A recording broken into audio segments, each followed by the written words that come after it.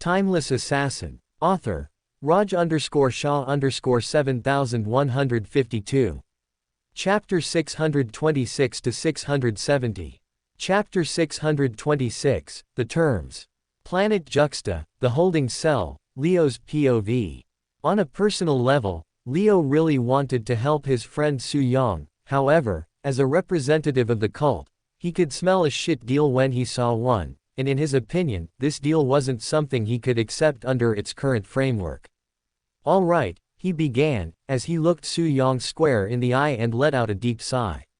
Since you're my friend, let me be straight with you. The Su clan allying with the cult doesn't seem that bad, and since the righteous faction is our enemy anyway, we don't mind fighting a war against them. However, to secure our alliance, you will need to make way more concessions than what you're offering right now. Leo said, as he glanced at Ver, who nodded in approval as if he supported Leo no matter what he said, even though he had no idea what was coming next. You giving us 2 planets that you are going to vacate anyway is by no means a good deal for us.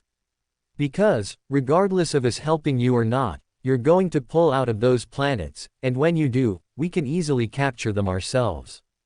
Yes, we would perhaps need to shoot some bullets and defeat some local rebels, but it wouldn't nearly be as dangerous as a full-fledged war against the righteous faction.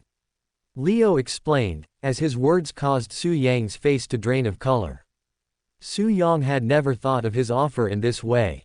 He had never once considered the fact that the cult could simply take over planet Nemo once the Su clan abandoned it. As from that perspective, he really had nothing valuable to offer. So what do you want? He asked, as Leo looked him square in the eye and said, I want the Su clan to become subservient to the cult.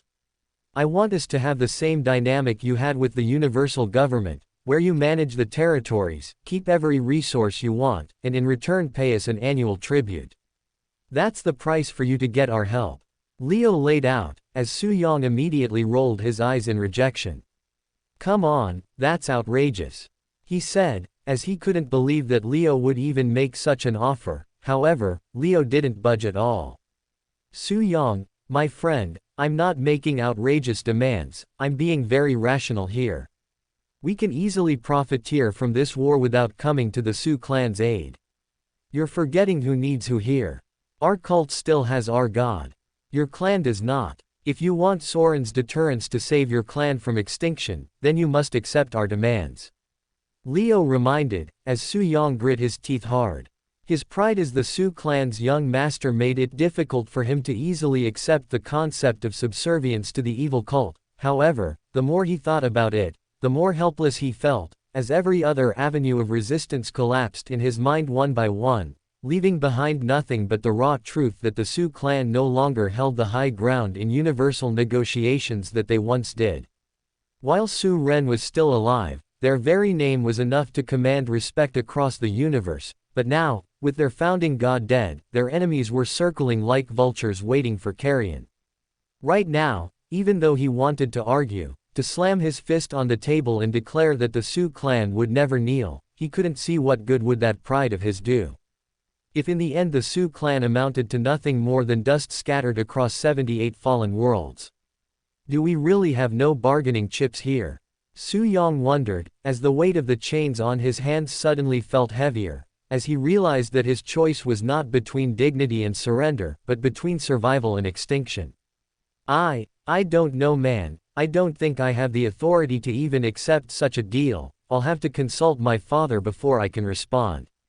Su Yang said, as Leo placed a comforting hand over his shoulders. We don't need the Su clan to be subservient to us forever, just 200 years. 200 years to wipe out the animosity that exists between our people, and from then onwards, we can be equal-footed allies. If you trust me, I promise you, I won't let the cult mistreat the Su clan, not while I'm alive at least, Leo promised, as Su Yang clenched his own fists tight.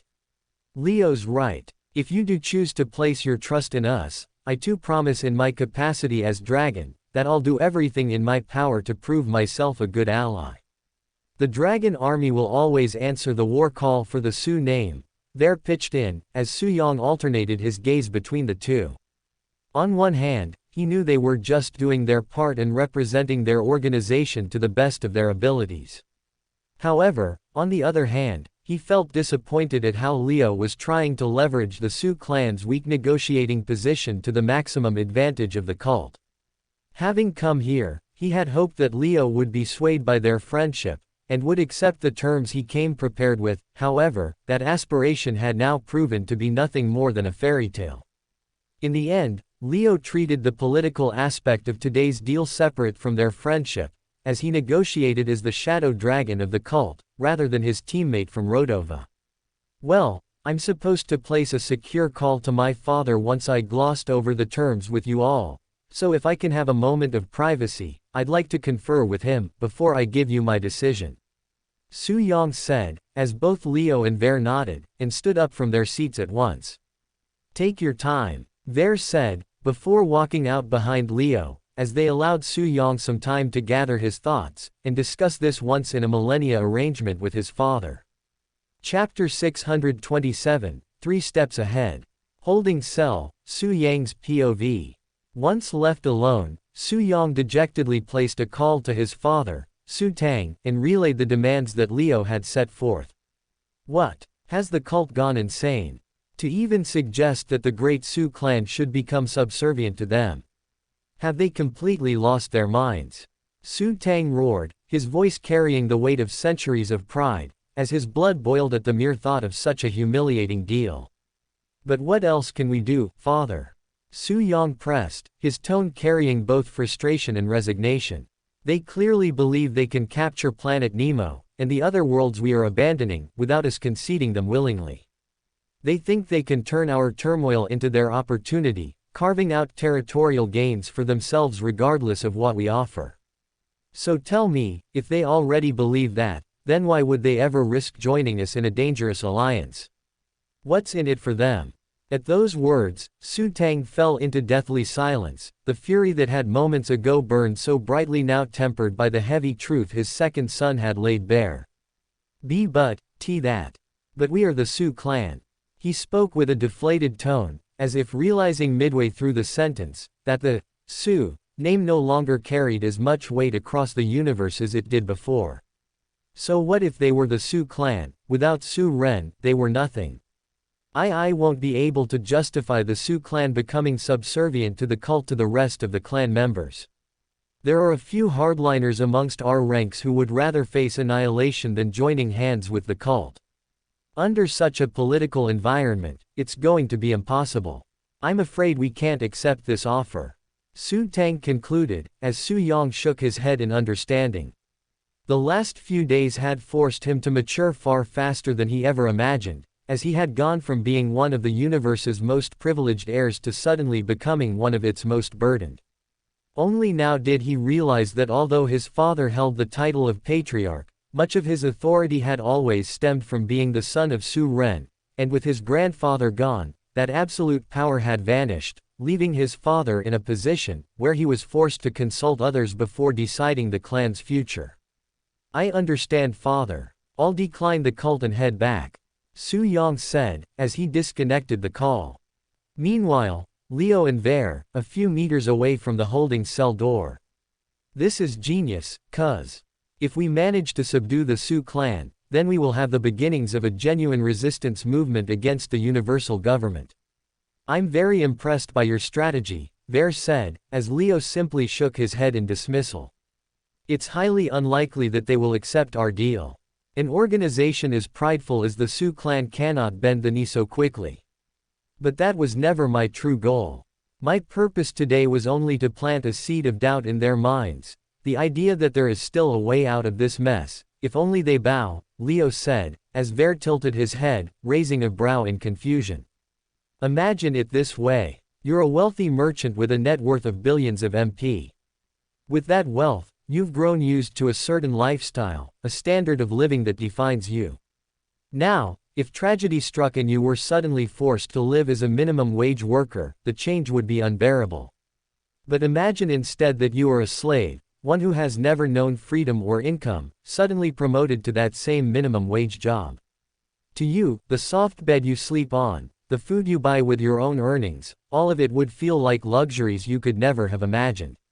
So the same job, which feels like an insult and a demotion to the billionaire, feels like a dream come true to the slave, Leo explained, as Ver still looked at him, puzzled but listening intently. The Sioux clan are like the billionaire in this example. They have only just begun to lose what they once had, so to them our offer feels beneath their dignity.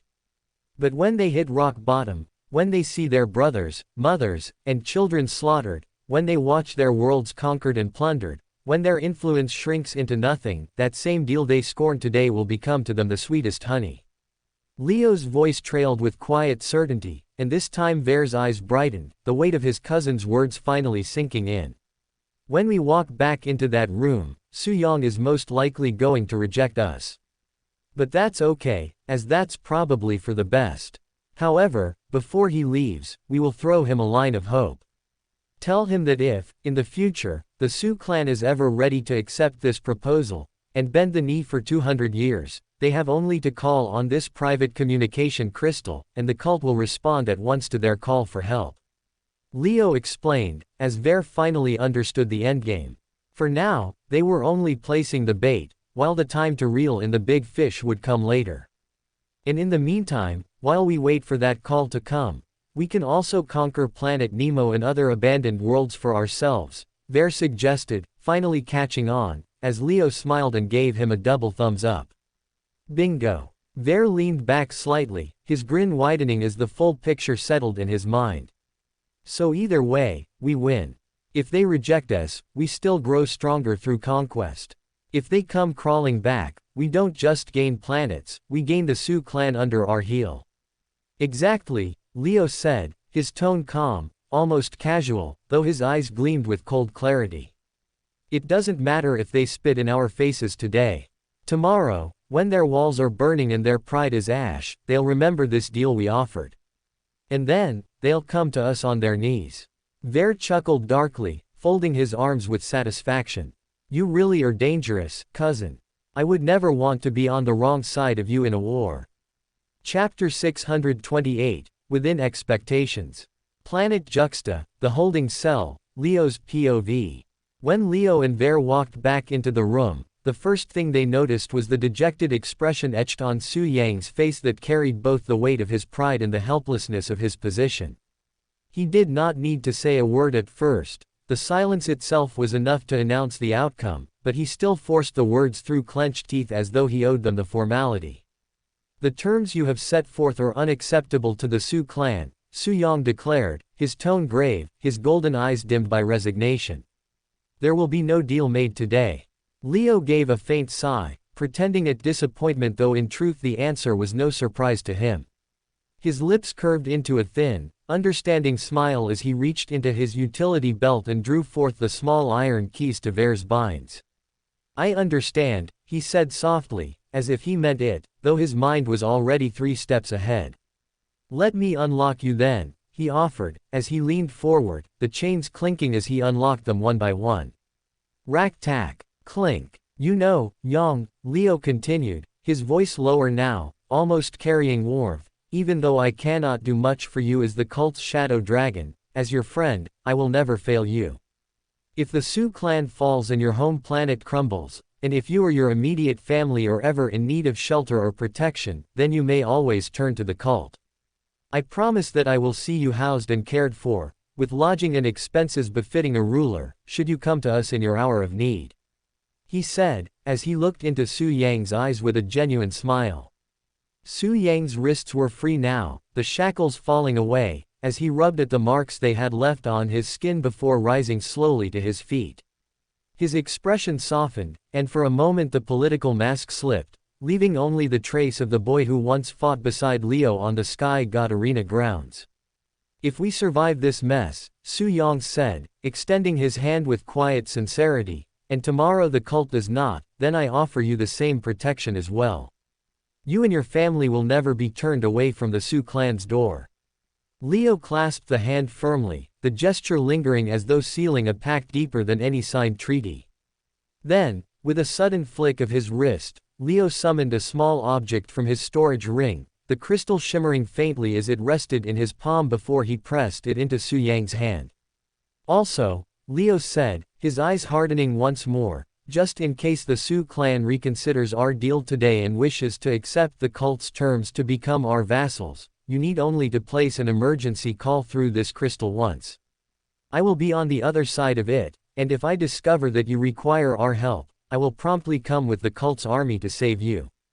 Leo offered, as Su Yang nodded faintly, his fingers closing around the crystal, as he stored it in his ring. Thank you, he said absent-mindedly, as though believing that such an outcome was unlikely to pass, but since rejecting it would be rude, he accepted the kindness. Leo too did not press the matter further. Instead, he gestured toward the door, his tone light but commanding. I'll walk you to your craft. The men have already been informed to clear you for departure. He said, as at his cue, Su Yang began walking towards the door, when Bear stopped him one last time. Let's spar and settle our beef the next time we meet, Bear said with easy confidence. Hopefully you'll be a transcendent by then. He added, as Su Yang gave him a half-spirited glance, but still extended his hand for a firm shake. Until next time, then, he murmured, though the words lacked the fire they once might have carried. As with that, he turned, his steps heavy yet resolute as he moved toward the exit. Leo followed quietly at his side, neither speaking for the moment, the silence between them saying far more than words ever could. The deal had failed for now, but the idea had been planted. The idea that could potentially one day bloom into a strong tree when desperation stripped away the last vestiges of pride. Meanwhile Su Tang. With the cult deal falling through, Su Tang realized that him risking it all and forcing a promotion to demigod might be the Su clan's only hope at survival, as he began mentally preparing for the breakthrough at once. He knew, deep down, that he had not yet reached the absolute physical and mental limits required to attempt such a feat. His body still carried flaws, his circuits had not been pushed to their fullest width, and his mind had not been tempered through enough trials. By every conventional measure, he was unprepared, still years away from the natural threshold where a breakthrough would have felt inevitable. The time was a luxury he no longer possessed. If he waited for the perfect moment, the Su clan would not exist by then. The 5 great clans were already circling, sharpening their knives, and hesitation now would spell the Su clan's destruction. Pride, caution, even reason itself had to be set aside, for the survival of his bloodline demanded that he gambled with his future. Fortunately, his father had already secured the most important catalyst for his breakthrough before he died in the form of the demigod breakthrough potion, as without his help, just gathering the ingredients for the potion alone would take a century worth of effort. Su Ren had saved that potion in his private vault for the day Su Tang was ready to take it. However, with him still a few years away from the peak of the tier, Su Ren hadn't expected that the day would come so soon. Unfortunately for Tang though, it seemed like fate had forced his hand. In 2 days' time, Su Tang whispered to himself, his fists tightening, ready or not, I will attempt the breakthrough. He resolved, as he decided to attempt a wild gamble. Chapter 629, A Friendly Spar. Planet Juxta, Leo's POV.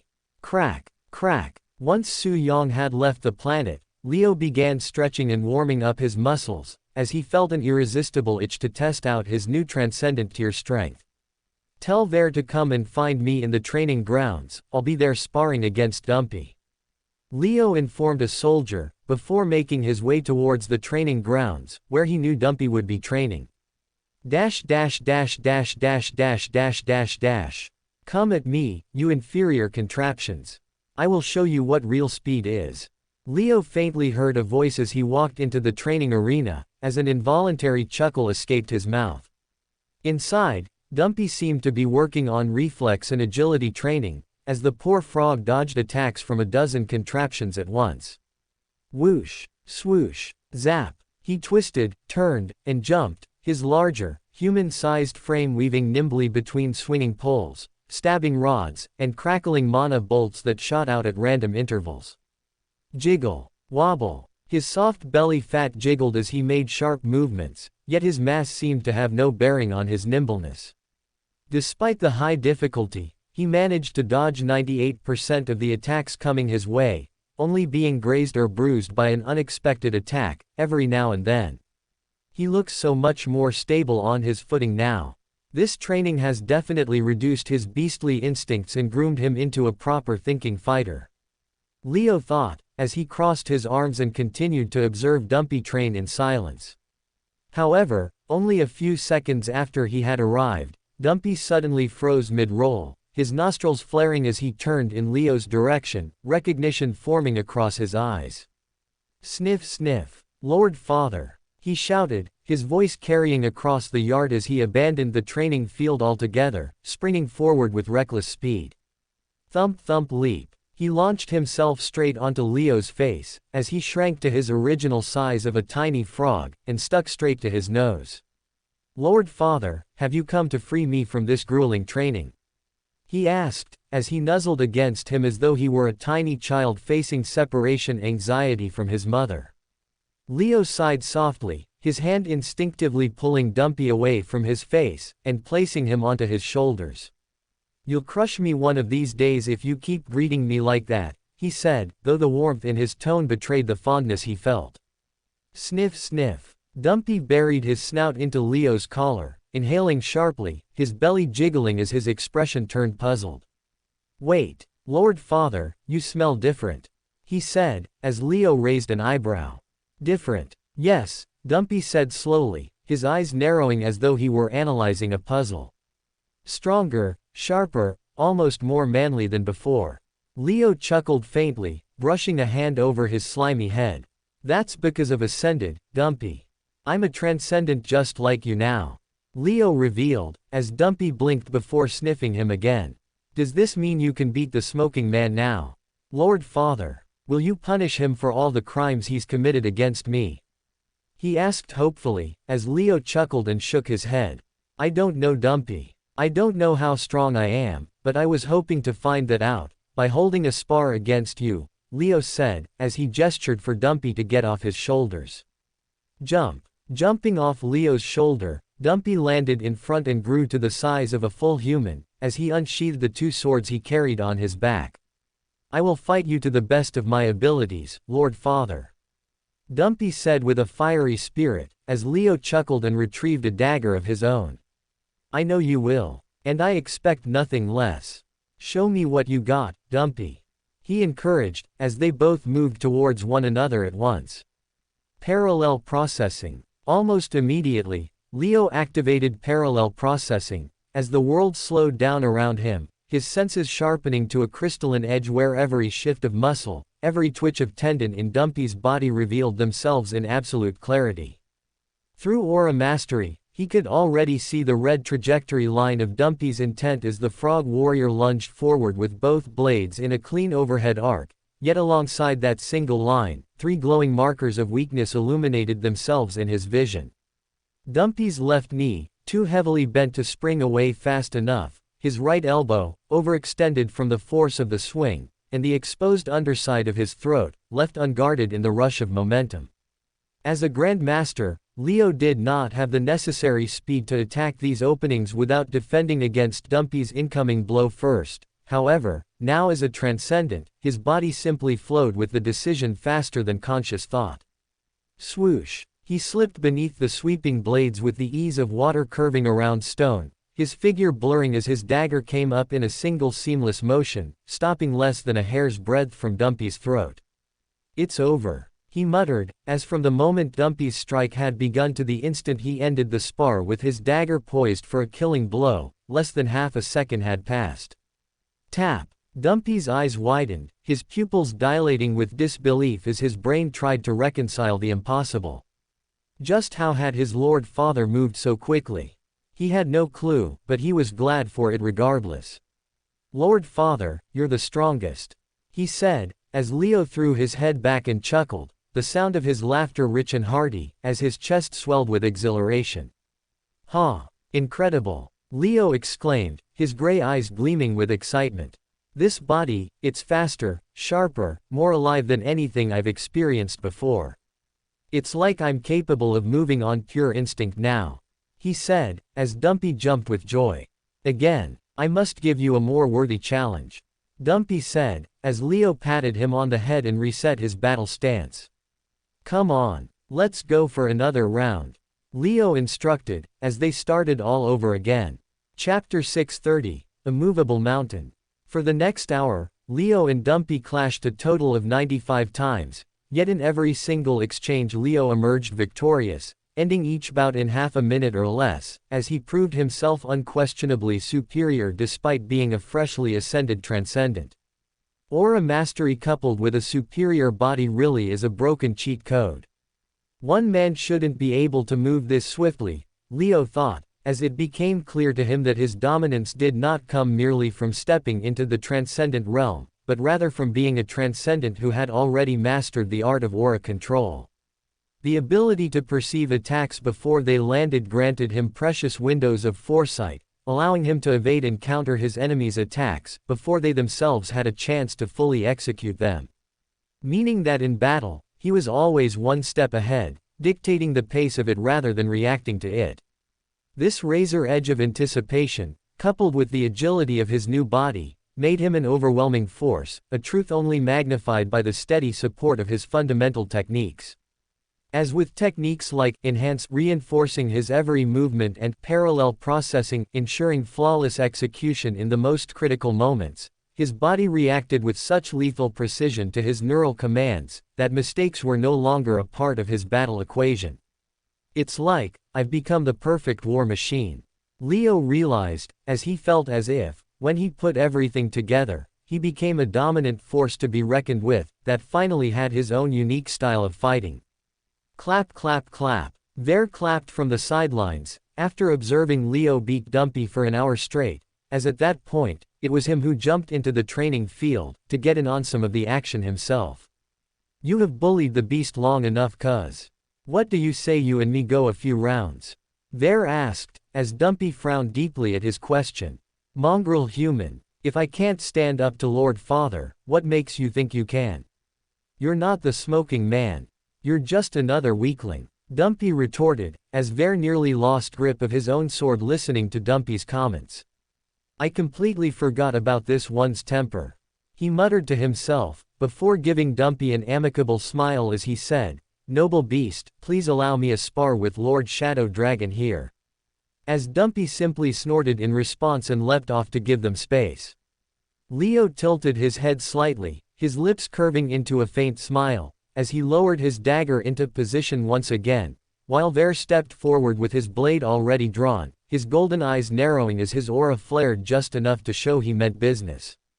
Cuz, don't hold back on me, Ver said, as Leo's smile only deepened, his stance loose and deceptively casual, yet every fiber of his being coiled in readiness.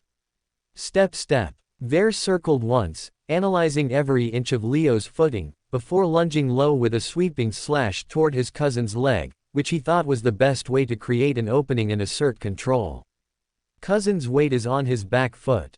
If I cut low here, he'll be forced to shift backwards to dodge, which will let me step in and thrust with my second strike. Ver analyzed, however, the outcome shattered his expectation, as Leo slipped not back but forward, his dagger flashing up like a streak of light, stopping a breath away from Ver's throat before the latter could even transition into his follow-up. Ver froze mid-step, his thoughts scattering in disbelief. What? How? I hadn't even finished my swing, yet he's already countered. Did he read my mind or something? Leo simply chuckled, lowering the blade, his gray eyes gleaming with amusement. Again, he asked, as Ver jumped back, resetting his stance before lunging forward again, this time feinting high with a quick thrust at Leo's chest before pivoting sharply and slashing for his ribs. If I bait him high, his guard will rise, leaving his side exposed. Once I land this, I can drive him back against the wall and keep the pressure going.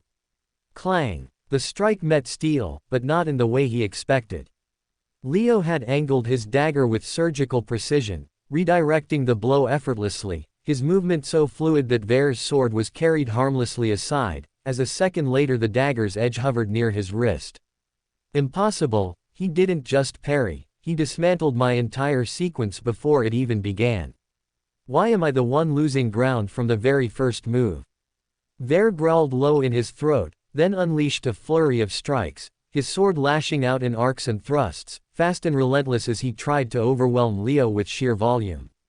Yet every slash ended the same way. Tap at his chest. Tap at his throat. Tap at his wrist. Leo weaved around the blows like a phantom, always there and yet untouchable, his blade appearing where Ver least expected, his counters flawless, his rhythm unbreakable. Damn it! Ver spat, his breathing heavier now, sweat beading at his brow. Why is it like this? Every time I think I've cornered him, he's already there, unraveling me before I even commit.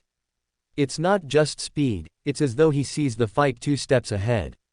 Leo tilted his head slightly, his tone calm yet commanding. Come on, cousin, show me the pride of the dragon. He baited, however, Ver no longer dared to move recklessly.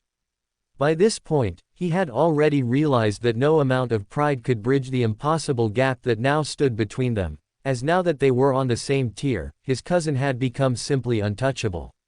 From his perspective, although his cousin was smiling and this was just a casual spar, he couldn't help but feel like he was a tiny ant trying to move a massive mountain, one grain of sand at a time, as no matter how hard he tried, it seemed like an impossible process to complete. Welcome to Fanfic Audiobook, your go-to place for immersive audiobooks. If you enjoy the content, don't forget to like the video and subscribe to our channel for more amazing stories. And please support the author by link in description. Chapter 631, The Emperor Suppression Manual. Juxta Military Base, Planet Juxta, Leo's POV. That night, after hours of sparring had left the Juxta training grounds echoing with the sound of steel and laughter, Leo finally allowed himself the comfort of a long, refreshing bath, as the hot water rolled down his skin and washed away the sweat, grime and dirt, leaving his body clear and invigorated, like a weapon fresh out of a whetstone. Sizzle. The steam lingered on his skin as he stepped out, his gray eyes catching the faint reflection of his own frame in the polished metal of the chamber wall. As for the first time since his breakthrough, he truly looked at himself, and how powerful his muscles looked when taut. Yeah, Amanda is a lucky girl. If I walk around naked with this body, quite a few girls will have nosebleeds. Leo thought, as he admired his own skin before putting on some robes. From there, he went looking for the tallest turret of the base pointing towards the night sky, before scaling it and sitting on its tip, just like Charles often did to enjoy some quiet and a nice smoke. However, unlike Charles, he did not light a cigarette up there, but instead pulled out his new meditation manual, that was going to be an integral part of his journey as a transcendent warrior and beyond. Emperor's Suppression Manual. Leo traced a finger across the manual's cover first, running over the etched sigils that faintly glowed when touched, as though the timeless assassin's presence lingered still, watching to see how well he would wield this gift. For a long moment he simply breathed. If today was any indication on how important aura mastery was for one's journey as a warrior, then this technique was going to be absolutely vital for his growth, no matter how difficult it might be to master. Please be kinder to me than the Sevenfold Revelation Codex was. He prayed, before biting his fingers and dripping his blood onto the cover to complete the binding process. Glow. The old book glowed faintly as it accepted his blood, as only then did it allow him to turn it open, as text began appearing before him, written in purple ink on the first page. Your aura is your throne. Do not sit upon it, make others kneel before it. Leo frowned faintly at the ominous phrasing, tilting his head as though trying to understand who the fuck starts a manual with a line like that. Fuck me, I hope the timeless assassin doesn't write his manuals in ominous language like Caliph. Leo prayed, however, the very next line shattered his hope. To learn how to suppress, you must first learn how to reign. The text read, as right at that moment Leo exhaled deeply, his brow furrowing deeper, not because the line was particularly hard to understand, but because he could already foresee a grim future of having to endure page after page of this kind of phrasing. Great, so this is where Caliph gets it from. Looks like ominous, cryptic shit runs in the family. The realization sat heavy on him, as if he had just uncovered some cursed inheritance, the same way a son discovers his father's bad drinking habits. If the timeless assassin truly wrote the entire manual this way, then he would have to suffer through more riddles than explanations and more philosophy than practice. Still, underneath the irritation, there was weight, he could feel it. Every word was designed to hammer an idea into his mind, not just to teach him what to do, but to mold the way he thought about aura itself. Master this technique and you will master the ability to fight against 1,000,000 opponents alone. For you shall become a walking army, one that doesn't need lowly troops to support him in battle. You shall become the Emperor of Death, the Destroyer of Worlds. The manual promised as Leo couldn't help but feel goosebumps arise on his skin upon reading that part. I wonder what it will feel like to suppress 1,000,000 opponents alone. To walk onto a hostile planet without fear of being captured, because I know, not even the combined strength of everyone on that planet can stop me. Leo wondered, as he felt his heart skip a beat at the thought. The throne is distant, but its path begins with one step only. To walk it, you must first master the art of aura projection. The manual continued, as Leo now read every word with absolute focus. To learn aura projection as an assassin you must first unlearn everything you know about yourself. All your life you have been taught to bury your aura, to veil it, to strangle its silence so that no higher sense could discover you. That instinct has made you invisible. But invisibility is a weakness and a coward's tool. To reign as an emperor, you must not hide your throne, you must drag it into the open and force the world to bow beneath its weight. Leo's lips pressed thin as he read, his fingers drumming lightly against the manual's page, as he realized he couldn't make sense of what the timeless assassin wanted him to grasp here. Projection is not concealment reversed. It is dominion. Stretch your presence beyond the prison of your flesh. Let it coat the air, let it press against the ground, let it stain the breath of those around you. When the weak stumble and the candle trembles, then you will know the first step has been taken. The manual said, before the purple glow started to fade, as a few seconds later, the pages turned blank once more. What the fuck? Do these guys need English classes or something? Who the fuck writes a manual this way? Can't you be more fucking specific on what you want me to achieve? And why the fuck does the text fade away so fast? Would it kill you to let it linger forever? Leo cursed, as he felt the frustration of learning the sevenfold revelation codex wash over him all over again. Chapter 632, Exciting Times. When the weak stumble and the candle trembles, then you will know the first step has been taken. Leo lingered on that last line for a long while, turning it over in his head, yet no matter how many times he repeated it, the meaning remained just out of reach, like smoke slipping through his fingers. On the surface, he understood what the manual was pointing toward, the vague outline of the first stage, aura projection, which was the act of pushing his presence outward and letting it weigh upon the world. But understanding the idea and knowing where to begin were two very different things, and at present, he had no clue how to take that first step. Well, I can always ask Charles for help. And if he can't figure it out, there's still Soren, Leo muttered, exhaling slowly as he leaned back against the turret's cold metal. He knew from first-hand experience that aura manuals often felt like indecipherable riddles at the start, but once he immersed himself in practice, patterns revealed themselves, and what once felt impossible became manageable.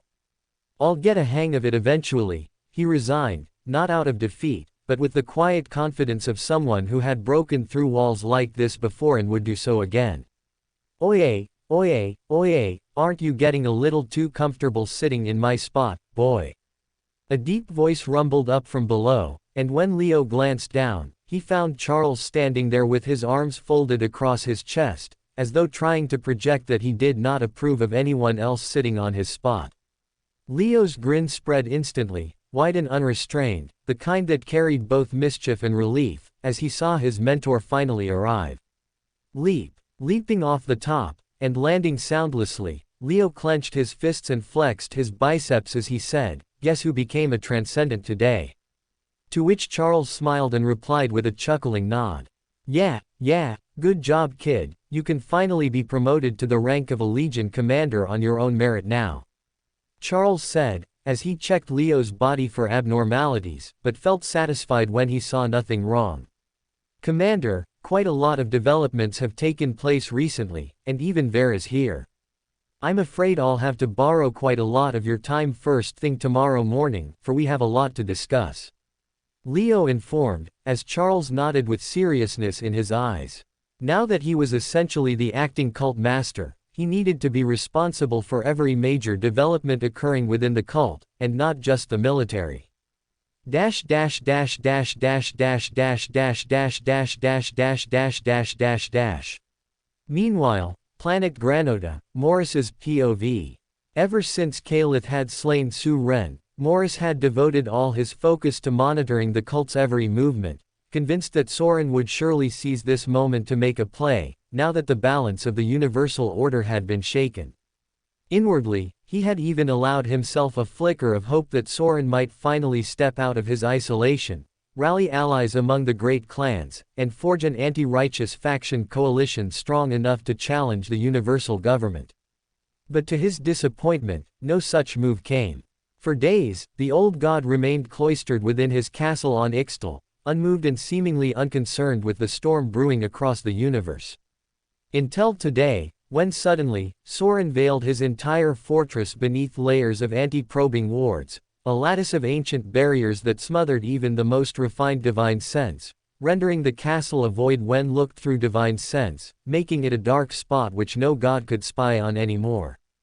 Ha! Ha ha ha ha ha. Morris chuckled, as he grabbed his own eyelids and pulled them down till they were ready to deform and break, as he felt an untamable excitement rise inside his chest. After 2,200 years, you finally make a move. So what is it? Is it a bait? Are you daring us to step onto cult lands, so you can come forth and kill us? Is it desperation? Have you perhaps left cult territory to refine your slab of origin metal? Or is it something else? And you're playing games with us, just to see how we would react? Morris wondered out loud, as he felt his heart palpitate just at the thought of playing this wonderful game. Exciting. This is all so exciting. I haven't had this much fun in forever. Soren, I want to kill you with my own hands. Please do something stupid so I can achieve my goal, Morris said, as he began licking his own palms like a mentally unstable man. For a while, he continued to laugh, louder and louder until his laughter began to echo across the whole rain-covered planet, before suddenly pausing as a dangerous plan took root in his head. I know just how to confirm what Soren is up to. 10 billion soldiers, 200,000 ships and 15 monarch-tier commanders. If I mobilize a force so large, just to attack a single cult planet like Juxta, perhaps then, Soren would have no choice but to appear personally if he's back on Ixtal. If not, I'll confirm what I already suspect. That he's a way to refine origin metal, and that the cult is defenseless. Morris strategized, as his eyes sharpened with Shemery. If I'm wrong, we will lose quite a lot of troops, and perhaps a lot of face too. However, if I'm right, we can get rid of the cult for once and for all. This is such an exciting time. I just hope Calith doesn't block my plan. I just hope, after what happened back at the All Gods Summit, he learns to trust me more. Morris muttered, as he began rubbing his palms like an excited toddler. The lives of billions was nothing more than a game for him. As in the end, he did not really care if his hunch was right or wrong. All he cared about was his entertainment, and the potential drama that could unfold either way. Chapter 633, Different Tangents. Planet Juxta. The next day, Leo's POV. Leo sat across from Charles and Ver inside the dimly lit meeting chamber, the three of them gathered around a steel table as the story of yesterday's meeting was laid bare. Together, he and Ver walked Charles through every detail, Su Yang's desperation, the flimsy offer of 2 planets, and the ultimate rejection that followed. Charles listened quietly, arms folded, his sharp eyes betraying nothing as he absorbed each word, as only when the tale was done did he lean back in his chair, exhaling slowly through his nose. Yeah, you made the right call here, he said at last, his tone decisive.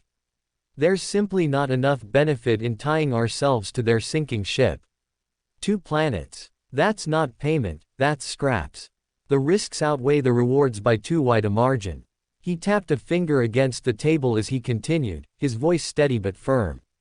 Don't take me wrong, I'm not against the idea of helping the Sioux clan, or even forging new allies across the universe. Such ties could be valuable in the long run. But it has to be done on fair terms. We can't gamble the cult's future on charity when what they're offering us in return is worthless. Charles concluded, as his affirmation made Leo and Ver more confident in their plan. Going forward, I think you should prepare the Dragon's army for a swift deployment, and focus on quickly capturing Planet Nemo as soon as the Sioux clan forces abandon it, and before someone else is ready to lay claim to it. Nemo should be a priority, after which we can repeat the strategy and perhaps try and capture more planets in the coming month or two. Charles suggested, as he laid out the short-term plan for the Dragon's army. That's what I plan to do as well. Our spies are active on Planet Nemo as we speak, and they're closely monitoring the activities of the top military leadership on the planet. Once they start stripping Nemo of critical infrastructure, that will be our cue to launch an attack. Ver shared, as Charles nodded in approval. This seemed like a golden opportunity for the cult to expand their territorial control without taking too big of a risk, which was a seldom gained chance in his experience as a commander, and hence not meant to be squandered. If everything unfolds like we expect it to unfold, I'll be taking off with Ver to conquer Nemo in 3 weeks' time. Where hopefully, it won't take us more than a week to wrap up the battle. Leo shared, as with that they concluded today's top-secret meeting.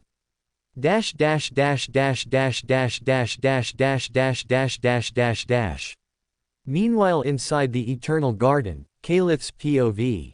Unlike Morris, who was singularly obsessed with tracking the cult's every twitch in response to Su Ren's death, Calith's attention lay elsewhere. His focus remained on the ripple effects of his own actions, as he carefully monitored the 5 great clans and the remnants of the Sioux clan, gauging how the fall of their founding god had altered their universal stance in the grand game. So far, the wider universe had yet to stir. The news of Su Ren's death had not reached the ears of commoners, as no taverns or marketplaces seemed to be discussing the rumor. Only the highest echelons, the ruling brass of the great clans and a handful of opportunistic merchants, seemed aware of the truth, the kind of men who were already sharpening their knives to profit from the chaos. Which was why, when Morris called him over a crystal call with yet another grand scheme to destabilize the universal order, Calith had no patience for it. No, no, no, no, no, no. Absolutely not, you war-crazed freak. We are not going to send 5 continents worth of men and ships to destroy a single planet. If you want to lure Soren out, go enter cult territory on your own and try to provoke him. You will not be sending innocents to an assured death to test the same concept. Calith said firmly, his tone sharp, his words final. What? Why? Didn't my previous plan to kill Su Ren work out perfectly? Why don't you trust me more? Morris whined, his voice grating in Calith's ears, as the Eternal Sovereign rolled his eyes rather diabolically. Worked out perfectly? What do you mean worked out perfectly? We don't know anything about how your plan worked out yet. We don't know how this will shift the universal government's perception across the universe. We don't know if the commoners will become more distrusting of us now that we betrayed a clan within the Righteous Alliance or not. And we don't know how the Sioux clan is going to survive the mess they now find themselves in. Will they ally with the cult? Will they be obliterated to oblivion? Will they survive on their own? And cultivate a generation of warriors that think that we are the enemy? We don't know anything, so I don't understand how you claim that it's all gone perfectly.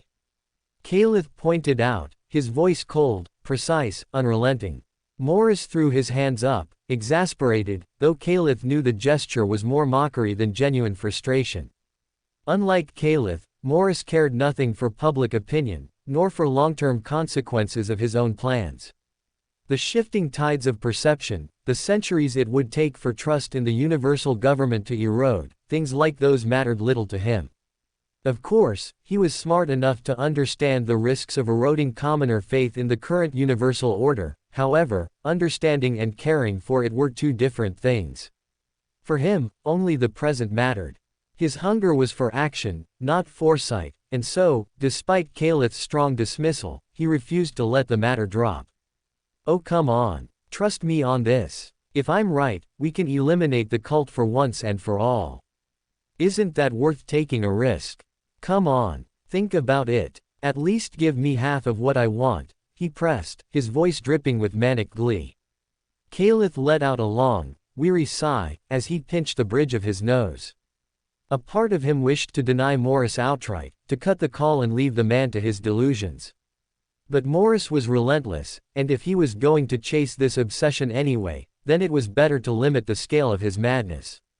"No, you don't get half, all you get is 1 billion troops, 20,000 ships, and 2 monarch commanders. Pick any you want, but you get no more. Also, if this backfires, I don't want to receive a single call from you for the next century at the least." Calith's voice carried like iron, each word an anchor of finality, as Morris grinned ear to ear at the concession, his sharp teeth glinting in the orb's glow, before severing the connection without another word. Already, Calith could sense the storm brewing on the other side of that call, as Morris's deranged mind began weaving a strategy drenched in blood and chaos. "I'm sure that maniac won't even wait a full month to launch an attack. 3 weeks, I'm 3 weeks' time, he will start another major conflict, just because he's bored."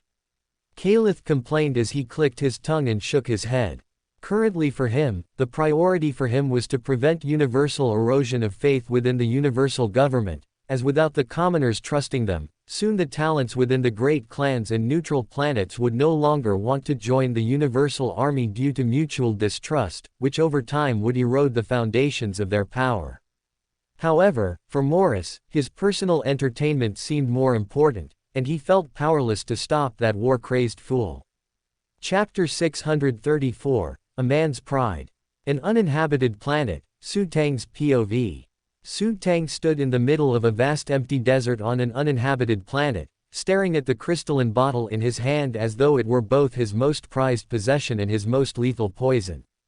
The pale gold liquid within shimmered with an almost divine radiance, every swirl carrying the condensed essence of heaven and earth that his father had spent centuries securing for him.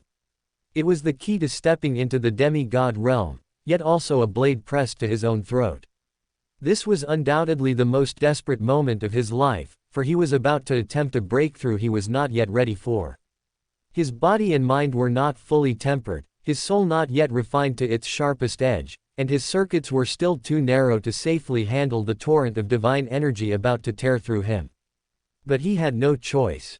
The Su clan was collapsing. The 5 great clans were circling like vultures, and without the pressure of a demigod's protection, the Su clan was not going to survive till the end of the year. "I need to do this. I have no other choice," Sutang reminded himself, as he knew very well that if he could break through now, even at the risk of death, he could then at least save the Su clan from extinction for a few years longer. Pop! He popped open the cork of the breakthrough potion, his eyes hardening as he tilted his head back and drank the potion in one burning swallow. Gulp! The liquid scorched its way down his throat like molten steel, exploding in his core a heartbeat later. Boom! Asterisk. A shockwave erupted outward, flattening the dunes around him in a perfect circle, as the atmosphere itself seemed to crack under the sudden eruption of force. His spear materialized in his hand instinctively, as arcs of golden energy writhed along its length like serpents desperate to be unleashed. HRRRRRAAAAAHHH. He roared, thrusting the weapon forward to relieve the unbearable pressure swelling within. Spear strike. The desert floor split apart as though the planet itself had been stabbed, a canyon dozens of kilometers deep opening instantly, magma spewing upward in violent gouts as the planet's crust buckled and groaned. The unleashed energy did not stop, it rolled on like a tidal wave, carving through mountains in the far horizon and leaving scars onto the planet's surface that would never heal. Such was the power of a demigod, and was precisely why breakthroughs of such level could not happen in any chamber across the universe, and needed to be performed only on uninhabited planets. Blinding thrust. 5-step pierce. Forward and blast. Sutang unleashed one powerful move after another, desperate to channel the chaos tearing through his veins. Swoosh. Crash. A storm of golden arcs slashed through the heavens, ripping apart clouds and tearing the atmosphere in sonic booms so loud, it sounded like the planet was being ripped in half, which in a way it was. Entire continents collapsed under the force of his attacks, the barren desert transforming into a vision of the apocalypse. Yet the more he released, the more the energy surged back, as though the potion had only begun to show its true cruelty. Damn it! He spat, his voice hoarse, as the blood vessels around his temples bulged like overdrawn cords. Shiver. His body shook violently, veins glowing as divine energy ripped through circuits too narrow to contain it. Then came the first trickle of blood. A thin stream leaked from his nostrils, followed by a sharp sting in his ears, then a hot flow from the corners of his eyes. Within moments, crimson lines streaked down his face as if he were weeping blood. Cough.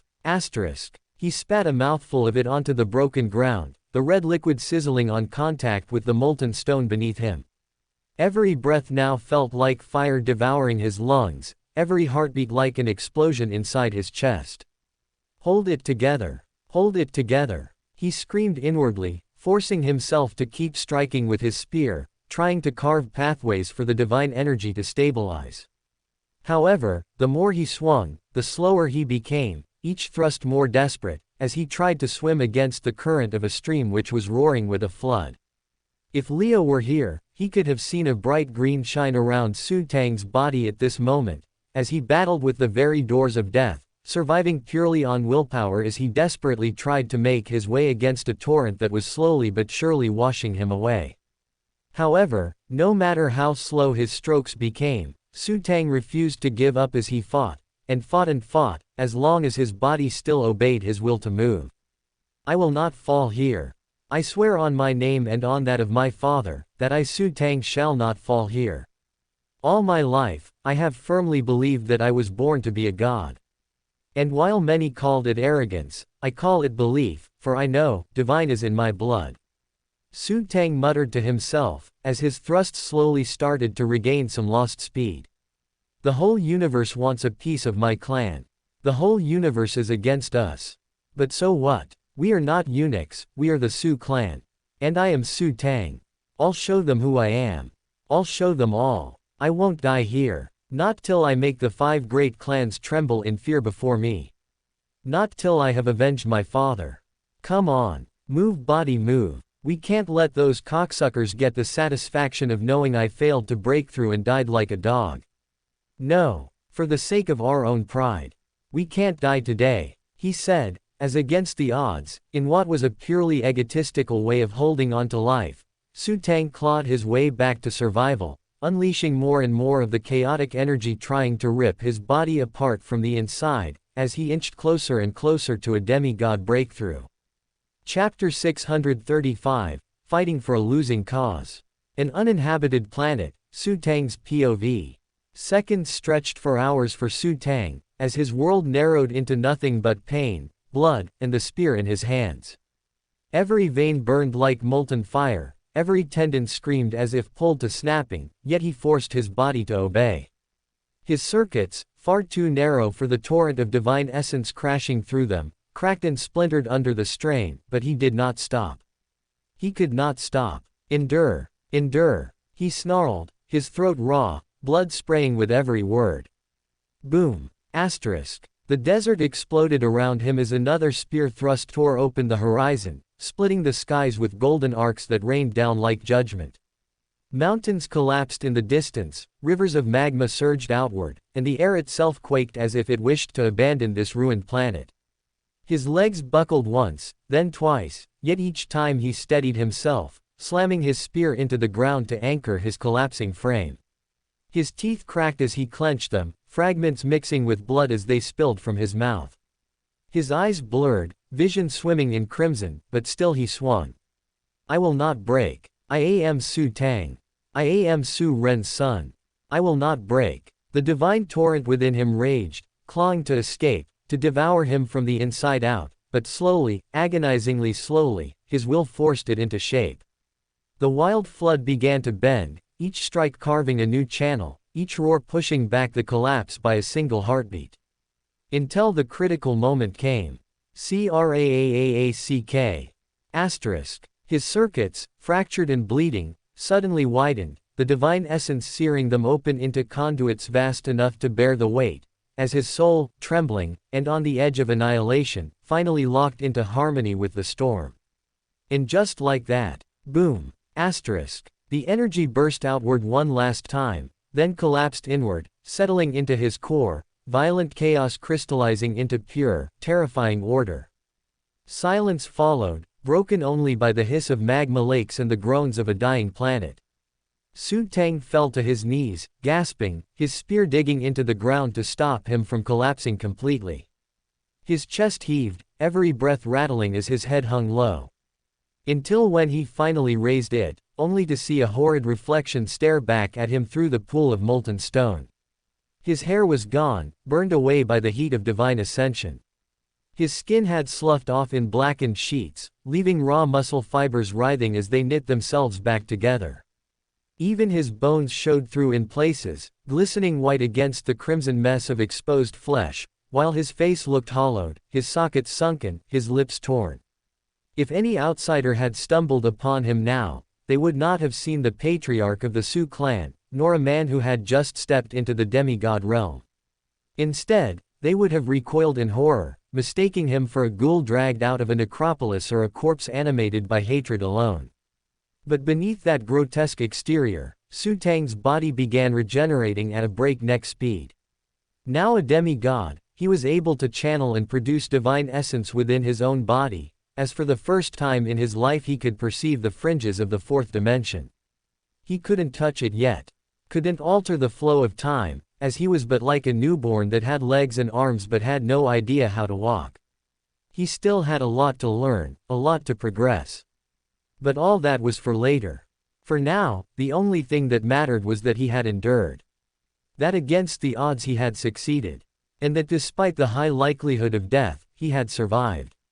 I wish you were alive to see this day, Father. I wish you could be proud of me, as I became a demigod. Su Tang mused, as his usual appearance recovered fully, and he felt more powerful than ever before. He had ascended successfully, and as a result, the Su clan had gained a new demigod. Dash dash dash dash dash dash dash dash dash dash dash dash dash dash dash.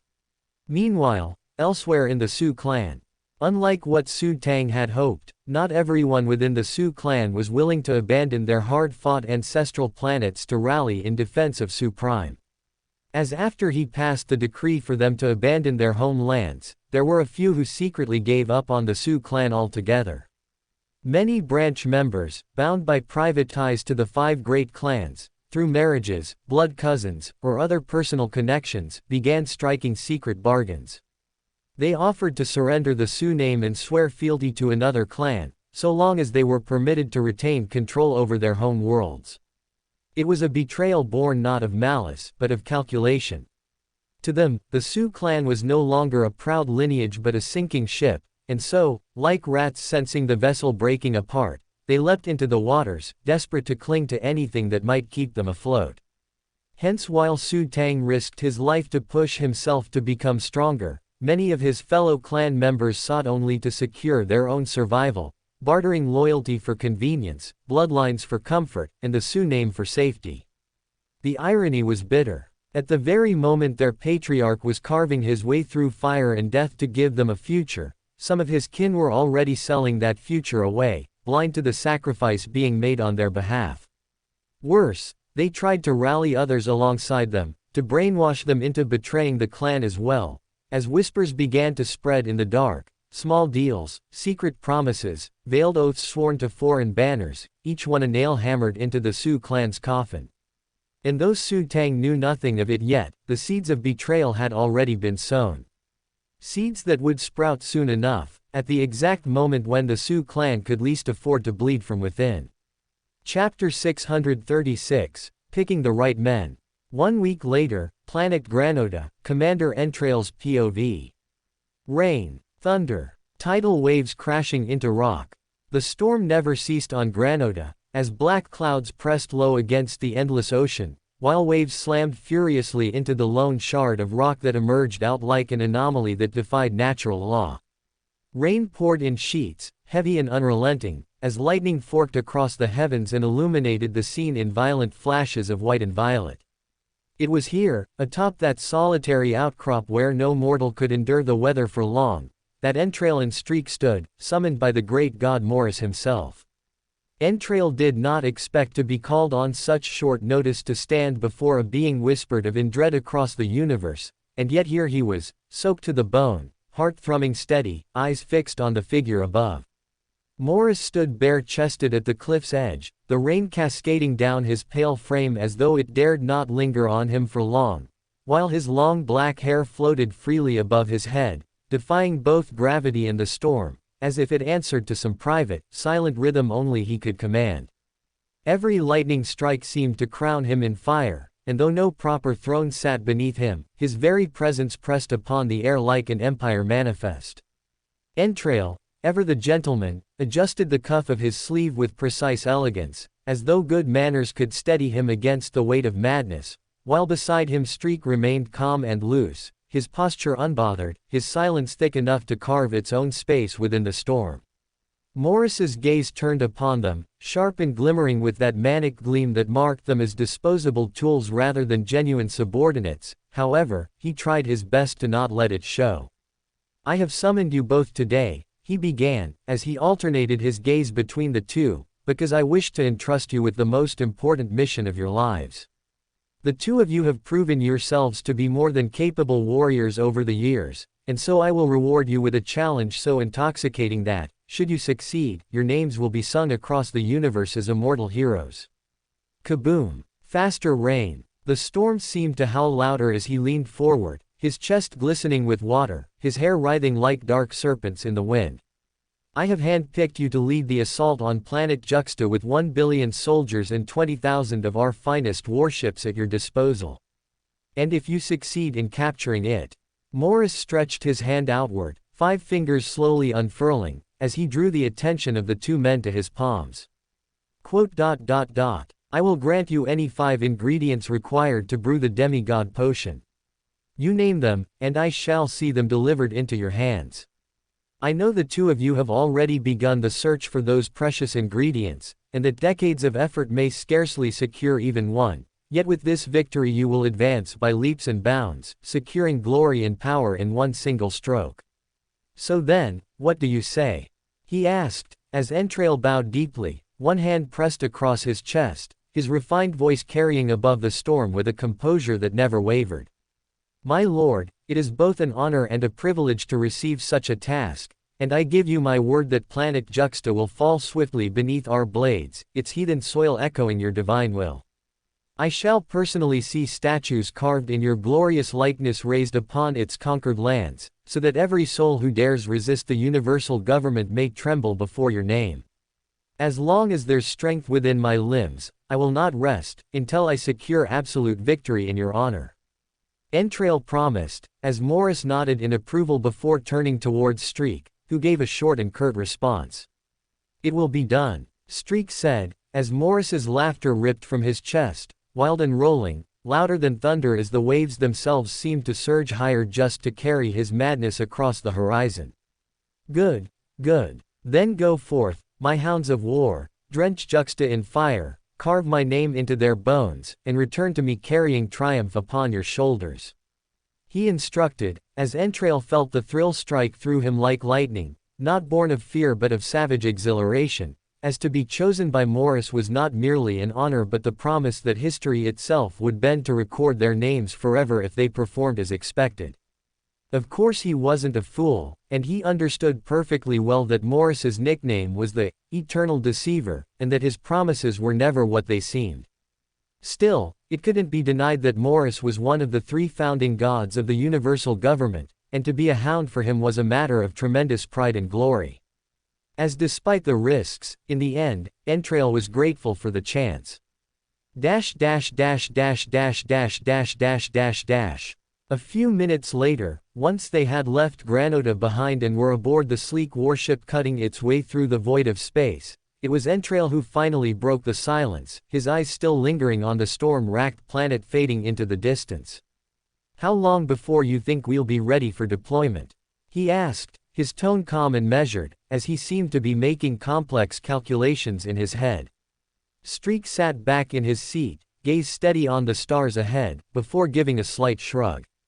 14 days, maybe, he replied, his voice low and certain, carrying no trace of doubt. Entrail's lips curved into a slow, satisfied smile, his fingers drumming lightly against the polished armrest.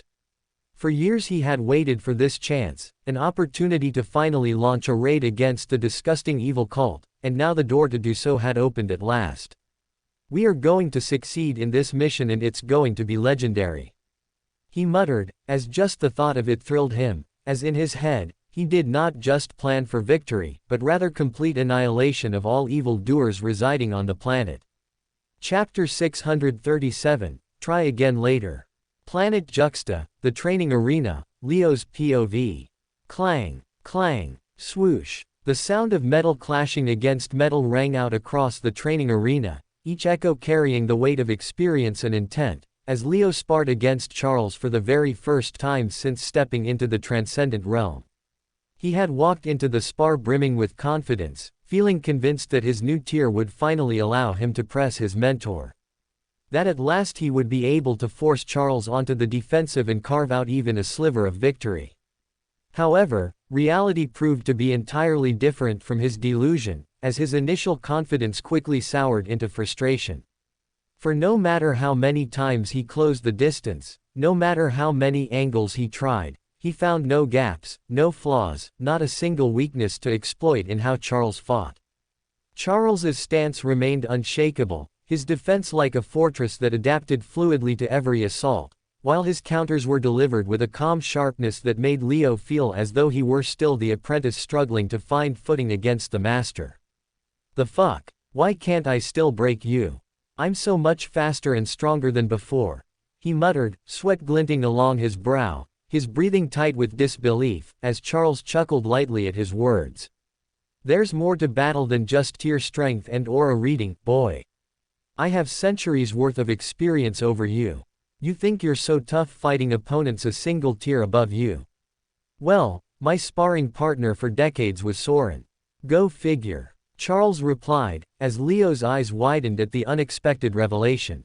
While on one hand he knew Charles was second only to Soren in strength within the cult and so there were no other worthy partners left for him to spar with once he became monarch, yet he hadn't expected the great god himself to actually be Charles's mentor. So that's why he's so good. Leo suddenly realized, as for a moment he became lost in thought and distracted from the main battle.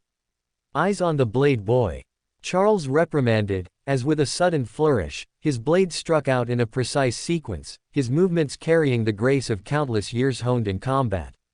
Clang, swish, clang, asterisk. In 3 swift motions, Leo's daggers were disarmed and sent flying from his grip, and in the next instant, the cold edge of Charles's sword hovered at his throat.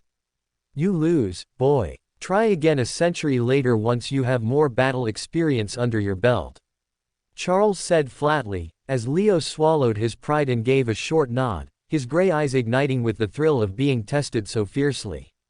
"One of these days, I will find a way to beat you, Commander. Trust me, I'll be as good as you before I become monarch, and I will beat you with a tier difference intact," Leo declared, his tone steady and unyielding, as his words carried the weight of conviction. Outwardly, Charles chuckled and waved him off as if the boy were talking nonsense, but inwardly the pride of a mentor stirred within him. That hunger, that defiance in the face of impossible odds, that was exactly the fire he wanted to see, as despite him rejecting the concept right now, secretly, he really wanted to see it come to fruition. Dash dash dash dash dash dash dash dash dash dash dash dash dash. The second bout began in silence. Steel flashed beneath the glow of the overhead lamps, sparks flying in brief bursts of light as both men fell into rhythm, their footwork crisp, their strikes measured. Leo's daggers blurred through the air, his body moving with speed and precision sharpened by parallel processing, his mind running faster than the fight itself, breaking down every muscle twitch of his opponent, every shift of weight, every flicker of intent. And then it came. Charles's blade rose in a fluid arc, the crimson intent line carving across Leo's vision like a warning drawn on a canvas. To which, Leo reacted instantly, his dagger shooting up into place to block. Asterisk. He expected steel to hit steel, however, a microsecond passed, then another, and the anticipated impact never came. Something's wrong, he thought, but before he could figure out what, he was already in a losing position, as despite reading the trajectory of Charles's attack correctly, what he had made a mistake on, was the speed. His reaction was too quick, the angle too early, and before he could adjust, Charles's blade slowed, as if dragging time itself, only to slip beneath with a sudden correction that landed clean against Leo's ribs. Crack. Asterisk. The impact was sharp, forcing the air from his lungs as he staggered back a step, eyes wide in stunned disbelief. He had seen the intent line. He had trusted it. And still, he had lost. The hell? What did you do there? He asked, his voice edged with both awe and frustration, as his hand instinctively pressed the sore spot at his ribs. Ha ha ha ha. That was a good one, wasn't it? Charles chuckled, lowering his weapon with the ease of a man who had been on the receiving end of this same lesson many times. It's called intent fainting, kid. An advanced technique. Your aura mastery lets you read lines, but those lines are only as true as the conviction behind them. A veteran doesn't just swing, he shows you what he wants you to see, then shifts at the last instant. He tapped the edge of his sword against his shoulder, the sound ringing steady, his smile carrying both pride and challenge. You're still too green to think you know all my tricks. You can spar against me 1,000 times, but you still won't land a scratch. Charles said, as he had sudden flashbacks of how he had reacted the first time he realized that aura mastery wasn't enough against height-tired opponents, and that intent could be faked. Back then, he had acted like a heartbroken kid in front of Soren who had just realized that Santa wasn't real, as it took him a while after that to come out of the mental trauma. Thankfully, Leo was made of sterner stuff, and instead of feeling depressed at the fact that intent could be faked, he only felt more excited.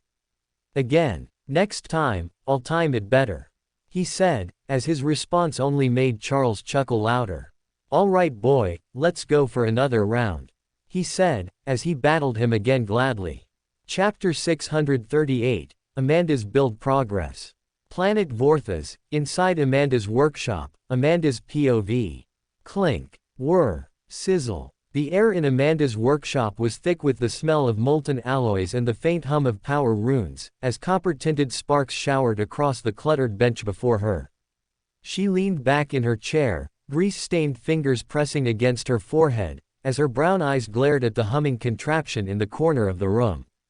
7 days, that's all you can manage before the filters burn out completely, she muttered under her breath, her voice sharp with frustration, as though the machine itself had personally insulted her intelligence. Even though you're the size of a bloody refrigerator and are not even remotely close to being wearable, your lifespan is a mere 7 days. Like what the fuck am I supposed to do with you? Leo asked me for a miniature amulet-sized protection object, not a life support machine. She complained while waving her hands in exasperation, as if the bulky device before her could hear and understand her words. For the past few months, she had been working on replicating Leo's mana heart and turning it into an artifact for the everyday man, however, it was easier said than done. Leo's mana heart was special in the sense that it not only purified mana, but it also dissolved the taint within and passed it onto the bloodstream to be pissed out with urine. So it was a heart and a kidney combined into one, which made it unaffected by how much taint it processed. However, to do the same with an external device, she had to change the filter every time it went bad, and currently, even though the contraption she had made was the size of a fridge, the filters she put inside it still ran out after a week. Leo's mana heart doesn't have this problem. His body just does it, like it's the most natural thing in the world. It's like a marvel of evolution. Draw in mana, strip it clean of impurities, circulate it endlessly, keep the flow stable, simple, elegant, perfect. He walks around with a flawless design inside his chest while I'm stuck building glorified air conditioners. Amanda dragged her palms down her face, smudging soot across her cheeks, before letting out a long sigh. She turned back toward the schematics littered across her bench, messy sketches layered with notes in cramped handwriting, diagrams of core arrays, experimental alloys, and replacement filters.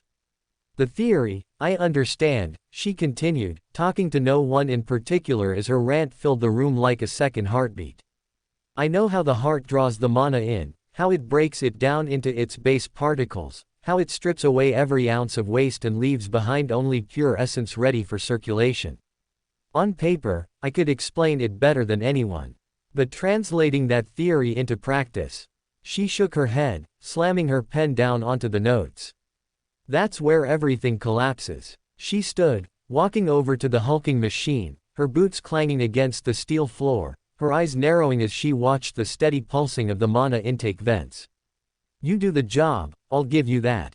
You pull mana in, you purify it, you make it usable. But you're bulky, you're clumsy, you're unreliable. The filters degrade too quickly, the core doesn't stabilize after prolonged use, and your efficiency drops the moment the environment isn't perfectly balanced. That's not a mana heart, that's a clunky excuse for one. Amanda placed her hands on the machine, her fingers brushing against the warm metal, as though trying to will it to become better through sheer stubbornness. And yet, the fact that you even work at all is still something. You're proof that it's possible. Proof that the concept can be replicated outside of biology. Proof that the miracle in Leo's chest isn't entirely unique to him. If I can build you, then I can shrink you. If I can shrink you, I can refine you. And if I can refine you, then one day, maybe, I can make the pendant-like artifact that Leo so desperately wants. She said, as she tapped her chin thoughtfully, muttering to herself in a softer tone now, her mind running faster than her voice could keep up. New alloys. That's the key. Something that doesn't corrode under constant mana bombardment, something that won't fracture after prolonged compression. Maybe layered composites, maybe hybrid cores. If I can find the right material for the filters and the central chamber, I can cut down the size tenfold. And once I can cut down the size, then bracelets, chest rigs, maybe even implants become possible. Her gaze drifted to a smaller prototype on her workbench, no larger than a helmet, half-assembled and sparking faintly. It had failed on her last test, melting itself from the inside out in under an hour, but to her eyes it looked promising. I'll keep trying, she whispered, her fingers brushing across the ruined shell as if it were a sleeping child. No matter how many times it fails, I'll keep trying. Because if I crack this, then Leo will be very happy. And when he's very happy, I'll finally pop the question of marriage. She straightened her back, her exhaustion momentarily drowned beneath the rising tide of her own stubborn will, as she turned back toward the refrigerator-sized device still humming in the corner. I've been Leo's girlfriend for over 5 years now, and it's about time he puts that damn ring on my finger. And nothing's going to stop me from getting that ring first, and a child next. She said to herself, as she decided that she would crack this build no matter what. Whir. Crank. The machine continued to hum, indifferent to her declaration. But Amanda smiled anyway. Because she knew she could do this, that she could complete this impossible build somehow. And because she knew how sweet their married life could be, especially if they had children of their own. Chapter 639, Stealing Candy from Kid. Planet Nemo, a cult spy's POV. Usually, the rainless skies of Planet Nemo always shimmered faintly with the glow of the mana harvesters, their towers humming with steady rhythm as they extracted mana crystals from deep beneath the planet's crust. However, a week ago, the extraction suddenly stopped. The familiar humming sound, which had become like a constant white noise for the citizens of Nemo, stopped without reason, as Commander Sue Bell abruptly called for an end to the night shift. It began haphazardly the next morning, as Commander Sue Bell ordered the treasury to be relocated. A few vaults sealed, a few convoys redirected, men whispering as crates of high and medium-grade mana stones were escorted under heavy guard toward the Bay Area. Nothing too unusual on its own, but the scale was strange, the urgency sharper than normal, and the cult spy observing all this, felt his quill move faster as he took notes. By the second day, the orders grew stranger still. The mines, usually kept running day and night with no pause, were shut down completely in several sectors. Workers were pulled from the shafts, their gear left idle, and reassigned toward the docks. The spy heard Sue Ball's voice carry across the command post, "Refocus everything on loading and shipping. Goods must move. Nothing else matters." By the third day, the pattern could no longer be ignored. Cargo flowed out of Nemo at a pace 30 times greater than normal. The hangar bay swelled with traffic, freighters lifting off in near-endless streams, their bellies packed to bursting with ore, weapons, food, and artifacts. What had once been steady commerce now looked like a frantic exodus of wealth, stripped from the planet before anyone could ask too many questions. At first, soldiers obeyed without suspicion. A commander's word was law, and few dared question the Sioux family. But by the fourth day, the whispers began. "They say it's the same on Krotos. My brother on VR wrote, mines shut down there too. All the Sioux planets, all of them are emptying out." The spy heard the murmurs at night, drifting through camps, trading posts, even among the officers. He noted them all, every rumor, every thread of unease weaving into something bigger. By the fifth day, the tension was visible in the streets. Civilians stood in clusters, pointing at the overloaded cargo convoys rolling toward the ports. Merchants complained of contracts left unpaid, supplies seized without explanation. The cult spy could feel it in the air, and in spoken dread, the kind that spreads faster than fire. On the sixth day, the order came that broke everything. Dismantle the planetary shield arrays.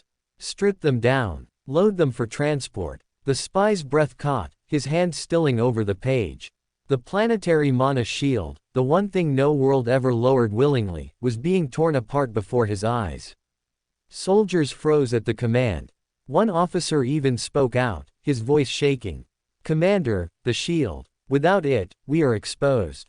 Sue Ball's answer was cold and final. "My orders are not a debate. Move." And so they moved, though their steps were heavy, their silence louder than rebellion. The shield core towers dimmed one by one, the protective lattice that had guarded Nemo for centuries vanishing into silence as its components were carted away like common scrap. By the seventh day, panic was spreading openly. Families hoarded supplies, merchants packed up their storefronts, whispers of evacuation spread like plague. Soldiers glanced at the sky with unease, civilians muttered of betrayal, and the spy, hidden in shadow, quill steady over his ledger, recorded it all. The Sioux clan was shifting something vast, stripping their worlds bare, and though no one yet understood the destination, everyone could feel the same truth clawing at their throats. Something monumental was coming, and the higher-ups didn't want them to know what.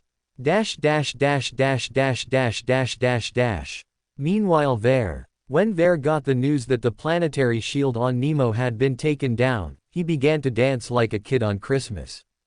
Taking down the planetary shield was always the most complicated part of any planetary assault, and with it already dismantled, the cult's odds of victory automatically improved by 30 to 50%. However, that wasn't all.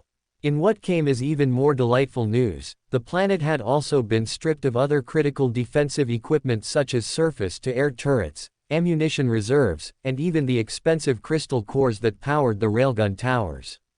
These were the jewels of Nemo's defenses, the pride of its military infrastructure, yet they were being carted off like spare parts, leaving the world bare and vulnerable. Capturing Nemo under these circumstances is going to be far simpler than anticipated. And once we get our hands on that planet, a lot of the cult's current mana crystal shortage problems will be alleviated. It will be a big boost to our industry and will improve the lives of billions. He muttered, as in his mind the victory was already sealed. He began sketching out deployment routes in the sand with the tip of his boot, imagining battalions pouring in through undefended skies, imagining factories roaring back to life under cult banners, imagining the cheers of billions as wealth flowed into their starving economy. For Ver, cult victory on Nemo was no longer a question of if but of when, and that certainty thrilled him to no end. The Dragon's army wasn't the most disciplined or the most experienced, but under the current circumstances, it felt like they were about to steal candy from a kid. And even though it was a mean thing to do, it felt like it was going to be objectively easy as hell. Man, did I become dragon at the right time or what? Compared to me, Brother Noah definitely had it a lot harder. He had no shadow dragon to rely on. He didn't have universal instability helping him. And in the end, he was hunted down by a monarch before he ever matured as a fighter. Compared to that, I'm definitely living life in the easy mode. He said to himself, as he rubbed his palms and thanked fate for being so kind to him. Chapter 640, The news breaks out. The news of Su Ren's death took the universe by storm when it finally became public. The 5 great clans simultaneously announced to their armies that in 7 days, mobilization for conquest would begin, and that every soldier should ready themselves for the campaigns ahead. It was the first time in recorded history that a god who belonged to the righteous alliance had been slain not by the hand of their enemies in the cult, but by the decree and blade of the universal government itself. The revelation tore through the star systems like wildfire, spilling across trade routes, taverns, academies, and markets, sparking debates that turned heated, hushed, or outright violent depending on the crowd. For many, it was cause for celebration. Finally, some merchants cheered as they counted their coins. The Su clan has been dealt a blow. For too long they've hoarded resources, taxed trade routes, and looked down on every other house. The death of their god is justice long overdue. In backwater cantinas, miners raised mugs of cheap ale, slamming them together in drunken agreement. About damn time. Let the 5 clans carve up their lands and share the spoils. Su arrogance won't weigh us down anymore. Others, however, reacted with nothing but dread. The Su clan had been a reliable ally, and their fall marked the start of turbulent times for the future. Why? Cried a farmer turned preacher in a village square on Vyar, his words echoing off cracked stone walls. Why would the universal government turn its sword against one of their own? If a god as powerful and ancient as Lord Su Ren could be betrayed, then what safety remains for anyone beneath their banner? Citizens gathered in clusters, whispering with distrust, while officials struggled to keep order. The propaganda machines of the 5 great clans rushed to frame the event as a necessary purging of dissent, claiming Su Ren had grown decadent, unfit to lead, his death a righteous execution for the greater good. But the narrative did not convince all.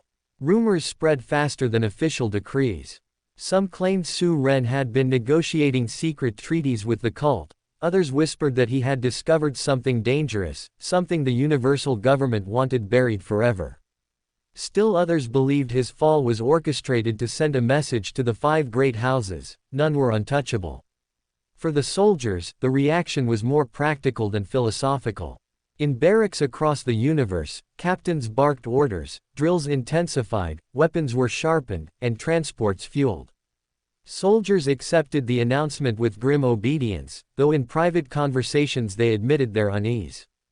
"It doesn't sit right," one foot soldier muttered to his comrade while cleaning his sword. "We were trained to believe the gods of the Alliance were eternal. If one can fall, what does that make us?" "To me," his comrade replied, shrugging, "it makes the pay more dangerous, but it also makes the spoils greater. Don't overthink it. Orders are orders." The 5 clans, meanwhile, wasted no time. Already they began parceling the Su territories on star charts, circling planets like predators dividing a carcass. Fleet deployments were finalized, and the promise of war profits drew merchants and mercenaries alike toward the looming conflict. Still, the undercurrent of doubt could not be silenced.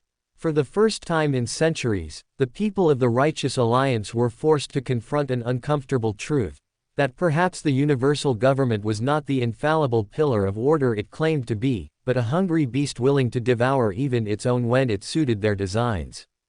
And in that realization, seeds of rebellion and suspicion began to sprout, subtle but undeniable, even as the universe turned its gaze toward the countdown of 7 days before conquest began. Meanwhile, across the universe, Su embassies and family businesses began to be looted, and Su clan properties seized. Since the commoners sensed weakness, and since the Su name wasn't one to fear anymore, the repressed let out their pent-up rage like no other. Shops draped in the Su crest were torn apart, their banners ripped down and trampled into the dirt. Mansions once guarded by honor and wealth now burned, their flames licking at the night skies of countless righteous faction cities, while mobs chanted curses against the fallen god, whose very name they would have been afraid to mutter disrespectfully a few days ago. Men who had once bowed respectfully before Sioux officials now dragged them into the streets, spitting on them, pelting them with stones, forcing them to kneel as if centuries of humiliation could be undone in a single day. The brutality spared no one. On planet Shayar, a young branch member barely 16 was pulled from his carriage as he made his way to the Hangar Bay area to escape the planet, his terrified protests drowned beneath the roar of a crowd that accused him of crimes he had never committed. His father was stoned to death beside him, his body mutilated before being strung up on the gates that once guarded their estate.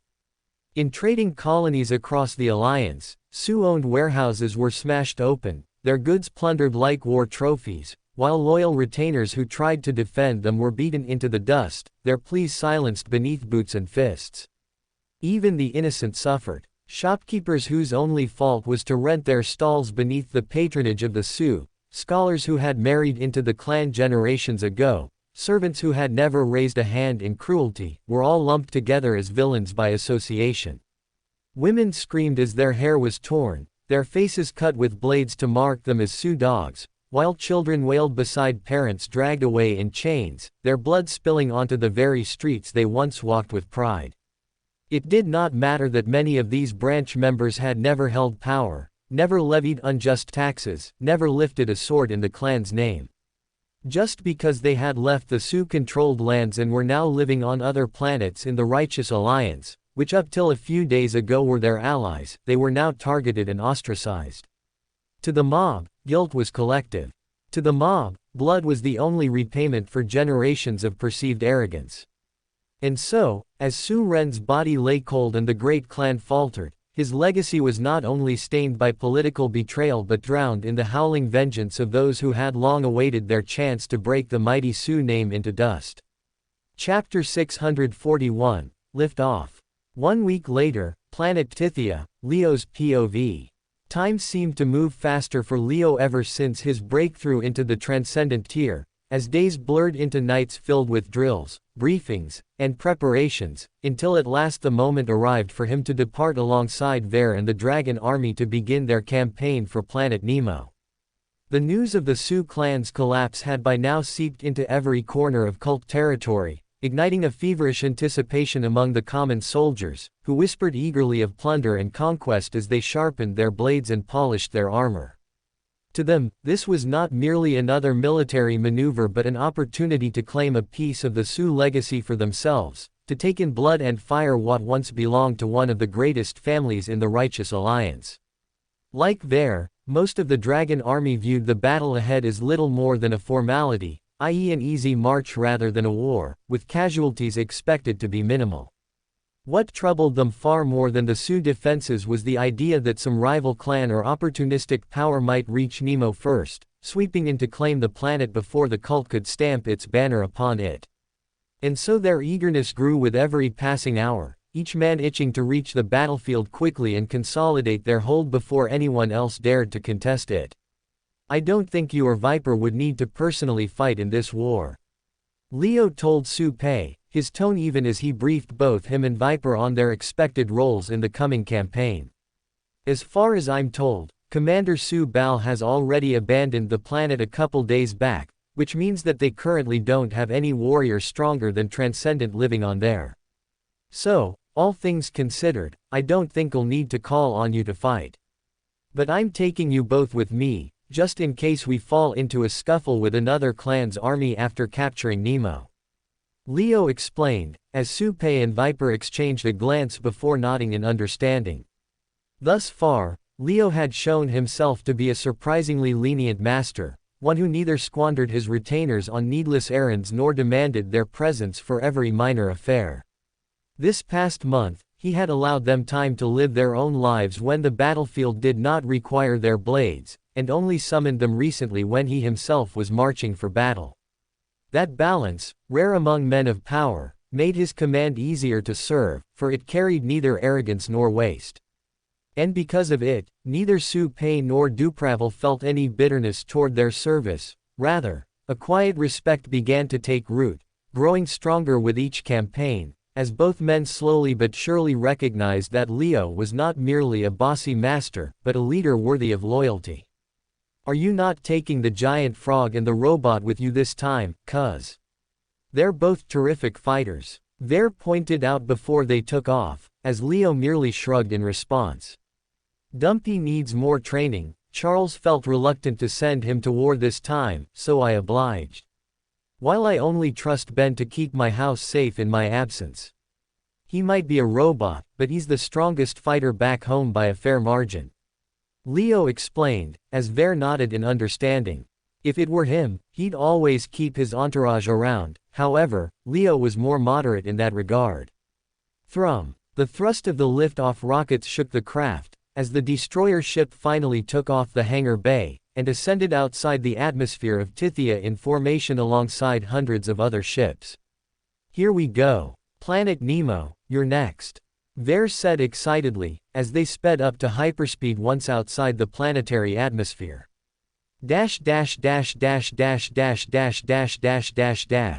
Meanwhile, Commander Entrail's POV. "Commander Streak," Entrail said, as Streak looked up from his data slate towards him. "All loading procedures for my units are complete. They're now performing final roll calls and refueling procedures. We would be ready to deploy in 4 hours' time. What about you and your units?" he asked, as Streak glanced back into his slate and gave a single nod. "All ready," he said, his voice low, clipped, leaving no room for doubt. Entrail's lips curved into a grin at his response, the kind of grin that carried both satisfaction and anticipation. "I still can't believe Lord Morris let us have our pick of the soldiers and ships we take. I mean, out of the 20,000 ships committed for this mission, 15,000 of them are destroyers. While a typical unit of 20,000 would only ever be granted 2 to 3,000 at best." He let out a quiet chuckle, shaking his head slightly as his eyes swept over the endless rows of battleships beyond the hangar bay glass, their black hulls gleaming under the floodlights and their engines thrumming like the growl of chained beasts eager to be loosed. "With this firepower, Commander Streak, we can punch a hole straight through Juxta's mana shield, crack open their planetary defenses like an egg, and reduce their bases to rubble. They won't even have time to blink before the banners of the universal government hang above their cities," Entrail claimed excitedly, as Streak refused to respond. He did not disagree with Entrail's assessment. However, he was more pessimistic in nature and did not prefer to count his chickens before they hatched. Entrail, however, spoke on, his voice rising with quiet fervor as though he were addressing an unseen audience. "It almost feels unfair, does it not? To wield a blade this sharp against a foe already so battered. But such is war. Victory belongs to those who seize the moment, and Lord Morris has given us a moment so rare, it would be a sin not to carve our names into history with it." His eyes gleamed as the hum of the war machines filled the command deck, and though Streak remained silent, Entrail chuckled excitedly. "We leave in 4 hours, and we'll need 48 more to reach the periphery of Juxta. But once we arrive, it will be a battle for a lifetime," he claimed, as he clenched his fists and turned around to personally carry out the final checks. Chapter 642, Mid-Journey Training. En route to Planet Nemo, Leo's POV. En route to Planet Nemo, once Leo finally had some peace and quiet within the solitude of his private quarters aboard the ship, he turned his focus inward and began working once more on the Emperor's suppression manual, attempting to make progress with his aura training using the fragments of guidance Charles had given him over the past week. Charles himself had admitted that he possessed no concrete knowledge of the next stage of aura training beyond the mastery of intent, as even he had never bothered to chase after such advanced concepts. Concepts that Soren himself had only perfected after stepping into the demigod tier. Still, years spent sparring with Soren had given Charles more than just battle scars. Through those countless battles, he had gained faint glimpses of the great god's methods, impressions of how his aura moved, how it crushed, how it bent the will of others without ever striking a blow. And though Charles could not reproduce it himself, He offered Leo what insights he could, distilled from memory and instinct rather than formula. And it was from those fragments that Leo began to piece together the faintest outline of what he was meant to pursue, as he formed a working theory on what the manual text perhaps wanted to convey. When Soren extends his aura, it doesn't just fill the air, it presses into the physical world in a way you can't mistake. I can't explain it to you in precise terms, because it isn't simply a technique, but something that feels like both a skill and more than a skill at once. Imagine yourself standing upright, steady on your feet, and then suddenly it's as if gravity itself multiplies fivefold and drives you down, your knees buckling under a weight that is physically there, but not as intensely as you feel it. Now, under normal circumstances, 5 times the pull of gravity isn't enough to hold you down. You'd brace, strain, and stand again without much difficulty. But when Soren does it, it isn't only a force pressing against your body, but rather your very will that collapses. Your body stops listening to your mind, your resolve crumbles in an instant, and unless you possess a will of iron, you can't resist his pressure and end up simply blacking out. That's what makes it terrifying. It's not just physical, and it's not just mental, it is both at once. A presence that crushes flesh and spirit together, leaving no part of you untouched. So when your training manual tells you to extend your aura and snuff out a burning candle, I'd say take it literally. Treat it as your first real challenge and learn to reach out with nothing but the weight of your will, and snuff out a flame. Charles explained, as that was the closest he could put Soren's technique into words. As it was with that guidance echoing in his mind, that Leo decided his first trial in mastering the Emperor's suppression manual would be to snuff out a candle using aura alone. However, this stage of the training proved far more complicated than he had imagined, because while on paper snuffing out a candle seemed like a simple exercise, in practice it pressed directly against the grain of who he was. Just as the manual had warned, his very instincts as an assassin resisted the act. Without him knowing, subconsciously, his aura as an assassin had always been a cloak, something drawn tight around him, concealed and compressed, never radiating outward to touch the world, never allowed to betray his presence. Years of discipline, years of moving like a shadow, had wired his body and mind to keep that aura clinging close, invisible and unobtrusive, and so when he now tried to extend it beyond himself, it was like trying to unlearn the rhythm of his own heartbeat. Every attempt faltered before it began, his energy recoiling back into him before it could stretch far enough to influence the flame. And so, before he could even think about pressing his will against that fragile light, he first had to strip away everything he had ever mastered as an assassin, abandoning the very instincts that had kept him alive for so long. That was the real battle, the greatest hurdle standing between him and the next stage of his training. Man, this is hard. Leo muttered, for 2 hours into the exercise, with the second wax candle sputtering and dying on its own, he still could not so much as make it flicker through his aura alone. His shoulders sagged as he leaned back in his chair, eyes narrowing as he placed a fresh candle in the old one's spot, while shaking his head. Focus. Extend. Push. He told himself, but once more, his aura tightened instinctively around him, clinging to his skin like a second layer rather than reaching forward, as pushing it away felt next to impossible. Hours dragged on, one candle after another melting into useless puddles, until he realized a bitter truth. This shit is gonna take me long to master. He muttered in resignation, as his mind turned back to what Charles had told him about Soren mastering the next stage of aura. Apparently, even Soren needed a couple decades to learn how to influence the world around him using aura, and he was already a demigod by then.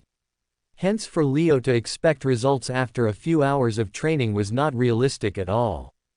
Yeah, for this manual, breakthroughs won't come quick, they'll come after long droughts, when I've bled myself dry trying, and only then, maybe, something will click. He allowed the admission to settle within him, not as defeat but as preparation, as he steeled himself for a long and arduous road ahead. But fuck it, even if it takes me a decade or two to master it. I will not yield until I achieve it, he assured himself, as no matter how long the journey, he was determined to reach his destination eventually. Chapter 643, Swift Win. Planet Nemo, Leo's POV.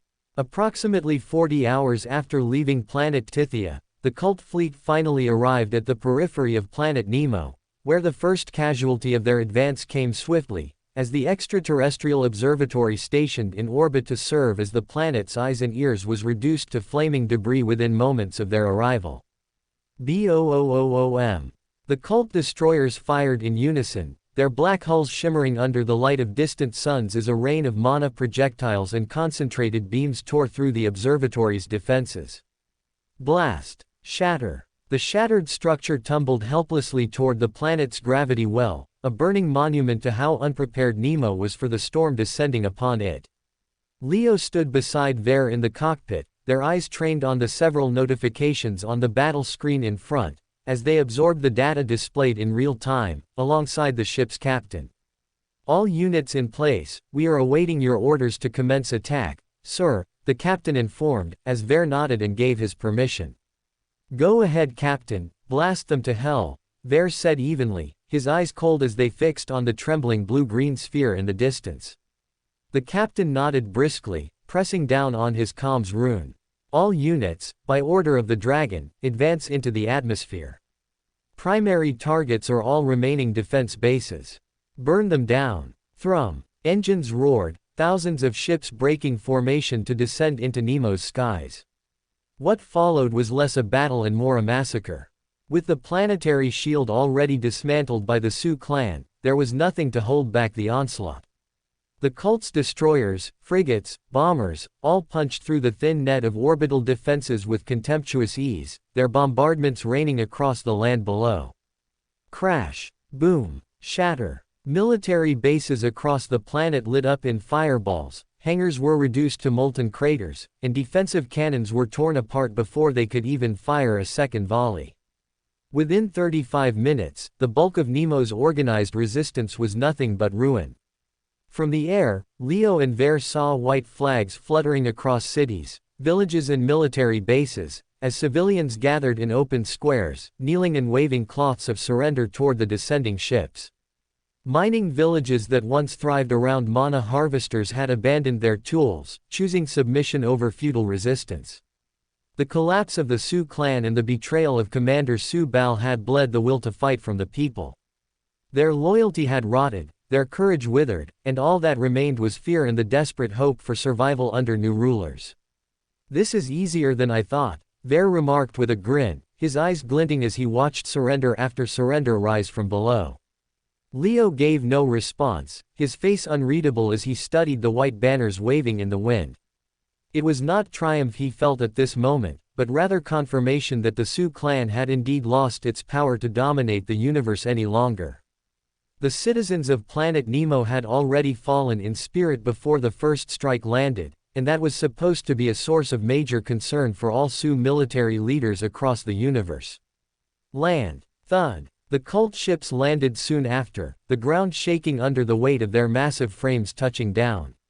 Soldiers poured out in disciplined formations, sweeping across the settlements as what little resistance remained was pitiful.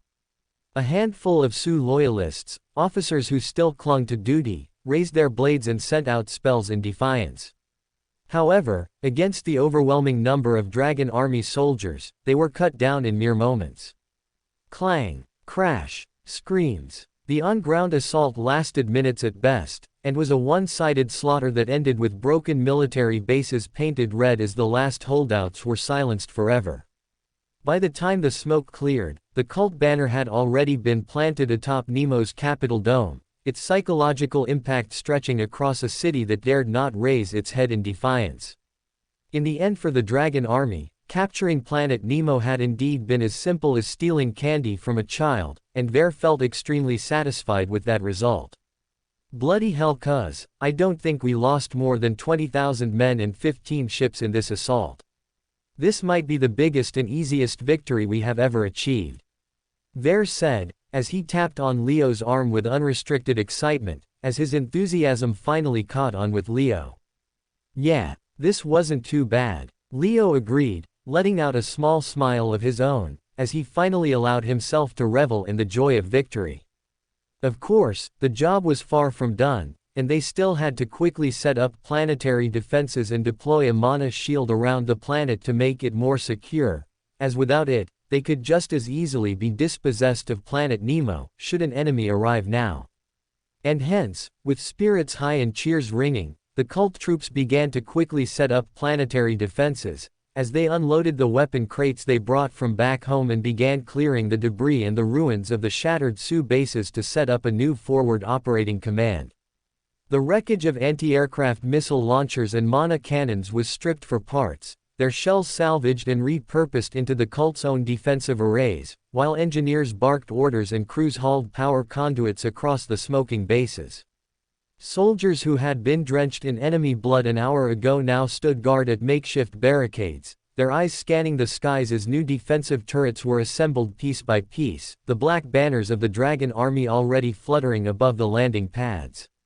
In the civilian districts, patrol units moved door to door, ensuring that no hidden caches of Sioux loyalists remained, while also broadcasting promises of order and protection under their new rulers, though few believed the words.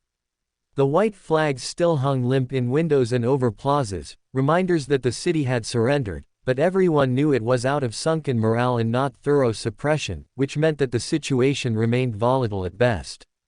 By nightfall, the first walls of the new military base were already up, crude but functional, a symbol that Nemo now belonged to the cult. And as fires burned in the distance, the dragon's men raised their cups, boasting loudly that this conquest was going to be remembered in cult history forever, and that their names would be part of a legend remembered for generations. Chapter 644, Enemy Buildup. Planet Juxta, Charles's POV.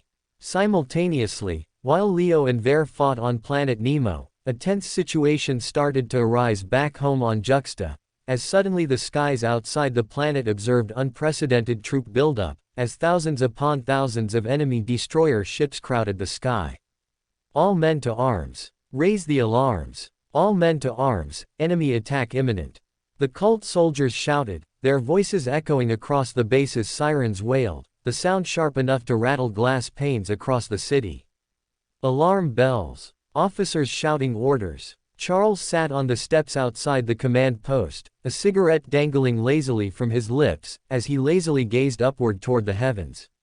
Above, the darkness of space shimmered faintly, lit by the silhouettes of countless enemy hulls that now blotted out the stars, as he couldn't help but chuckle at their audacity to try and attack Juxta. Motherfuckers, he thought, as he exhaled a slow stream of smoke, utterly unbothered by the panic breaking out around him. With Soren no longer within the cult, and the Dragon's army out conquering Nemo, he was now on his own. And after assessing the situation, he realized that there wasn't much he could do about this unexpected enemy attack, but to try to thwart it with his full strength. Put out an SOS, he said calmly to a lieutenant before him, who jotted his words down with sincerity. It's not that serious, son, just let Leo and Ver know that Juxta is under attack. He instructed, before stubbing his cigarette against the steel railing, as the ember died in a hiss.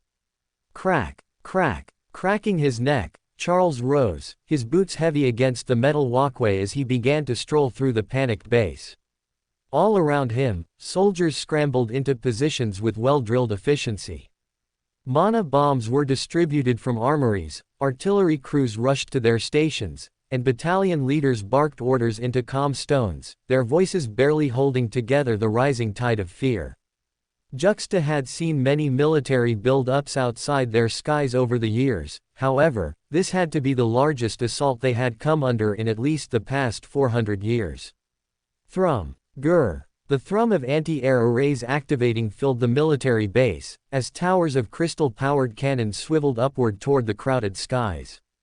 Meanwhile, in the civilian districts, shutters slammed shut with metallic bangs. Merchants hurried to roll down iron grates over their storefronts, while mothers dragged children inside homes, bolts sliding into place, and prayers starting to be whispered in hushed tones. Streets that only hours ago bustled with trade and laughter now lay empty, silent but for the tremors of distant marching boots. The atmosphere was suffocating, an entire planet holding its breath, waiting for the storm to finally break. Dash dash dash dash dash dash dash dash dash dash dash. Meanwhile, Entrails POV. From the safety of orbit, Commander Entrail stood with hands clasped behind his back, his polished boots gleaming under the cockpit lights of the command deck. Ahead, the view screen displayed planet Juxta in all its blue-green brilliance, its skies already swarming with anti-aircraft balloon mines that the enemy had deployed. "Commander Streak," he said smoothly, his gentlemanly tone impeccable as he turned to his silent counterpart, who studied a tactical slate. "As per Lord Morris's directions, we are to wait outside the skies of Juxta for 1 hour, and see if Soren comes out to threaten us. If he does, we must pull back, but if he does not intervene here, we are free to attack," he reminded, as Streak nodded calmly. Just like the commoners of Juxta who prayed for their side to win this fight, Entrail and Streak prayed too, albeit for a different cause, as their prayers were for Soren to not show up. Tick-tick. As the minutes dragged, the silence of space began to feel louder than thunder to them, as they found themselves unable to wait for the full 1 hour. All around their central ship, the Universal Fleet held its position like a blade pressed just shy of enemy throat, as tens of thousands of destroyers drifted in disciplined formation, their weapons primed, their engines humming faintly as if impatient for the slaughter to begin. "So what do you think, will Soren show up?" Entrail finally asked, his eyes gleaming with curiosity as he turned slightly toward his counterpart. Streak lifted his gaze from the tactical slate, his expression unreadable, and gave a single shrug. "Well, he hasn't yet. So." Entrail chuckled under his breath, his grin widening as he glanced at the chrono watch before him, noting with satisfaction that 25 of the 60-minute wait had already passed. At this point each tick of the dial felt like a drumbeat pounding toward inevitability, and the absence of Soren made him giddy. "If he doesn't show up, do you want to side bet on how long it takes us to blow apart Juxta's mana shield?" Entrail asked, his voice carrying a playful edge, like a gentleman making wagers over wine. However, Streak took his time to reply, his gaze flicking back toward the display of Juxta's defense arrays, as he made some mental calculations. "With our firepower, I'd say conservatively, 3 hours. He wagered, as Entrail's grin sharpened. 3. Oh, my dear comrade, you wound me with such caution. I'll take the under 2 hours bet, thank you very much," Entrail said, as Streak gave him a flat look, but raised his hand all the same, as the two commanders clasped forearms briefly, the shake sealing the wager in the quiet of the command deck. Clap. After making the wager, Entrail turned back to the screen, his posture impatient, his lips twitching upward as he imagined the chaos soon to unfold. "You see, that is what I love about war. To most, it is terror and ruin. But to men like us, it is art. A contest of wit, steel, and fire, painted across the canvas of the stars," he said, as the minutes bled away, the chrono watch's hand creeping steadily onward, as Soren still did not show up. "All units in formation, awaiting orders from the commander," his men said, once the 1 hour was up, as Entrail chuckled like a madman. In the end, the legendary god did not show up to stop them today, and hence their assault was free to go on. "Transmit to all ships," Entrail commanded, his voice a silken thread pulled taut. "Prepare to open fire." Chapter 645, An Unseen Device. Space above Juxta, Entrail's POV. "Open fire," Entrail commanded, as almost instantly, the first payload was discharged. Thrum. Boom. Thousands of destroyers lit up the void of space in unison, their mana cannons glowing with blinding intensity as volley after volley of attacks were unleashed. Crash. Flash. Roar. From down below, it looked like 1,000 asteroids were crashing down on the planet. However, before they could get too far inside the atmosphere, the Juxta planetary shield intercepted them and neutralized the attack's force. Bright glow. As a result, the shield lit up violently at the parts where it was struck, pink threads sparking across its translucent surface, that rippled outward in brilliant waves that briefly lit the entire atmosphere below. Sparkle. Glow. For a moment the heavens themselves seemed aflame with war. But when the brilliance faded, the shield still stood, thankfully looking untouched without so much as a single fracture. Again, Entrail commanded, his eyes gleaming as his lips curled into a gentleman's grin. Boom. Flash. Crackle. Once more the fleet fired. The bombardment falling down in endless waves that were enough to level a dozen worlds in an hour, but Juxta's mana shield absorbed it all. Each impact was answered by a flare of pink light, as the shield lattice flexed, adjusted, and returned to calm as though mocking the might of the universal army. Boom boom boom. Minutes dragged into a rhythm of fire and defiance, causing the sky above Juxta to turn into a music concert. However, despite the stalemate, no side gave up. Again, do not stop until it breaks. Entrail commanded, as he watched the fight unfold with a calculated calm.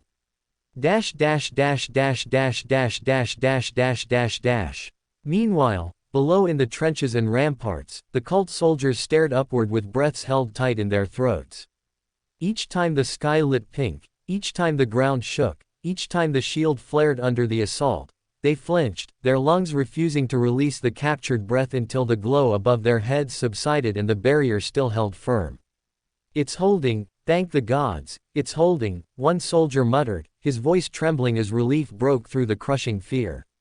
"I swear, every time I see the sky light up like that, I think it's gonna shatter, but she's still there. Juxta's shield doesn't fall easy." Another added nervously, as he looked at the next volley descend.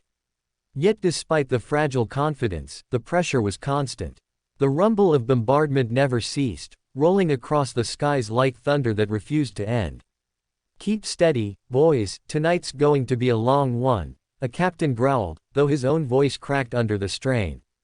"So long as that shield shines, we won't have to fight," he reminded, but as the sky continued to blaze with each impact, even he found himself whispering a prayer.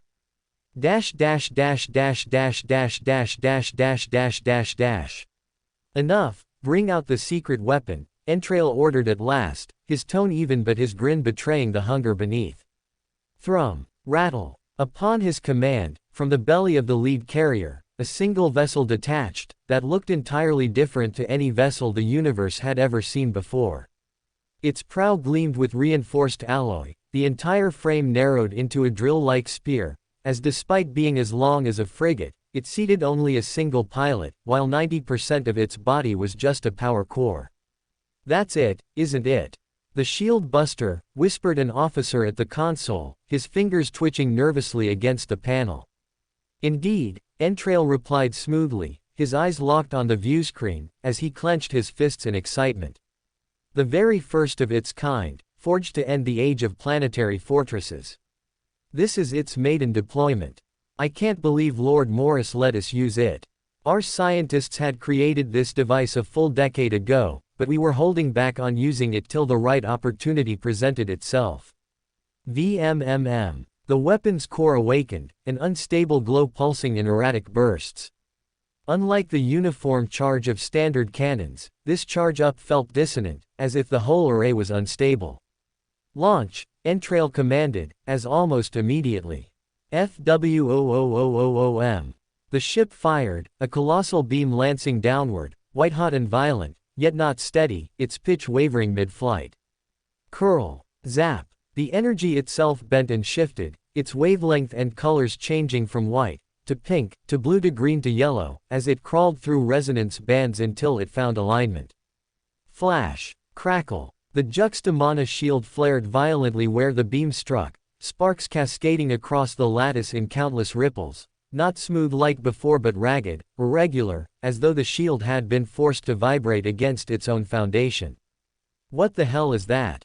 a cult lieutenant gasped, as the color of the beam shifted again and again, as it tried to find the exact resonance point at which the shield would break.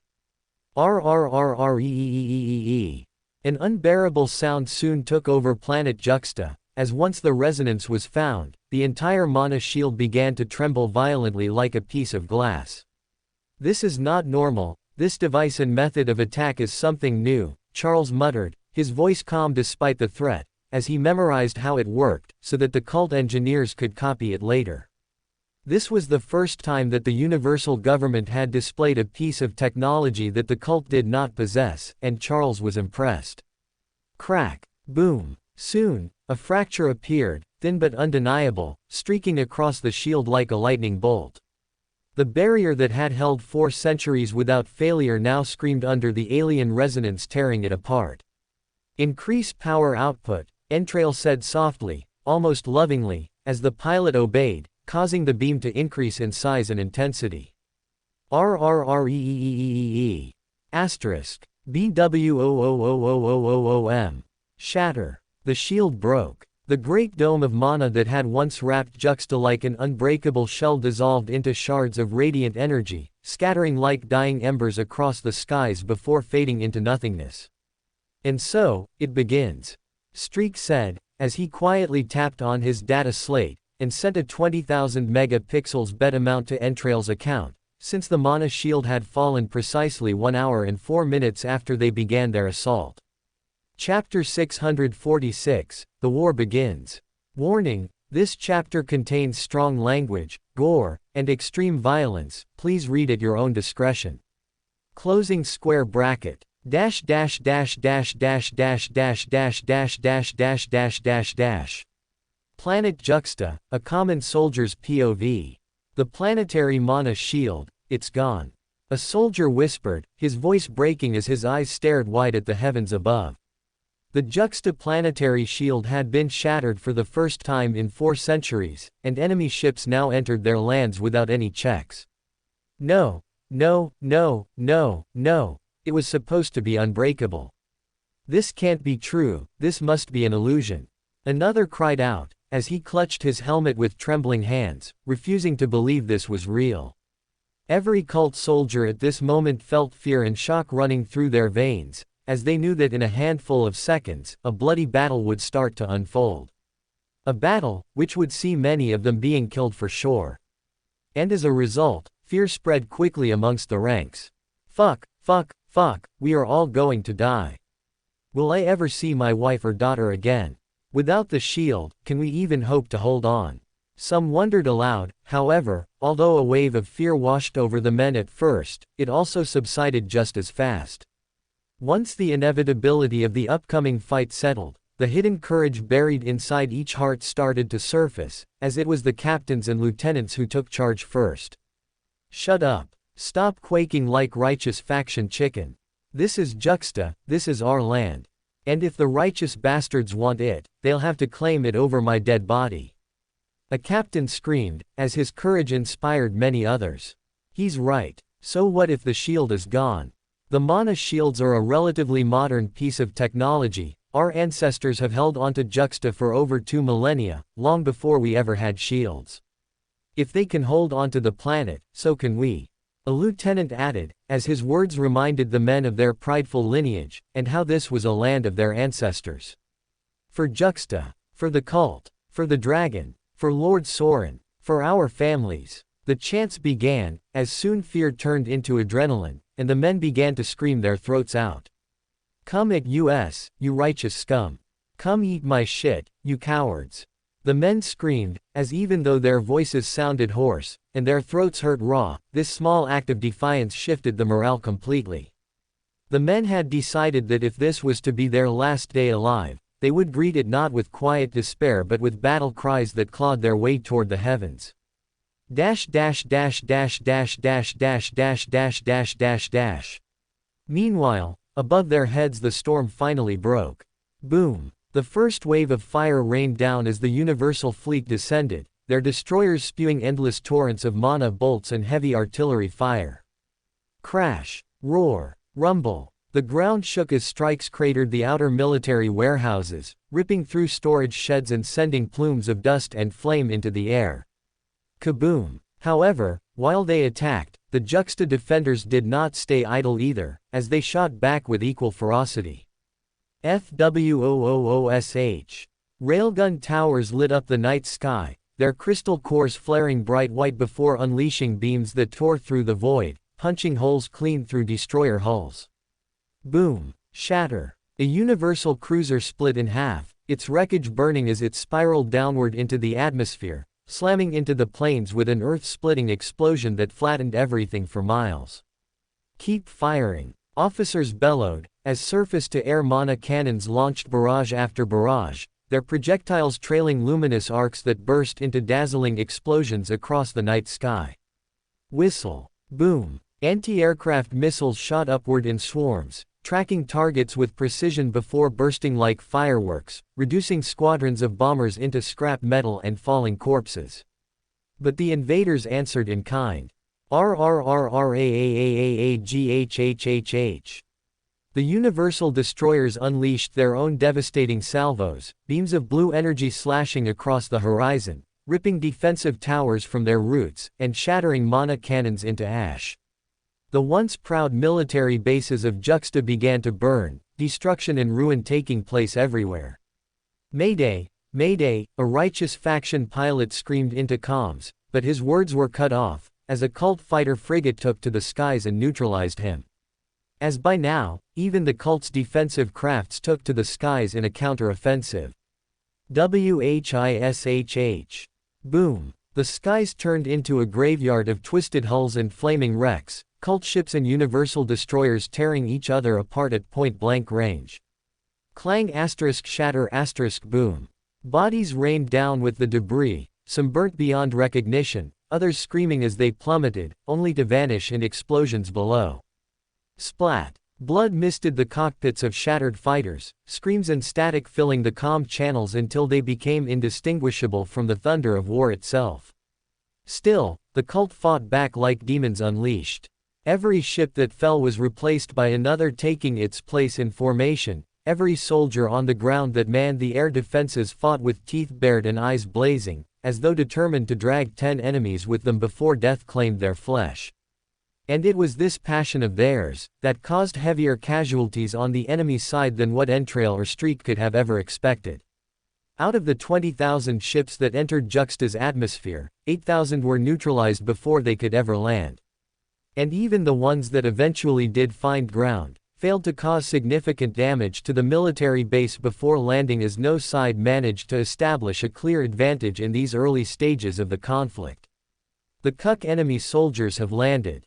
Let's show them how real men fight. Go, go, go. Show them the true taste of terror. You righteous faction eunuchs can suck my balls. I know you have never grown a pair yourself, but you can suck on mine. The cult captains taunted, as they lost their speech filter in the heat of battle, and began to sputter whatever came to their mind first. Chapter 647, An Inexplicable Strategy. Entrail's Paw, Planet Juxta. Entrail's ship was one of the last ones to land on Juxta, as he only descended after every air defense around him was utterly annihilated. THRUMM. Step. Stepping outside the craft with his thin long sword unsheathed, he walked alongside Commander Streak, as the two of them took charge of the battle unfolding around them. Mountain splitting slash. Total annihilation. Slash. Kaboom. Destroying an entire section of the military base with ease, Entrail killed at least a few thousand enemy soldiers, and a few hundred of his own men with a single strike, as he massaged his own shoulders and cracked his neck. Stubborn cult rats. You'd expect to cause more damage to their military bases when you're invading with so many destroyer ships, however, their defensive technology is definitely top-notch. Entrail complained to Streak as the two of them blurred into action. Rapid steps. Mana absorb. Multiple shots. Slash. Splat. Bam. Slash. Kill. Going on a kill frenzy, the duo specifically targeted the cult leadership around them, as they went after the Transcendent Tier lieutenants, and Legion commanders, who were directing the flow of battle. Block. Parry. Slash. The cult warriors tried their best to defend. However, a 2 versus 1 situation meant that they had absolutely no chance of holding on, as one after another, many key leaders fell. For Monarchs, waltzing into the heart of enemy formations, and picking the battles they wanted to fight was no challenge at all, as despite there being tens of thousands of Master and Grandmaster tier warriors around them, most of them were simply too weak to affect their flow of battle.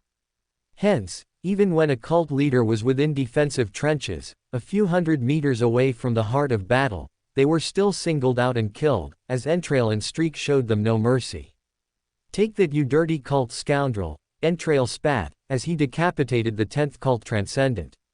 I think that's it for this particular military base. Let's now move on to the one 700 kilometers north of here. I think the enemy's only Monarch tier commander is fighting up there. Streak pointed out, as Entrail nodded sharply. Yeah, our underlings can now wipe out this base, let's move on. He reassured, as he blocked a few attacks coming his way, as if he were swatting off flies, before following Streak through the air as the two flew northwards. Meanwhile, Charles. Not a single strike had managed to land upon the central and most vital Juxta military base, where Charles stood like a lone sentinel, guarding its heart. For 200 kilometers in every direction, the skies were littered with burning wreckage, as more than 2,000 enemy ships had been reduced to ash and twisted steel, their advance halted by Charles's unrelenting hand alone. He had chosen to remain here, not out of arrogance, but because this base housed the critical infrastructure of Juxta's planetary shield. And because he had identified it to be a structure that needed to be protected at any cost, even after the planetary shield had already been dismantled. For, even though the barrier had been shattered once already, the core infrastructure beneath remained intact, since its mechanisms were only overloaded but not destroyed. So while cult engineers and blacksmiths worked feverishly to restore the system, Charles alone bore the weight of its defense, every swing of his blade and every flare of his aura a wall between Juxta and annihilation. Such a decision was bound to appear as bizarre to most war experts or outside observers, who could potentially argue that a commander of his caliber should lead counter-offensives or bolster crumbling lines instead of playing guard, but Charles knew exactly what he was doing. His heart bled for the countless men dying elsewhere on Juxta, every scream and every explosion echoing inside him as he held his ground, yet he did not move. Because he understood that if the shield could rise again, if its core could be restored, then all the lives lost today would not be in vain. And though it tore at him to let so many bleed while he stood immovable in one place, he also knew that it was the only way to ensure that this attack, this violation of Juxta's skies, would never be repeated again.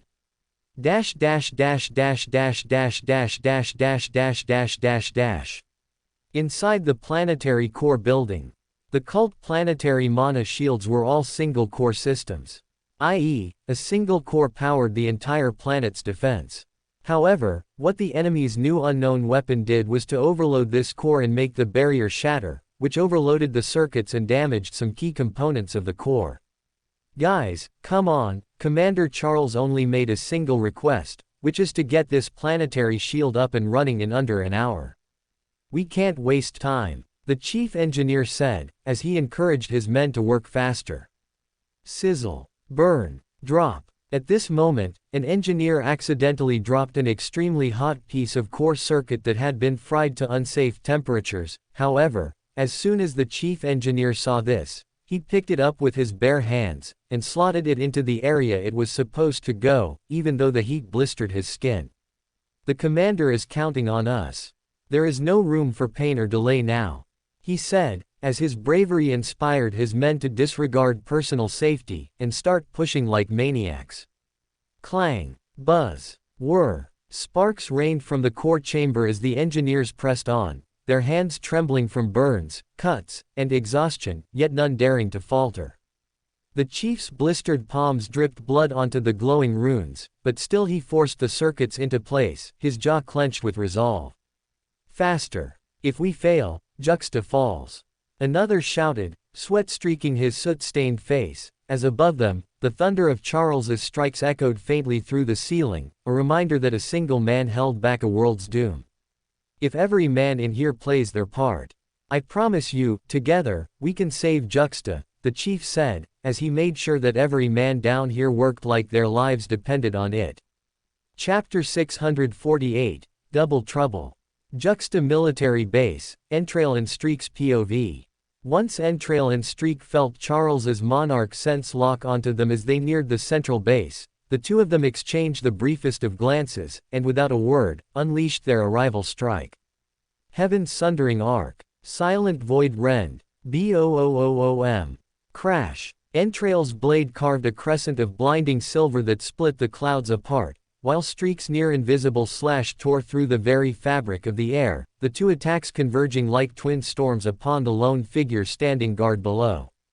Thrum. Clang GG. Charles lifted his naked palm in defense, his aura flaring violently as he intercepted the combined strike, using the skill Absolute Block. Boom! The impact shook the earth, cracking the reinforced concrete floor underneath him, and even though he held firm, the sheer force drove him back several dozen meters, his boots tearing deep grooves through the ground before he came to a stop. Well, well, well. I had heard a lot about your greatness as a monarch. Some say you might be the strongest monarch in the universe, that you're as close to demigod as one gets. But watching you block my move, and still be pushed back so many feet. I must say, I'm not impressed. Entrail teased, his gentleman's smile curling wider as smoke drifted around him. HMPH. Charles snorted, his posture relaxed again as though the clash had been nothing more than a passing breeze, his eyes narrowing with the faintest glimmer of contempt. Ah, how impolite of myself to start talking without introducing myself first. I apologize for the misconduct. I am Commander Entrail, and this is my colleague Commander Streak, and together, we will be killing you today. Entrail continued smoothly, his blade raised in a mocking salute. However, Charles did not seem impressed at all. Son, if you think you can kill me, you're way over your head. Charles mocked, his voice deep and steady, as his hand shifted once more to the hilt of his sword, his aura beginning to pulse with restrained ferocity, as he slowly unsheathed it. Wish. At that instant Streak struck again, his silent void rent unleashed without warning, so swift and subtle it bent the air around it without making a sound, yet Charles pivoted lightly, sidestepping as if he had seen it coming all along. That was a good attack. It seems I need to take you more seriously than this clown here. Charles remarked coldly, pointing directly at Streak, his tone dripping with disdain. You bastard. I'm gonna enjoy defeating you today. Entrail said with a sadistic joy, as his face twisted into an evil grin that betrayed his usual mask of civility. THRUMM. He charged, blade humming with lethal intent, as Charles exhaled once, finally bending his knees, as he lowered into his battle stance. As at that moment, the real fight began. Dash dash dash dash dash dash dash dash dash dash dash dash dash dash dash dash dash dash. Meanwhile, on Planet Nemo. The air on Planet Nemo still carried the tang of cult victory. Only 20 hours had passed since the Dragon Army had stormed the planet, and though the fires of conquest still smoldered in a few outlying villages, within the capital dome a sense of celebration had already begun to spread. Clang. Thrum. Engines hummed and cranes groaned as cult engineers worked tirelessly through the night, hauling weapon crates from landing pads, bolting down defensive turrets, and rewiring shattered Sioux installations into the skeleton of a new cult stronghold. Black banners fluttered above the makeshift fortifications, and soldiers lounged on street corners with laughter in their voices, relief flooding them now that the planet had so swiftly bent the knee. For once, it seemed, the Dragon Army had been gifted a victory without attached cost. Not bad, cuz. This place is starting to look more like a proper fortress with every passing hour. Ver said, his grin wide as he leaned back in his chair, a steaming cup of coffee cradling his hands. Leo sat across from him, his own cup untouched, steam curling lazily between them as his eyes lingered on a map of the planet spread across the table. We stabilize here, set up the planetary shield, and within a week this world is ours for good. From there, the next step is choosing which Sioux planet we hit next, Leo muttered, his voice low and calm, as he already began to plan the next assault. But before either of them could take another sip, the sound of panicked boots pounding tore through the room. My lords, my lords. A soldier burst through the doors, his chest heaving, his uniform slick with sweat as he stumbled forward and fell face first on the floor. Thud. Juxta is under assault. Commander Charles just sent out an SOS, he says they are under attack. The soldier relayed, as his message slammed into the room like a blade of ice. What? Ver exploded, slamming his cup against the table so hard that hot liquid splashed across the maps. His eyes were wide, the previous grin now gone, as in its place were eyes full of horror. How the hell did that happen? He asked, as Leo shot up to his feet as well, his expression calm but his mind racing, as he began calculating every future scenario. Even if we leave immediately, we will not reach Juxta for another 2 days, Leo said, his tone even though his fists clenched at his sides. By then, the military bases will already be gone. The only hope is if Charles pulls back into the cities, buys time, and forces the enemy to delay. Then perhaps, we could still arrive before the military is wiped out. His voice carried no panic, only analysis, as though trying to figure out the best course of action given current circumstances. However, before he or Ver could weigh in any more on the subject, the doors burst open once again.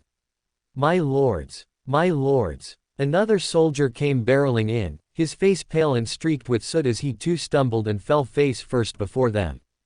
Thud! The U-clan ships, the soldier wheezed, his words spilling out in broken pieces. They are fast approaching planet Nemo. We have under 4 hours to prepare for their arrival. He relayed, as the silence that followed his news was deafening, the celebratory atmosphere from a moment ago collapsing into nothing. Chapter 649, Tough Decisions. The U-clan ships are fast approaching planet Nemo. We have under 4 hours to prepare for their arrival, the soldier informed, as Ver turned his gaze toward Leo with sheer panic in his eyes. He could scarcely believe what he had just heard, as the thought of Juxta being attacked at the very same time that Nemo came under siege made his chest tighten. This has to be the universe conspiring against us, surely we can't be that unlucky, he said, while pressing his palm on his face, as Leo let out a deep sigh. Objectively, their conquest of Nemo could not have come at a worse time, for not only were they absent from their homeland while an enemy force invaded, but they now found themselves stranded on a freshly captured planet whose defenses were little more than skeleton frames and half-finished towers, which could be torn apart easily. If we turn back now, we abandon everything we've poured into Nemo and flee like cowards. If we force the men to push at full speed, perhaps we can be gone in under 2 hours, but then the U-clan will claim the planet without hesitation, and taking it back later will be just as costly, if not harder. Leo calculated, his tone grim, as he shook his head. We can't head back without a fight, and we don't want to be dragged into a space chase. So I guess we have no other option but to fight, Leo concluded, his voice calm yet absolute, as his words made Ver clutch his hair in raw frustration. Are you insane, cuz? You can't be serious about this. We can't just sit here while Juxta burns. That's our home. Ver shouted, his panic spilling over, but Leo only narrowed his eyes and locked him with a sharp stare. Are you forgetting who stands watch over Juxta? Are you forgetting who shields the cult? Leo said, his tone cold and measured. If you are, let me remind you. It's Commander Charles, and it's God Soren. Soren may not step in if the attack is contained to the military bases, but the moment civilians are touched, he will descend. The cult is always safe as long as he remains there. The weight in Leo's words cut through Ver's panic, the reminder steadying him, if only slightly, as the wild edge in his breathing began to ease. You're right, he muttered softly, as Leo gave him a gentle tug on his shoulders. Gear up, we need to prepare for a big fight, and the men need a leader to boost morale. You go handle the public speeches, I'll go over to the observatory and get a hold on enemy numbers. Perhaps try and come up with a rudimentary defense plan. Leo instructed, as Ver nodded and the two parted ways. Meanwhile above planet Nemo, U-clan fleet, Commander Uday's POV. Commander, cult banners have been confirmed. The Dragon's army appears to have taken Nemo. Their forces are still in the process of constructing planetary defenses, which suggests the conquest happened less than a day ago. The soldier's voice carried tightly across the command deck, his report clipped and urgent, as all eyes turned toward the man seated at the center. Uday pinched the bridge of his nose, the weight of the news settling heavily on his skull, as though the words themselves had sparked a migraine. Fucking evil cult bastards, he muttered, his tone low but venomous, as the curse echoed faintly against the steel bulkheads. He dragged a weary hand down his face, glaring at the tactical display that now showed cult destroyers patrolling the skies above Nemo. as he realized that this was not what he had signed up for. He and his fleet had departed their home planet nearly 50 hours ago, feeling confident and unhurried, since the reports they had received declared Nemo as a soft target that had been abandoned by its commander and was vulnerable without its planetary shield. For weeks, his officers had painted the mission as a quick strike, a clean capture, and a chance for the U-clan to expand its influence without meaningful resistance. But what awaited them here was no abandoned planet. What awaited them was the Dragon's army, their black banners already planted across the various continents and their ships moving in tight defensive lines above the planet's surface. Commander, if we withdraw now, the cult will finish what they've begun. Within days, they will have a planetary shield erected, and once that happens, Nemo shall become untouchable without us committing a full-scale war fleet to capture it. Another officer spoke grimly, his hand sweeping across the tactical holo map where glowing pink sigils marked the half-completed defensive structures that the cult was currently erecting. Uday nodded slowly, though the gesture was more resignation than agreement, his mind running over the hard arithmetic of war. If they consolidate here, it will be very difficult to uproot them in the future, so that certainly can't be allowed. Uday calculated, as he clicked his tongue in frustration. But our current strength is not enough for certain victory either, so stubbornly choosing to fight might backfire as well. Uday continued, his voice sharpening, as he weighed the consequences of what way to go. We have 8,000 ships in total. Only 1,500 of which are destroyers, with the rest being frigates, scouts, and cargo refits. It's hardly a hammer strong enough to shatter a fortress, even one half-built. He said, as he leaned forward in his chair, elbows resting on his knees, while his eyes narrowed at the blue-green sphere rotating gently on the main screen. This legion was sent here because the reports promised a crippled planet, not a military showdown against the evil cult. We were expected to waltz in and hang our banners by the end of the day, not bleed ourselves dry against a freshly victorious army. A murmur of agreement rippled across the bridge, yet none dared to speak openly against the situation, for all knew the truth of his words. If we retreat, Uday said at last, his voice dropping lower, more thoughtful now, we will appear weak, not only to the cult but to our own allies. Nemo will become a fortress under their control, and every clan in the universe will know that the U failed to claim it when we had the chance. Silence pressed down like lead within the room, broken only by the hum of consoles and the faint crackle of mana conduits. And yet if we stay and fight, our losses may be so severe that we cripple our legion for months. With 8,000 ships, we cannot guarantee victory against the Dragon's army, not without reinforcements which will take 50 hours at the least to arrive. Uday's eyes flicked to the comms officer, who hesitated but then spoke softly. Shall I send a request to High Command for immediate reinforcements, Commander? He asked as Uday shook his head and rejected the request. Not yet, he said, before letting out a deep sigh, for this was a truly complicated decision to make. Let's first analyze how long it will take for the cult to get the planetary shield up and running.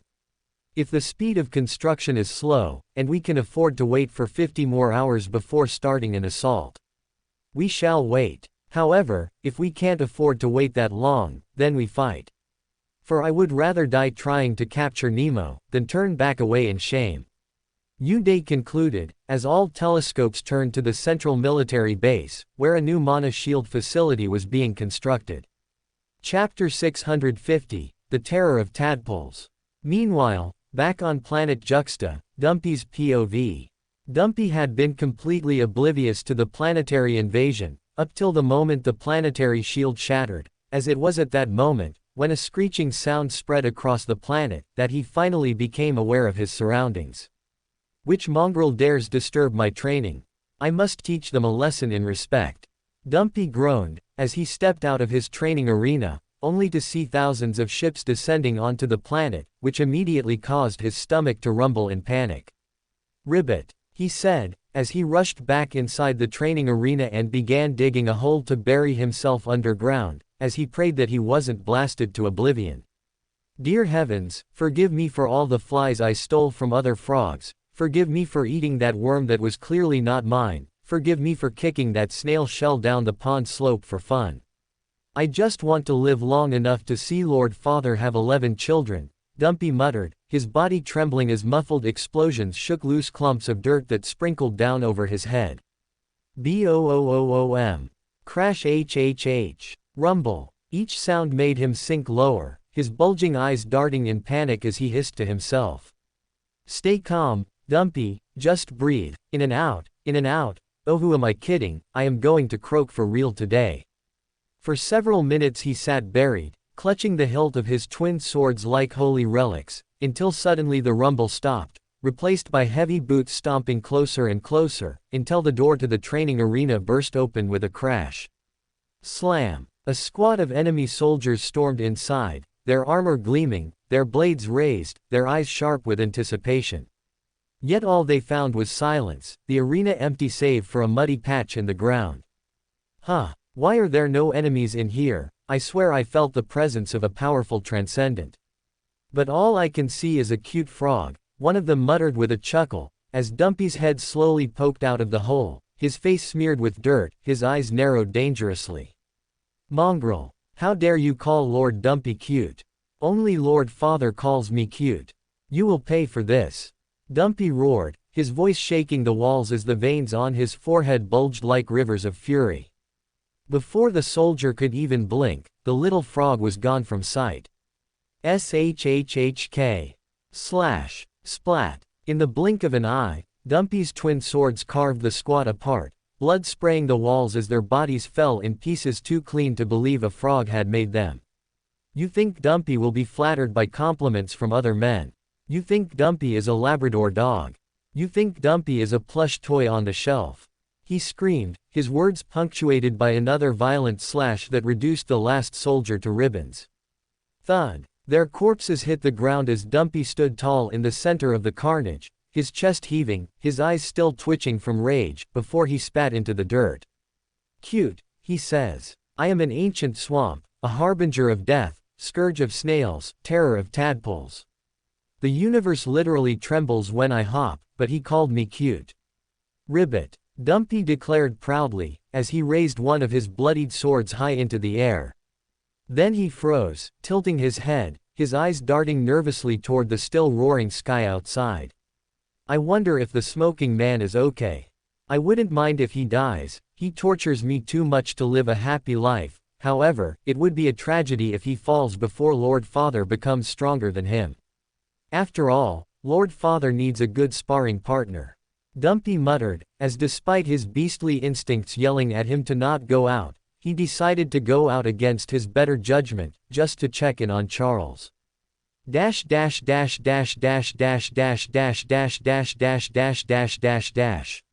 Meanwhile Charles, Entrail and Streak tried their best to push Charles back, however, to their surprise, even though the two of them worked in tandem, they still couldn't land a single blow on the cult monarch. Clang, clang, fsshhh. A flurry of exchanges saw Charles being pushed back a few feet as the two of them combined their strength to drive him back. However, his guard remained as tight as ever, as despite the pressure, there appeared no holes in his defense.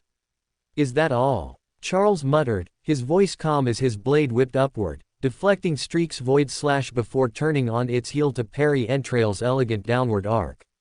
Sheeing. Boom. The ground split beneath them as the three monarchs collided again and again, dust spiraling into the air, mana rippling out in waves that made the very walls of the base tremble. Fucking bastard won't break, Entrail hissed, teeth bared, as his blade shimmered with another heaven-sundering arc, only for Charles to tilt slightly, his detection of the attack's incoming arc, allowing him to dodge the slash, before launching a counter of his own. FWOOSH. You two fight like children tugging on a man's cloak, Charles spat, forcing them both back with a mountain-splitting slash that cracked the concrete beneath his boots. Rumble. Entrail and Streak exchanged a look, frustration heavy in their eyes as they circled once more, sweat beading along their foreheads, while Charles stood tall in the center, blade steady, breath unbroken. The two of them realized at this moment that they were no match for Charles individually, and that even together, they could barely hold their own.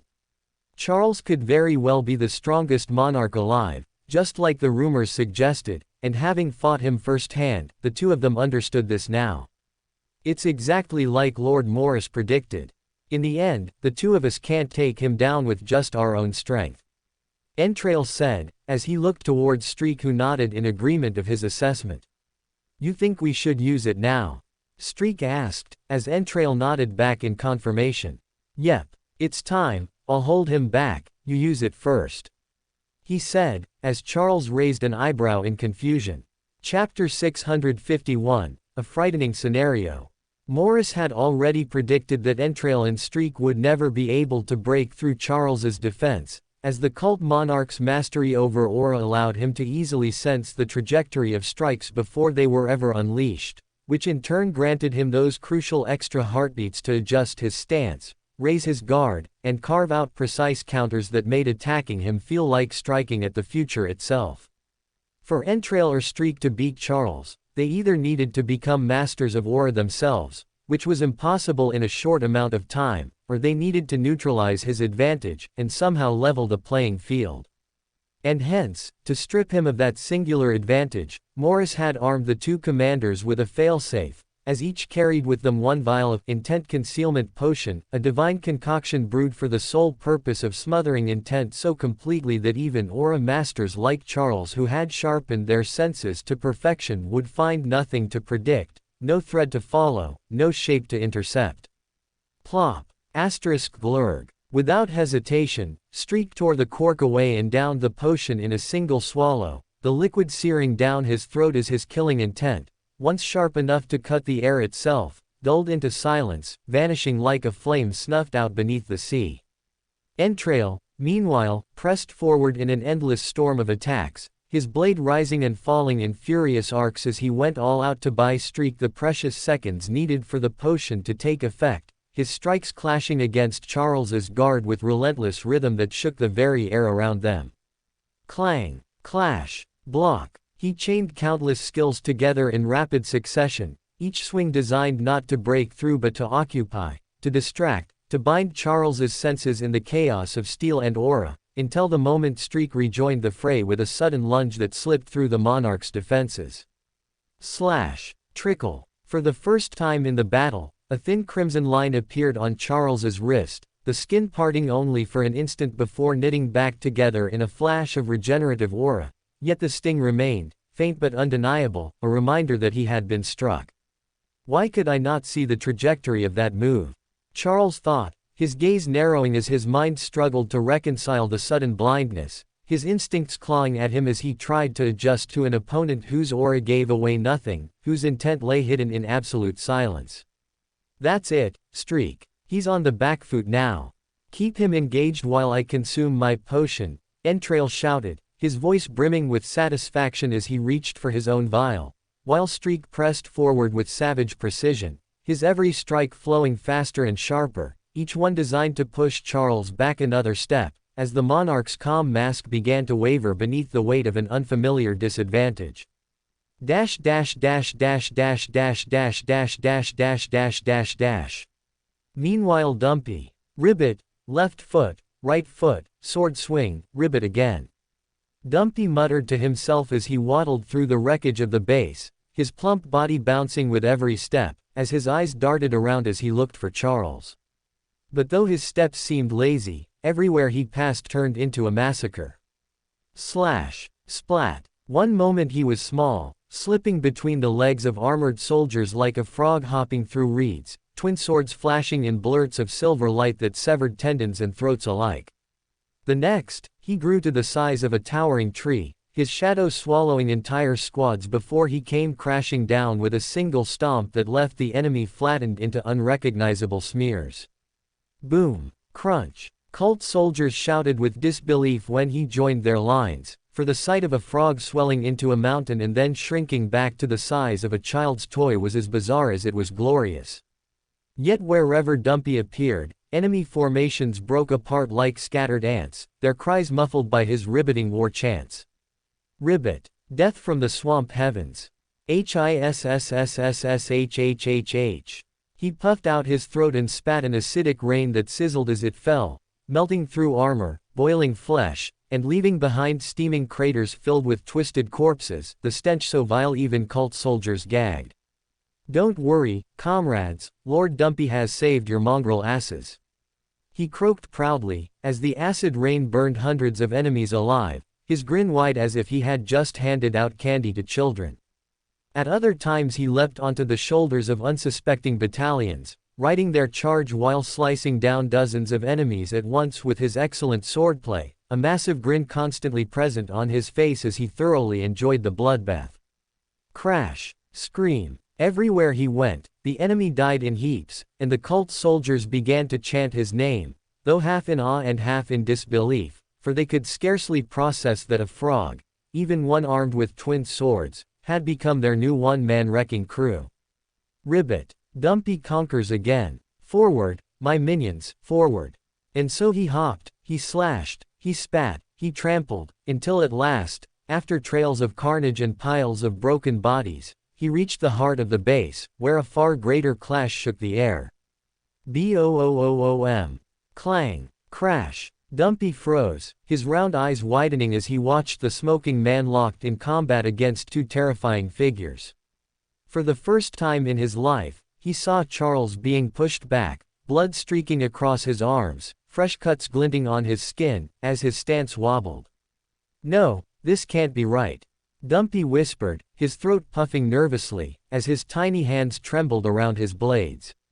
To him, Charles was an immovable mountain, the eternal smoker who could swat any enemy he faced aside like flies, yet here he was, staggering back, battered and breathing heavily. It must be an act, yes, it must be. Smoking Man is holding back his real power. He always does this. He has to be. But even as he said it, Dumpy felt his gut twist, for the other angle to this story was too frightening to accept. Chapter 652, Charles the Aura Farmer. Clang, clang, slash. Even with the intent concealment potion burning through their veins, it still took the combined fury of entrail and streak to push Charles back step by step, for though their hidden intent robbed him of his usual advantage, neither of them could truly stand against the weight of his defense alone. Entrail fights with a surgeon's precision, his every attack is very technical and designed to disrupt my rhythm and stance, while the other one moves like a phantom, fast and relentless, slipping in those sharp strikes that threaten to pierce the gaps Entrail creates. Charles calculated inwardly, his mind dissecting their flow even as his blade carved arcs of silver light to intercept the storm raining down upon him. Yet for all his calm dissection, Charles could feel the rhythm beginning to shift, the relentless pace forcing his guard to move faster, as sparks leapt from each collision and shallow cuts began to decorate his skin. Slash, slash, block. The two enemy commanders seemed to be growing more and more confident with every exchange, seemingly emboldened by the faint streaks of blood that were now very distinctly visible on his body. "You know, Commander, for a long time I couldn't break through Dupravel's defenses either," Entrail said, his voice smooth yet brimming with anticipation as his blade began to pull an unnaturally high amount of mana. "But in the end, there was one move that tore his guard apart. And it was this. Infinite slash," he declared before vanishing in a blur, his figure scattering into a dozen afterimages, where each one swung in perfect synchrony, as arcs of purple light erupted across the battlefield. Thrum. Flash HHH. The very sky above them seemed to fracture into ribbons as the slashes rained down without pause, each one a seamless extension of the last, flowing into eternity without beginning or end. SLASHHHH. SHHHK. Trickle. Charles braced, his sword snapping up again and again in desperate parries, as his protective barrier skill hardened across his chest and neck to protect his vitals, but still the storm of strikes carved across his arms and legs, crimson lines splitting skin open as blood splattered onto the fractured concrete at his feet. Thankfully, his guard held where it mattered most, his core unpierced, but his body now bore a collection of shallow wounds, each one a reminder that even the strongest wall could be chipped away, piece by piece. "Ha! Look at him bleed," Entrail barked, his grin feral, his afterimages collapsing back into his real form as he stood tall, blade raised, eyes gleaming with hunger. But before Charles could even catch his breath, Streak's aura swelled, black and violet threads coiling around him like a poised serpent, as he unleashed his most powerful attack as well. Cosmic Destroyer, he declared, as immediately. Boom. FSSHHHHHH. The space between them itself seemed to rupture, unleashing a colossal arc of condensed destruction that howled like a collapsing star, its sheer weight tearing apart everything in its path, stone, steel, and air itself shredding as it bore down on Charles. Crash HHHH. Roar. The monarch raised his sword to meet it, his aura flaring to full height, yet the force of the strike was too great, smashing through his guard and hitting hard against his chest. SLASHHHK. Blood splatter. A gash tore open across his torso, the wound deep and vicious, sending blood spraying in a violent arc as Charles staggered back, his boots dragging furrows into the ground, his breath ragged as he dropped to one knee. Ha! Ha! The sight was shocking. Charles, the alleged strongest monarch, the immovable wall of the cult, finally kneeling, his blade trembling in his grip as his blood pooled across the broken stone. Looks like your legendary defense is in shambles, Commander, Entrail mocked, his voice triumphant as he pointed his blade towards Charles's throat from afar. The next flurry will be your last. This time, I'll have your head, he claimed, but even as he spoke, Charles's lips curled into a slow, knowing smile, his eyes gleaming with a confidence that cut deeper than any wound. No, it's not me who is out of time, he said, his voice steady despite the blood running down his chest, as he lifted a finger to point toward the heavens. It's you. Whom? Boom. The sky erupted in brilliant pink light, the lattice of runes bursting alive as the planetary mana shield of Juxta roared back into existence, sealing the skies, trapping the universal army inside with nowhere to run. Charles rose once more, bloodied yet smiling, his aura swelling like an endless tide, for now it was his turn. Crack, crack, cracking his neck, and then his shoulders, Charles began to laugh an almost maniacal laughter, which sent genuine chills down entrail and streaked spines. What nonsense is this? Why are you happy that your stupid planetary shield is up again? How does that even matter? Our army has already entered your skies. Entrail said, as Charles wagged the finger on his free hand. It's no longer to keep you out. Now, it's to lock you in. Since you displayed the audacity of stepping onto cult lands, you must now pay the price for it with your lives, Charles said, as the wounds on his body began to evaporate rapidly, as he became covered in sizzling hot steam.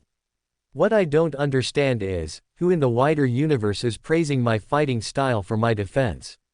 When have I ever endured a battle or left my enemy alive to tell the tale later? My defense is my weakest aspect. What I'm truly good at, is of course unstoppable offense, Charles declared, as his killing intent spread wide and hard, pressing down on both his enemies, who now quivered in his presence. I have toyed with the two of you for the past 25 minutes, simply because I did not want to risk letting you run away if I showed my true powers. However, now that running away is no longer an option, Charles said, his voice dropping into a low growl as his blade began to emit small sparks of thunder, the ground beneath him fracturing under the sheer weight of it. The real battle finally begins. Chapter 653, Careful What You Wish For. Juxta Military Base, Entrail's POV. Entrail did not buy into Charles's explanation that he was just waiting for the barrier to go up before getting serious. After all, who in their right mind would gamble with their life like that? He thinks he can play mind games with us with that false show of strength. Come on, we are monarchs, not master-tier beginners. Entrail thought, as he scoffed at Charles's actions. However, although he doubted Charles's words and wanted to dismiss it as last-ditch bravado, when he and Charles clashed blades yet again, instead of holding his own, he was blown back on raw strength, as if his peak force was only half of what Charles possessed. Clang! Boom! Entrail skidded across the fractured ground, his boots carving trenches, his arms trembling as he barely steadied his blade. What is this abnormal strength? Entrail muttered, his voice sharp with disbelief as his eyes widened at the figure striding calmly out of the dust cloud. You wanted to fight the best monarch in the universe. Well, careful what you wish for, son, Charles said, his tone casual, as he rotated his pristine blade with a calm that indicated that he had all the time in the world to pick his attacks. Step, step. He moved forward slowly, his presence swelling like a storm tide, and with every step Entrail felt his own confidence fracture, piece by piece, as if the very air around Charles had grown heavier, pressing against his lungs, demanding recognition. Don't let him get in your head. His boost in strength must be because of some skill activation. He can't possibly be holding back that much strength for so long. Streak hissed, darting to Entrail's side, his eyes flashing with grim resolve. His body is healing fast, but he's also using up massive amounts of mana to regenerate. If we push now, maybe we can break him. Streak suggested, as Charles simply scoffed at his words. You spoke nothing for the first 25 minutes we fought, while the other one kept blabbering like a 5-year-old. I almost expected you to be the wise one of the two. Someone with a more mature demeanor in contrast to your partner's childish delusion. However, when you did eventually open your mouth, you shattered that image instantly. In the end, you're just as foolish as your friend. Charles noted, as he shook his head in disappointment. Clang, clang, swoosh. Entrail lunged with a flurry, his blade a blur of purple arcs, while Streak vanished into streaks of black light, reappearing on Charles's blind side with a silent thrust. Yet Charles turned on his heel with effortless timing, his blade carving a crescent that caught both strikes at once, the recoil sending sparks spiraling across the battlefield. Boom! The shockwave forced Entrail back yet again, while Streak staggered 2 steps, his wrist trembling as his blade nearly slipped from his grasp. No way, he read me even with the potion still active. Streak muttered inwardly, his lips tightening as panic flickered in his chest. Of course I read you. Come on now. Who the fuck do you think I am? I only mastered aura as a monarch, up till then I was a dumb and blind fighter just like the two of you. Which means, my basics are strong. And that, I too can read the twitch of your muscle, the rhythm of your breathing and the tremor behind your stance to predict your attacks. You are open books in my eyes, I just needed time to readjust to this old style of fighting, which I haven't used in a century. Charles explained, as his words enraged Entrail to no end. Shut your mouth. Entrail roared, his pride fraying, as he pooled his strength into a technique that came at a great personal cost for him. Shattering blade waltz. Thrum. Slashhhh. His body twisted in a spinning storm of blade shadows, each swing carrying with it immense explosive force, as his own skin tore up in blisters from the action. Brr. The attack threatened to destroy the entire Juxta military base if not contained immediately, as for the first time, Charles gripped his sword with both hands, his lips curving into a grin as he unleashed a fraction of his true strength. Absolute destruction, Charles declared, as he unleashed a single sword attack, so powerful, and so domineering, that not only did it cleave Entrail's attack in half, but it also went on to split his torso, severing his left shoulder from the rest of his body completely. Slash. Scream. Arghhhhhh. Entrail screamed in pain, as his red-hot monarch blood sprayed everywhere. Fshhh. Streak help. He yelped, begging for his partner to cover for him while he reattached his arm and drank a healing potion. However, before Streak could reach out to help him, Charles moved in a blur of speed and unleashed that mountain-splitting slash, his blade descending like a continent dropped from the heavens. Boom! The ground caved in beneath Entrail, his knees slamming down as blood sprayed from his mouth, his body screaming under the weight of the blow. Entrail! Streak shouted, his fury spiking as he arrived a heartbeat later, his blade glowing with black-violet light. Silent void rend. The attack was invisible, inaudible, its trajectory unreadable. Yet Charles tilted his head ever so slightly, his blade rising with impeccable calm. Clang! The invisible slash met steel, sparks scattering as Streak's face contorted with disbelief. How can you still see it? He whispered, his confidence shattering like glass. Yeah, that confirms it for me, you're an idiot, and hence I've lost all interest in you. You can very well fuck off, Charles replied coldly, his blade thrusting forward with lightning speed. Shhhk. Blood sprayed as Streak's shoulder was pierced, his body tumbling back with a ragged scream, his blade clattering against the broken stone. No, no, no, this isn't possible, Streak thought desperately, his mind unraveling as he clutched his wound, eyes wild. We are monarchs, the same tier as you, there shouldn't be such a gap. Tier. Charles chuckled, his lips curling as his eyes gleamed with predatory light. Do you really think strength is decided by words on parchment, by neat little titles and ranks? I have spent my life training with a god. You two are nothing more than children with a playing knife to me. Step, step. He advanced again, each step now striking fear into the heart of his enemies, who shuddered and reeled back. Stop him, Entrail snarled, his pride refusing to break as he lunged once more with one arm, his blade glowing with another desperate attack. Infinite slash. Dozens of afterimages flared again, slashes raining like endless ribbons across the field. But Charles only grinned wider, his blade flashing with incandescent brilliance. Heaven-sundering reversal. Clang. SHHHK. Boom. In one impossibly swift motion, he cut through every afterimage at once, unraveling the entire technique like tearing apart a spider's web, before driving a savage kick into Entrail's chest that sent him crashing through a half-collapsed wall, coughing blood in ragged heaves.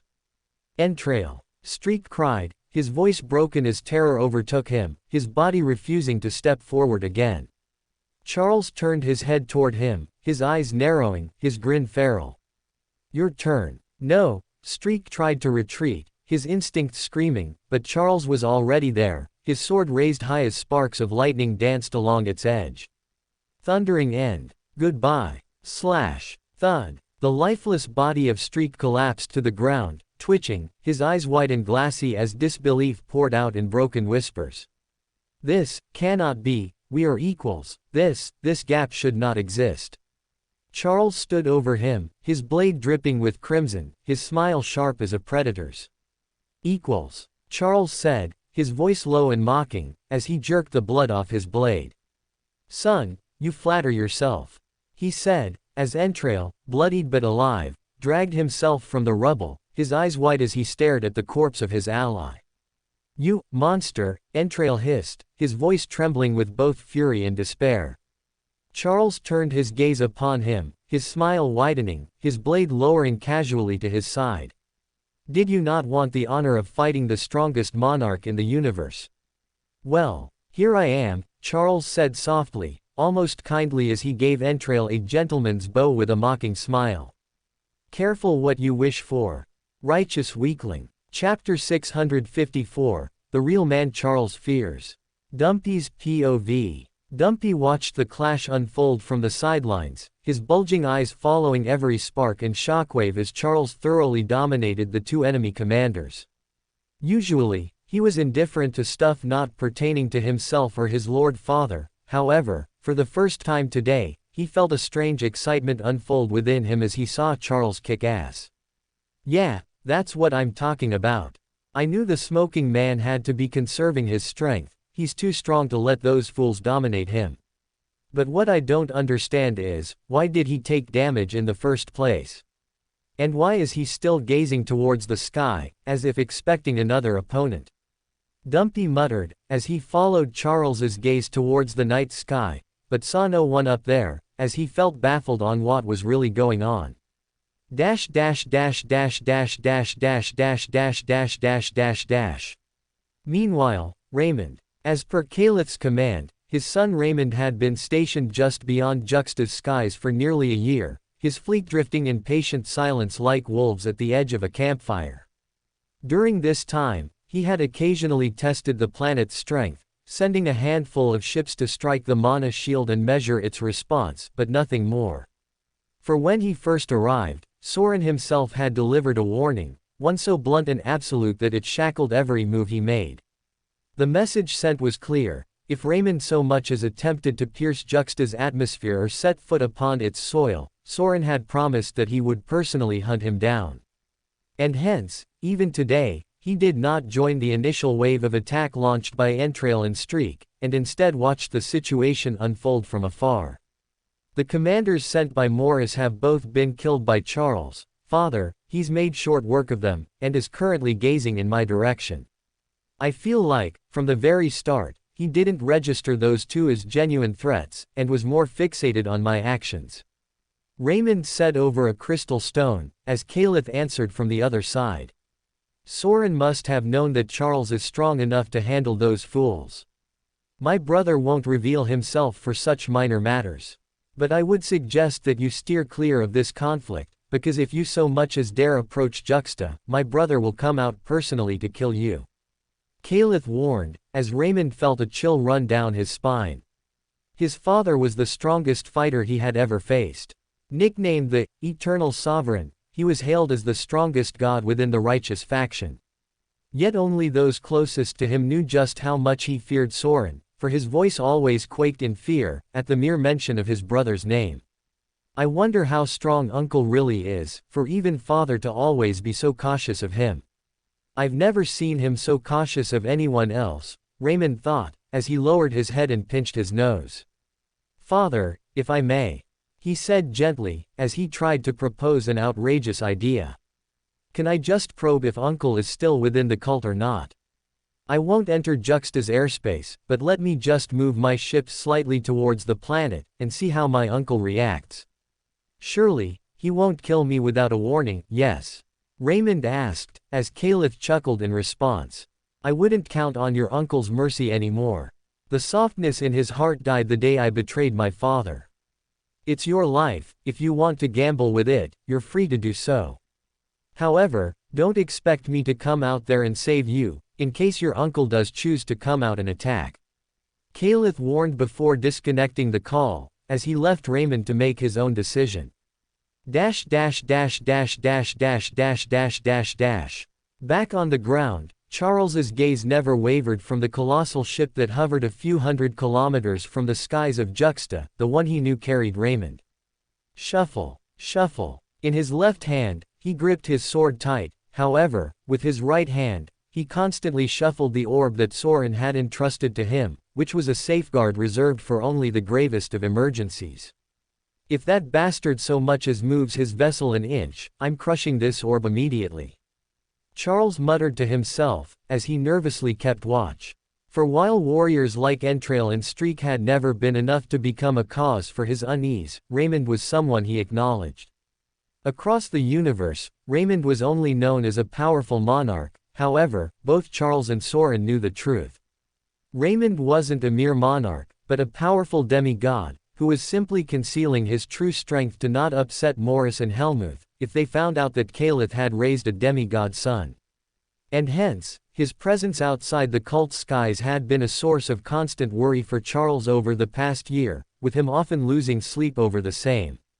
Thankfully, it was Soren's firm warning a year ago that deterred Raymond from making any big moves.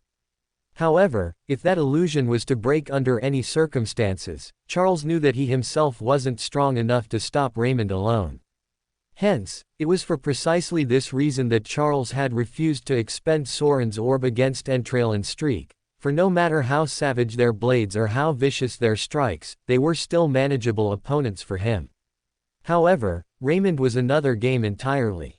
And it was for this very reason that he had deliberately played the part of the beleaguered defender during the earlier stages of battle, allowing Entrail and Streak to believe that they were carving him down, because the longer they thought they were winning, the longer Raymond would have believed that his intervention in this war was unnecessary, which was Charles's ultimate goal from the start.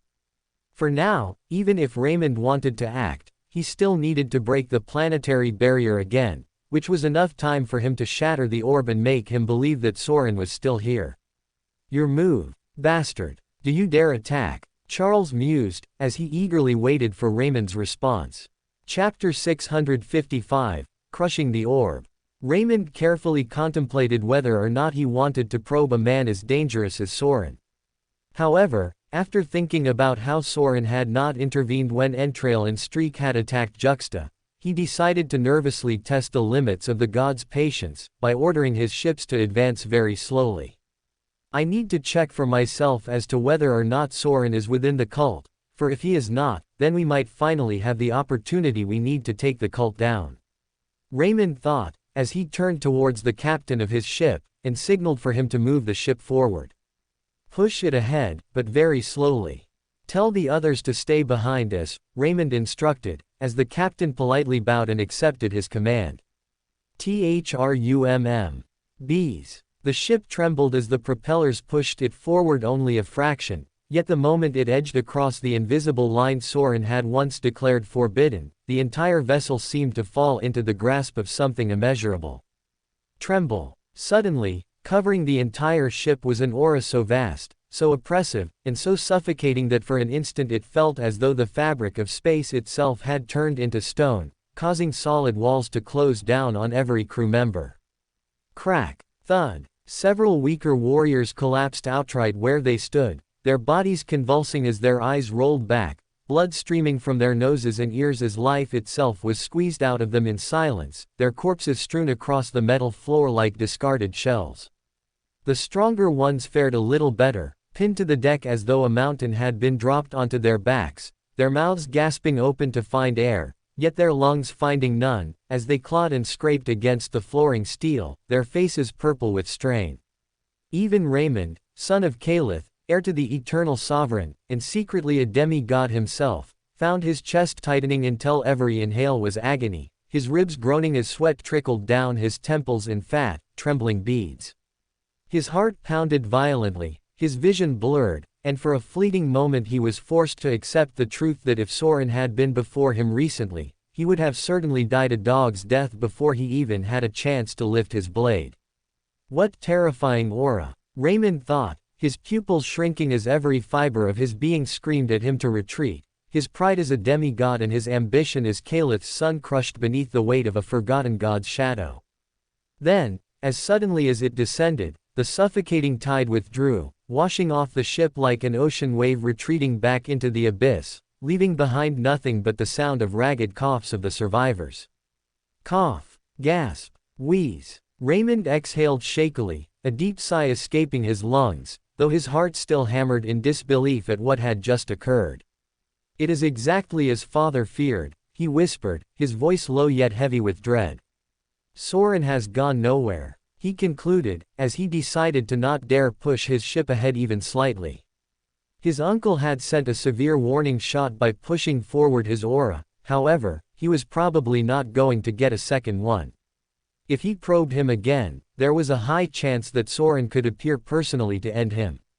And hence, he decided to stay out for now. Dash dash dash dash dash dash dash dash dash dash dash dash dash dash dash. Back on planet Juxta, the immediate situation around Charles was even worse than the fate that Raymond's crew experienced up in space, as although Charles had directed the attack precisely towards Raymond's ship, the faint traces of aura that still leaked into his surroundings were enough to knock both allies and enemies out. Poor Dumpty, who had been watching Charles fight from the sidelines, now sat passed out with foggy acid leaking from his open mouth, as Charles couldn't help but chuckle looking at his adorable unconscious form. On one hand, he felt sorry for the poor creature to accidentally come into contact with Soren's ferocious aura. However, on the other hand, he believed it to be good training for him, as being exposed to strong aura on the regular was the best way to become resilient against it. Thankfully, the effects of the aura leakage were confined to a mere 1 kilometer radius around Charles, for once one moved further out and higher into the skies, it became impossible to trace where the pressure had truly originated. Although it was Charles who had crushed the orb, there was no way for Raymond to confirm this from his vantage point, since at such a distance it was impossible to judge whether the suffocating force had come from 100 miles away or 100 million. And thus, when the warning shot washed over his fleet, Raymond reacted exactly as Charles had hoped, halting his advance at once, which in turn gave the monarch enough confidence to stop watching him altogether and instead devote his full attention to bringing the battle on Juxta to its conclusion. Dash dash dash dash dash dash dash dash dash dash. In a mere time frame of 2 short hours, Charles managed to completely wipe out the invading righteous faction forces from Juxta, as he flew to every continent on the planet, and single-handedly massacred millions through AoE combat. Whether it were the enemy's destroyers in the sky, or their legions matching in formation on the ground. Against a single slash of Charles, both became defenseless, as he massacred thousands with every swing of his blade. With both the enemy commanders dead, he became a one-man wrecking crew, who was unchallenged and unstoppable, and hence, in just 2 short hours, he turned the tide of war completely, and ensured a secure defense of planet Juxta from enemy hands. A few hours later, as the morning sun finally rose over the planet, and the commoners peeked through their window slits to nervously glance outside, it were the cult banners flying high. As much to the joy of the commoners. The cult had prevailed in this assault on their homeland. Chapter 656, Culture of the Cult. Meanwhile, outside the skies of Nemo, Uday's POV. Uday and his men observed the speed of construction ongoing on planet Nemo for a couple hours, before quickly coming to the conclusion that they did not have enough time to wait for reinforcements to arrive, and that they needed to decide whether or not they wanted to attack the planet, right now. My lord, we must move at once. Whether it's to retreat or attack. Every second wasted now is like a poison that we drink ourselves. So what will we do? The U-clan lieutenant asked, as Uday let out a resolute sigh. Sigh. We attack. Inform the pilots to be prepared for a tough fight, and inform the men to be prepared to lay down their lives. The odds of victory are 50-50. And I fancy those chances.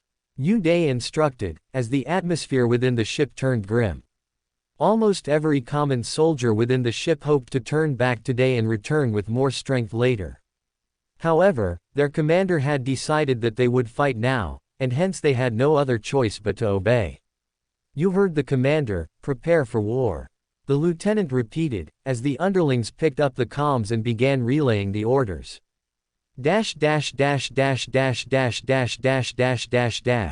Meanwhile, on the ground of planet Nemo.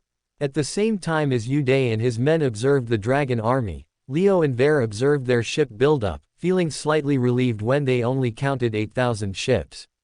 This is not a full contingent. We still have hope to hold on. Ver said after assessing the situation, as Leo nodded in agreement. Yes, but do not be deceived by their low numbers, cousin, Leo replied, his tone calm yet sharp as his eyes remained locked to the sky. We have only begun setting up rudimentary defenses here, a few surface cannons and makeshift missile launchers at best, which means the bulk of this battle will not be fought from the ground. But will rather be decided above us, in the skies. Ver frowned slightly, following Leo's gaze as Leo painted the most probable picture. Our men on the ground can play their part only when the battle for air superiority is concluded. As until then, their role will be limited to keeping stray units from landing, or picking off the wounded should their ships fall. Leo continued, his voice low, as he mentally calculated every possible outcome. The reality is this, in a situation like this, it is the pilots who will carry the burden, for the side that secures the skies is the side that dictates the war to come. He gestured towards the horizon where the cult's own squadrons were already assuming battle formations, black banners flapping against the wind as they awaited enemy arrival. If we can establish air superiority, we will choke them, deny them the ability to land, and force them to scatter before they can properly align. But if they take the skies from us, then it won't matter how many walls we build or how bravely our soldiers bleed on the ground, for we'll be nothing more than prey waiting to be harvested. Leo concluded as Ver clutched the hilt of his sword tightly. So, let's focus on helping our pilots as much as we possibly can. Although the common soldiers can't play a part in hunting down enemy ships floating dozens of kilometers from the surface, I know that you, me, Viper and Supe can.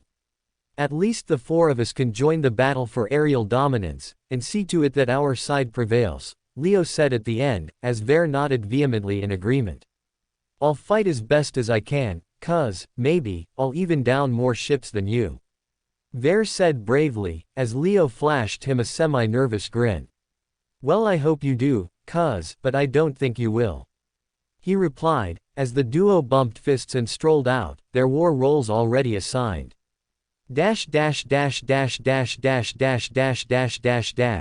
Meanwhile, a couple hours ago, the Dragon Army soldiers. Before joining Leo to observe enemy troop movement up in the sky, Ver had first gone around the base to address the common soldiers, and inform them about the impending U-clan invasion.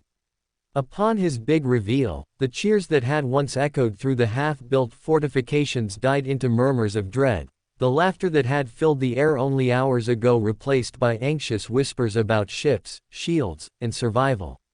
For most of the common soldiers, the truth struck harder than any blade, for they knew the defenses of Nemo were little more than scaffolds and patchwork towers, skeleton frames that could never withstand a full U-clan assault, and the knowledge that their lives now hung on the outcome of a battle they were not ready to fight, made many tremble in their boots. But Ver, standing tall before them with his chest puffed out, radiated a confidence so steady and unshakable that their fear had nowhere left to cling, as his words carried the warmth of conviction rather than hollow bravado, his tone calm yet commanding, his smile fierce enough to remind them that they were not lambs awaiting slaughter but soldiers of the cult, warriors entrusted to stand where others might fall. "Brothers, sisters, I know the fear in your eyes," he said, his voice carrying across the crowd without strain, as if every word were forged of iron. "I know you see the sky brimming with ships, and you think we are doomed before the battle has even begun. But let me tell you this, every ship that comes for us is one more chance for glory, one more chance to prove that we are not the broken ones, not the hunted ones, but the defenders of what we took with our blood and will keep with our blood." His grin widened as he drew his sword and raised it high, the polished edge catching what little light the overcast sky still offered, and though the soldiers trembled, many found themselves straightening, their spines stiffening as they were caught in the gravity of his spirit. "They say the U-clan are strong," Ver continued, pacing slowly before them, his eyes meeting theirs one by one. "But I say strength means nothing without resolve. They are coming to us expecting an easy victory, a crippled planet ripe for harvest, and instead they will find the dragon army waiting here, ready to fight them in the skies, ready to match them cut for cut, ready to remind them that when the dragon army plants its banners on any foreign soil, they do not fall." The murmurs of dread gave way to chants, hesitant at first, then louder, as the men who had been pale with fear moments earlier now shouted their war cries with a fervor that surprised even themselves, the weight of their terror dissolving under the shield of Ver's certainty. Since the dragon had said they could win, and since the dragon himself was leading the charge, the common soldiers believed that they could win as well. For in the end, their belief in the dragon was stronger than their fear of death itself. Such was the culture of the cult. Chapter 657, Hope. The skies of planet Nemo, a few minutes later. Soon, the U-clan's assault on Nemo officially began, as the cult fighter jets rose to the skies to respond. Vroom. SHRRRRK. Dozens of sleek black ships screamed into the upper atmosphere, their engines flaring like shooting stars as they climbed to meet the U formation head-on, the clash inevitable as steel and mana converged above the planet. From the very first collision, the differences between the two forces became apparent, for although the U-clan had come with higher numbers, bringing nearly 8,000 ships into orbit, their fleet carried none of the technological refinement that the cult had invested into its air force. Frigate met frigate, destroyer met destroyer, the same classes colliding in brutal symmetry, yet the outcome often fell in the cult's favor, for every one of their ships carried with it a hidden edge, an auto-deploying defensive shield that activated the instant an incoming attack threatened to be fatal. BOOOOM. Flash HH. A U-clan frigate scored a direct hit on a cult counterpart, plasma burning through the hull, only for a translucent barrier to flare into existence at the last instant, absorbing the blow and dissolving the impact into harmless sparks before vanishing just as quickly. The U-pilot's victory cry died in his throat, replaced by horror as the shield flickered out and the cult ship's cannons answered in kind, ripping his vessel to pieces. The difference was like that across the sky, again and again, as cult ships turned sure kills into reversals, their enemies realizing too late that every engagement required twice the firepower to confirm a kill. Though they fought from the disadvantageous position of climbing upward, where their thrust strained against the pull of gravity, the cult squadrons still pressed on with ruthless precision, refusing to yield an inch of the skies.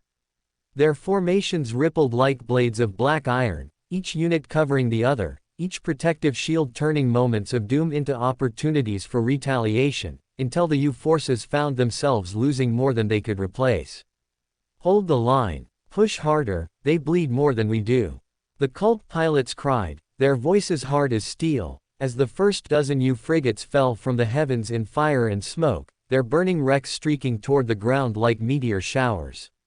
The balance of numbers still favored the U, yet slowly, piece by piece, the sky itself seemed to bend toward the cult, as though fate itself acknowledged that the stronger technology and sharper discipline could make up for disparity in numbers. Dash dash dash dash dash dash dash dash dash dash dash dash.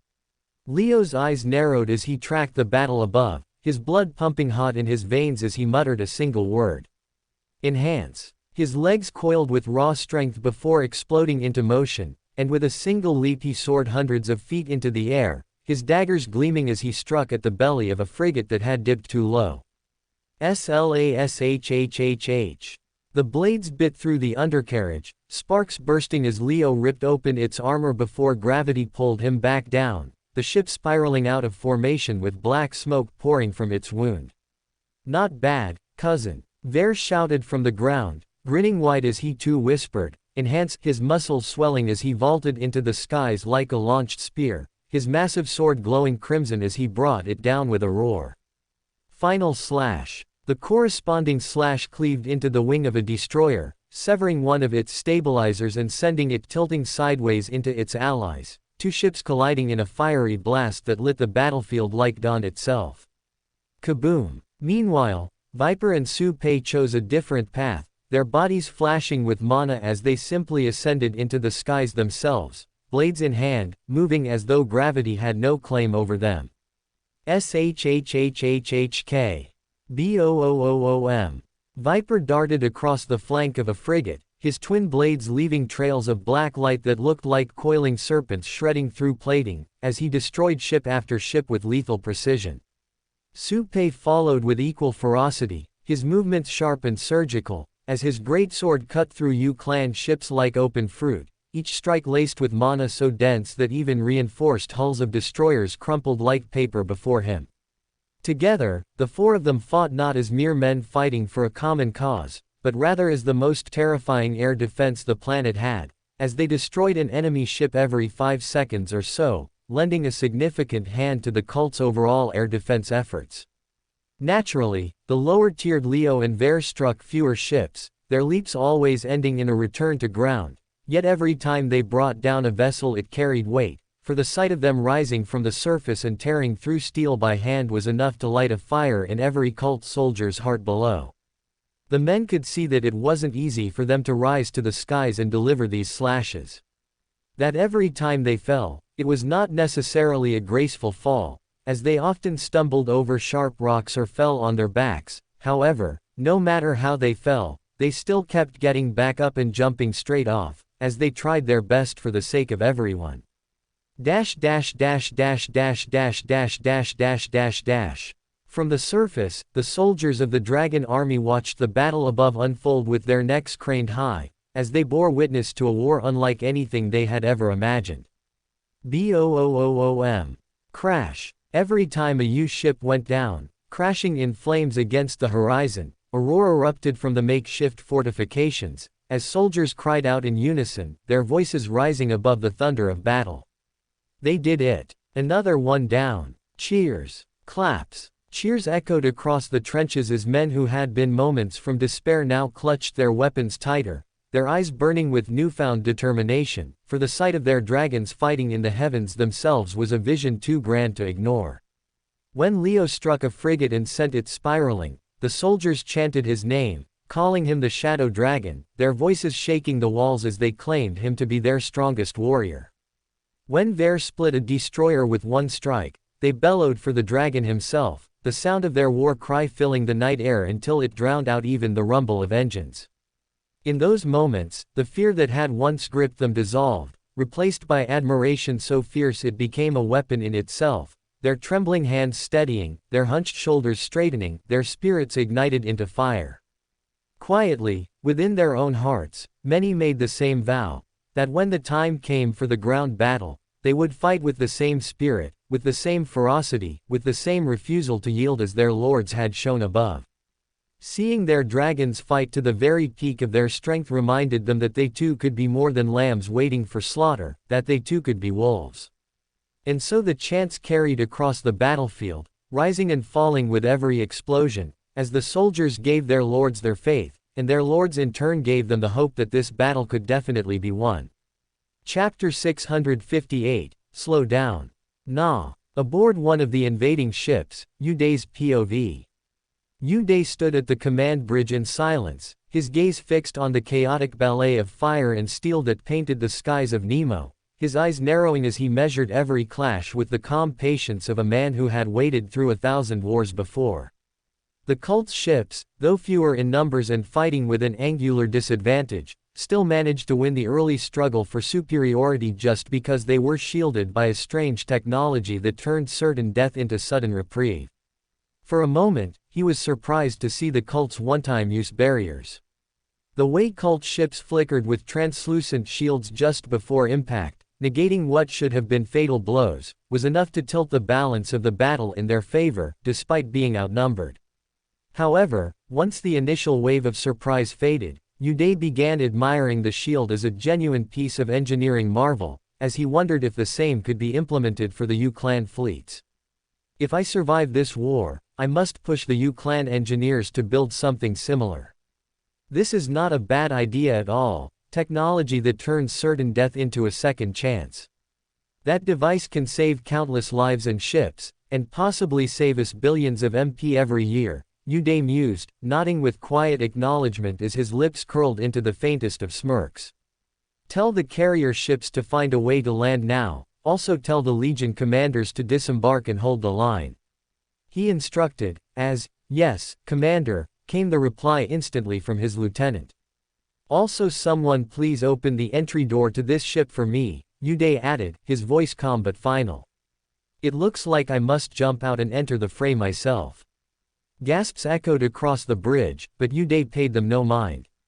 His boots clanged as he strode toward the entry door, his cloak trailing behind him, the pressure of his presence enough to silence doubts before they could form. Froosh. Air currents. Before he reached his destination, he found the entry door to have already been opened for him, as he nodded in acknowledgement to the officer that stood holding the gate, before jumping out, as he flew straight into combat. FWOOSH. His body cut through the air like a meteor, descending toward the clash where ships burned and men screamed, his aura burning bright enough that even those on the ground craned their heads upward in awe and terror. Dash dash dash dash dash dash dash dash dash. Clang. BOOOOM.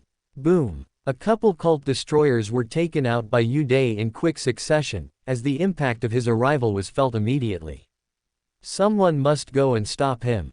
Su-pei thought, as he saw Uday from afar, before deciding that rather than waiting for someone else to take the challenge, he should do it himself, as he flew straight towards the man.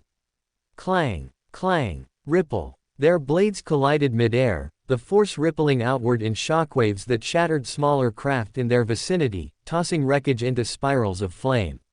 So it's you, Uday said with a cold smile, pressing his blade against Su-pei's in a grinding lock.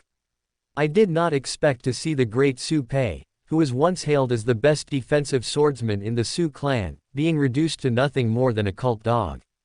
Uday taunted, as Su-pei's expression remained unchanged. I'd extend the offer for you to join us, but I doubt my master would lower himself enough to accept scum like you. Su-pei retorted, as his response made Uday smirk, as he increased the pressure behind his sword. Clash HH. Their blades split apart, arcs of silver and crimson slicing through the air as they re-engaged, each strike birthing explosions that could be felt from the trenches below. BOOOOM. Crack. Ships were caught in the periphery of their duel, hulls shredded apart by stray strikes, pilots screaming as they spiraled into oblivion. Yet neither Uday nor Su-pei so much as blinked, their focus entirely on the other, as the two apex predators clashed with lethal intent. Dash dash dash. Meanwhile on the ground, THRUMM. BOOOOM. Meanwhile, the U-clan carriers performed emergency landing maneuvers, disgorging lines of soldiers from their hulls, who quickly formed into defensive ranks around the military bases of Nemo. All men lock shields, prepare the tortoise formation. The Legion commanders yelled, as the U-Clan soldiers quickly complied. With shields locked and weapons raised, they showed discipline in quickly forming a functional wall, as they quickly got into proper battle formation. Stomp, stomp. Hundreds of thousands of men marched in unison, their banners raised high, their chants filling the battlefield like a drumbeat of war. But then, from the cult side, only two figures surged forward, Leo and Ver, as while the rest of the dragon army fought from the advantage of trenches and hastily built defensive lines, the two dragons charged forward like they feared no one. Their feet hit the ground in perfect synchrony, their weapons gleaming, their auras blazing so intensely that the U-Clan soldiers before them felt their spines straighten in reflex. Slashhhh. Boom. Leo's daggers flashed first, weaving through the ranks like streaks of black lightning, each strike severing a throat, piercing a heart, dismantling the U formation piece by piece. Beside him, there was a storm incarnate, his blade cleaving through shields and armor as if they were made of parchment, each swing claiming half a dozen lives at once. Hold them down. Those are the most wanted men in the universe, claim their heads and you become a legend forever. The U-Clan soldiers shouted in defiance, trying to hold their line, but each attempt at resistance was met with unrelenting brutality. The dragon and shadow dragon fought back to back, their movements so synchronized that it seemed as though one mind guided both bodies. Crash. Roar rrr. Explosions lit the battlefield, the air thick with screams and steel, yet the sight of the two brothers tearing through the swarm became a beacon to the cult soldiers, a living banner that no enemy could hope to topple. Even surrounded, even drowning in enemies, they fought without pause, their blades carving arcs of inevitability, as the U-Clan soldiers pushed harder, desperate to encircle them, only for the duo to dismantle any and all attempts that they threw at them to hold them down. The transcendent tier, it's propelled me into a new gear. I can probably keep this up non-stop without needing a break, Leo muttered, as he felt like despite going at full throttle, he did not feel his stamina depleting at all, as at the transcendent tier, he had already surpassed the limits of a mere mortal. Yeah, you might want to slow down, I'm falling behind just a tad, Ver said, as unlike Leo, he could not see the perfect cracks in the enemy defense, or the precise arcs of their incoming attacks, causing him to waste more time on defeating each opponent as compared to Leo. Nah, you keep up. Else I'll smoke them on my own. Leo replied, as he felt confident, that apart from the U-Clan monarch, no one else could stop him right now. Chapter 659, Deadly Duo. The skies above Nemo, Su-Pei's POV. Yu-Day was far from the most terrifying opponent Su-Pei had ever faced, yet there was something unnerving about the way the man fought, for his attacks did not come in measured bursts that could be studied and countered, but in a ceaseless torrent that allowed for no pause, no breath and no moment for reprieve. He fought almost single-mindedly, with the singular goal of destroying his opponent before he got destroyed himself. However, this strategy was not the most useful against someone like Su-Pei who was a master of defense. For despite his endless barrage, Su-Pei's defenses remained firm enough to keep a single attack from damaging him, as all the barrage could do in the end was to restrict his freedom of movement, and prevent him from launching an effective counter. Endless cosmic barrage. Yu-Day's voice cracked like thunder as his blade erupted in a storm of shimmering arcs, each one trailing cosmic light that tore through the sky as if he sought to carve open the heavens themselves, the sheer density of strikes forming a cage of destruction that pressed down upon Su-Pei from every direction at once. Clang, shurring, boom. Su-Pei's greatsword moved like a fortress wall, absorbing each impact with unshakable steadiness, his arms trembling not from weakness but from the sheer volume of strikes he was forced to endure. As he was driven higher and higher into the sky, the shockwaves bursting outward and scattering nearby frigates like leaves in a storm. A streak of violet light descended, Yu-Day twisting midair as he roared, his blade igniting with another technique. Heaven-splitting cross. Twin arcs of energy split apart from his strike, one curving left and one right, before folding inward like a scissor aimed at Su-Pei's chest. Flash hhh. Su Pei's eyes narrowed, his lips parting in silence as he shifted his stance and released his own technique, the surface of his blade hardening with layers of condensed energy. Iron Bastion Guard. Clank. Asterisk. The scissor blades collided against his guard, sparks scattering in every direction, as the collision rang like a cathedral bell across the skies, yet Su Pei did not fall, though his arms shuddered with the strain and his shoulders burned from the weight. What a monster, he's been going like this for several minutes now. Su Pei thought, as he realized that Yu Dai was some sort of a stamina freak, with his speciality being his limitless endurance.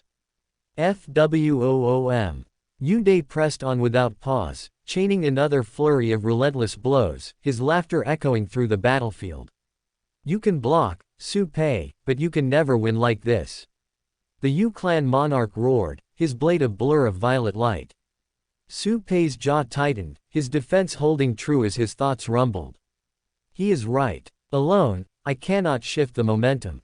His style feeds on aggression, and my shield alone will never break his rhythm. But I am not alone, he thought, as from the corner of his eyes, he could see Viper approaching fast. SHHHHK. Asterisk. A sudden black streak tore across Yu Dai's blind side, moving faster than sound, and before he could twist fully to block, twin blades lashed out, carving a deep crimson line across his cheek. SLASHHH. Spatter. Blood sprayed into the wind as Yu Dai snarled, his composure breaking as he clutched his face, his eyes burning with fury. Viper hovered before him, his blades humming, his grin sharp. Didn't see me coming, did you? He taunted, his voice carrying the same venom as his strike as Yu Dai felt a paralytic poison seeping into his bloodstream. Fighting with Neo-Basilisk poison. Nananano, who is the moral-less fighter? Surely you're not from any of the 6 great clans. Yu Dai said, as Viper bowed with joy. He was indeed not from the 6 great clans, nor did he have any qualms about fighting dirty. Ha ha, took you long enough to get here. Su Pei said, as he exhaled in relief and reset his stance, as he stepped back into formation beside Viper. He had been hoping for his partner to arrive for quite some time now, however, Dupravel took his sweet time to come. Yeah well, it's not like he could hit you anyways. Dupravel bantered, as Su Pei let out an amused chuckle in response, before pointing his blade towards Yu Dai.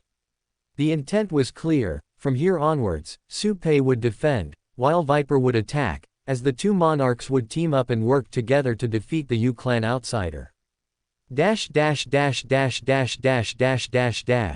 Meanwhile on the ground below, the Yu clan infantry finally came face to face with the cult defenders inside the trenches as a bloody battle for ground supremacy began.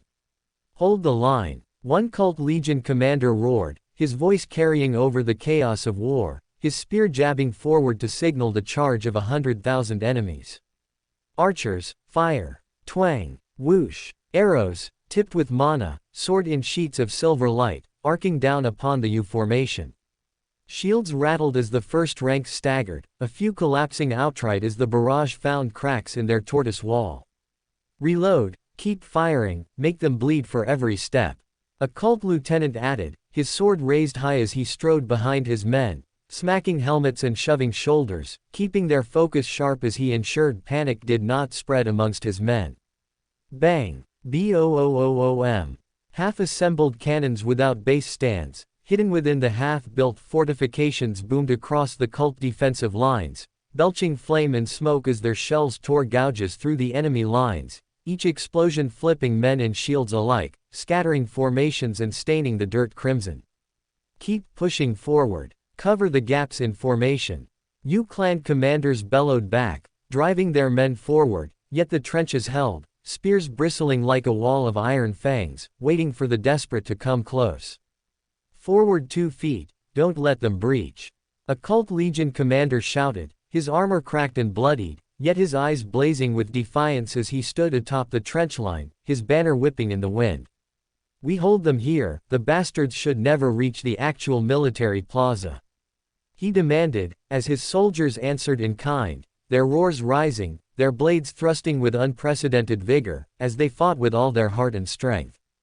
The Yu clan had come to Nemo with superior numbers, yet every inch they gained was paid for with rivers of blood, and every step they took was challenged by cult soldiers who fought not as poorly trained men but as a wall, a fortress of flesh and steel, who refused to break even as the ground shook beneath their boots. This was the first real test for the Dragon Army, as for the first time ever, they faced off against a proper enemy army which marched forward in a tight and disciplined formation. Yet, for now, the cult's men held strong, their boosted morale lending them exceptional courage even against difficult odds, as they roared in defiance with every thrust of their blades, turning fear into fury, and fury into an unshakable wall of iron will. Chapter 660, Tactical Retreat. In the skies of Nemo, Yude's POV. Against the combined attacks of Supei and Viper, Yude found himself hard-pressed to defend, as the duo worked in perfect sync with one another to drive him back. Clang. Slashhh. Boom. For a while, Yude managed to hold his own, his relentless attacks enough to keep the two cult monarchs at bay, yet it soon became abundantly clear to him that he was no longer in control of the rhythm of the fight. Instead, it was Supei who anchored the fight with his steady, immovable defense, while Viper made the most of his partner's blocks to place those precise counters, his each strike searching for the smallest slip in Yude's defense. "Esteemed Lord Yude," Viper said between exchanges, his tone sarcastic, as his lips turned into an arrogant grin behind his mask. "Do you know the speciality of the Neo-Basilisk poison? I'm sure you do. But if you don't, let me educate you. If untreated, it saps the stamina of its victim, choking the blood's ability to carry oxygen, and worse, it clogs the mana circuits so they can no longer flood with power. The more you strain, the faster it spreads. So tell me, how long can you keep this intensity up? Because very soon, you'll feel your endless stamina starting to bottom out." Viper teased, as Yude's eyes flared with anger. "Shut up, scoundrel, don't try to play petty mind games with me. I've survived much worse than this measly poison," he roared as he unleashed Violet Dragon Cleave, his blade screaming with condensed force, as the arc of the attack tore through the skies toward both Supei and Viper. Clang.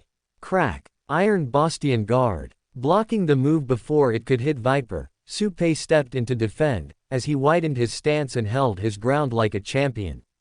Kaboom! The impact shook the air like thunder, the force dispersing against Yude's guard, leaving the monarch's chest open just long enough for Viper to slip in with a counter.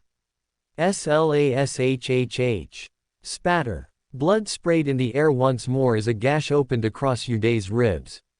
He stumbled back, his breathing suddenly labored, his chest heaving far more than such a meager wound should demand. Why is my breath this short? And my arms, feeling so heavy? He wondered, as alarm bells began blaring in his head. Normal Neo-Basilisk poison could not possibly affect a monarch like him this severely in such a short time span. Which meant that his opponent had most likely lied to him. What coursed in his veins currently was not Neo-Basilisk poison, but something much worse. Something that could take his life within the next few minutes if left untreated, as the realization completely crumpled his will to continue fighting. What did you really inject me with?" he asked, his voice raspy, as Viper's eyes glowed with menace.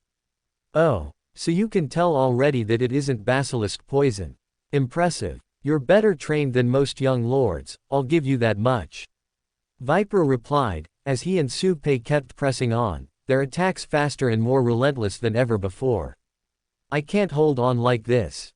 I must run, or I'll die," Yude realized, as each swing he made now dragged at his muscles, his condition worsening rapidly.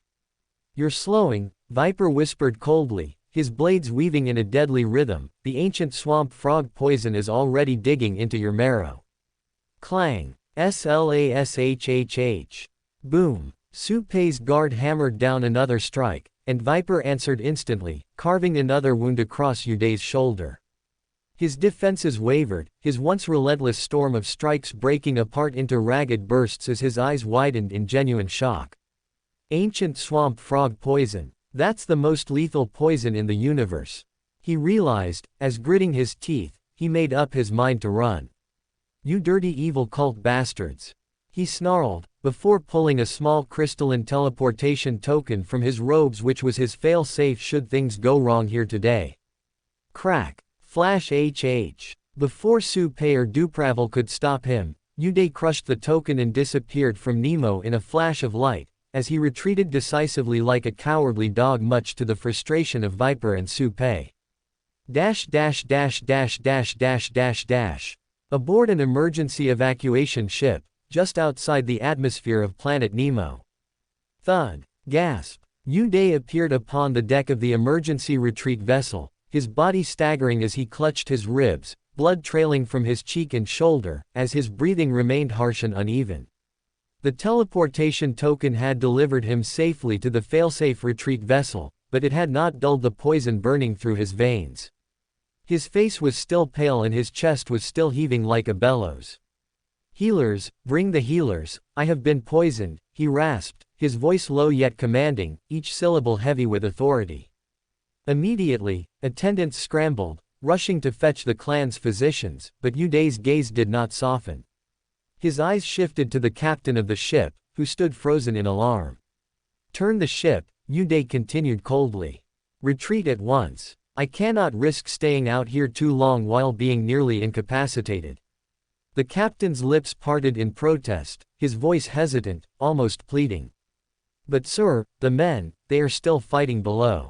They might need you." Swoosh. Slashhhh. Blood sprayed across the deck as Uday flicked his finger, a razor-thin arc of energy slicing the top half of the captain's ear clean off. The man collapsed to his knees with a scream, clutching his face as crimson streamed between his fingers. "Are you deaf?" Uday snarled, his eyes narrowing into venomous slits. "Did you not hear what I said?" He stumbled closer, towering above the writhing captain, his voice a growl that carried more weight than any blade. "My life is worth more than that of those mortals. Their purpose is to bleed in my stead, and they have done so. The first priority now is to keep me alive.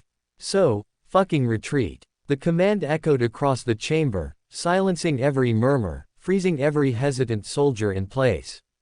No one dared argue, no one dared breathe too loud. The crew immediately scrambled to obey, hands flying over controls as the ship began to veer away from Nemo's atmosphere. Uday leaned heavily against the bulkhead, his breath ragged, his wounds still bleeding freely, but his eyes smoldered with pride. He refused to admit defeat, not even now. For to him, survival was not cowardice, it was inevitability.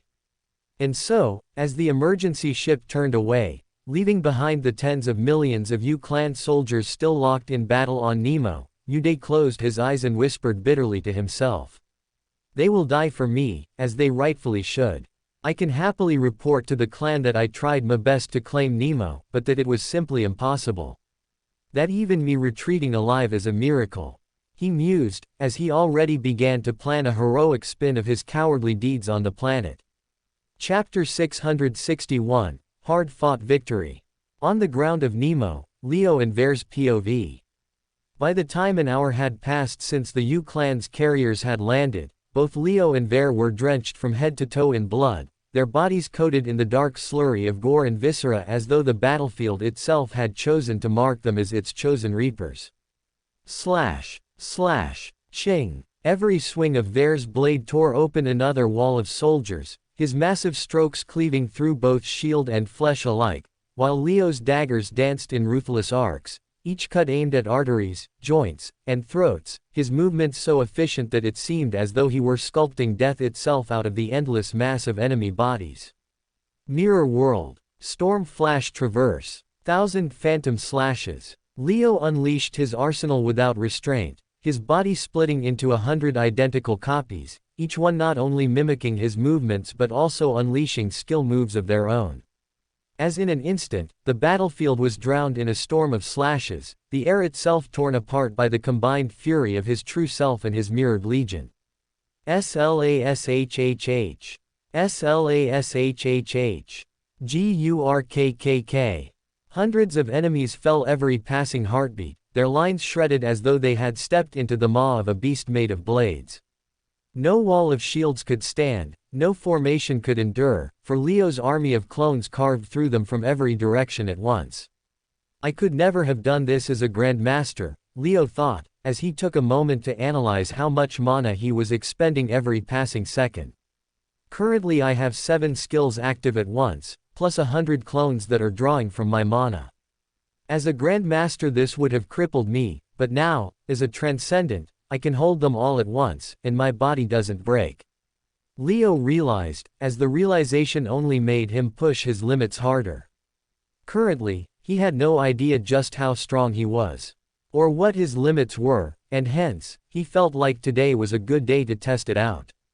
As a Transcendent, I can take on a legion of enemies by myself. It's like I myself am a walking army. He concluded, as although he wasn't alone, he knew in his heart that he could do this even without Ver watching his back. Though, in that case, he would be slightly slower. Ver, let's quickly finish this up and join our men in the trenches. Leo ordered, as Ver nodded and increased his tempo, as together, the two of them slaughtered an entire legion. However, although Leo was happy to realize that at his current strength he was like a walking army all by himself, he still couldn't help but wonder just how strong he would become if he managed to master the Emperor's Suppression Manual. For if he did, not only could he then defeat entire legions of enemies without ever having to lift a blade, but his mastery over aura would also make him even more formidable against stronger tiered opponents. Someday in the future, I'll have a taste of that power too, Leo promised to himself, as he couldn't help but feel his heart skip a beat just at the thought of such a universe-breaking power being his to command someday.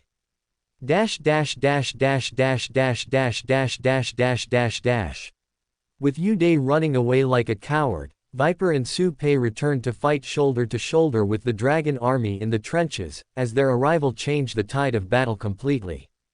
In just 6 hours after Uday fled, the duo flew from battlefield to battlefield all across the planet, slaughtering millions of U-clan troops, and helping the dragon army establish the upper hand, as by the end, victory was all but assured for the cult.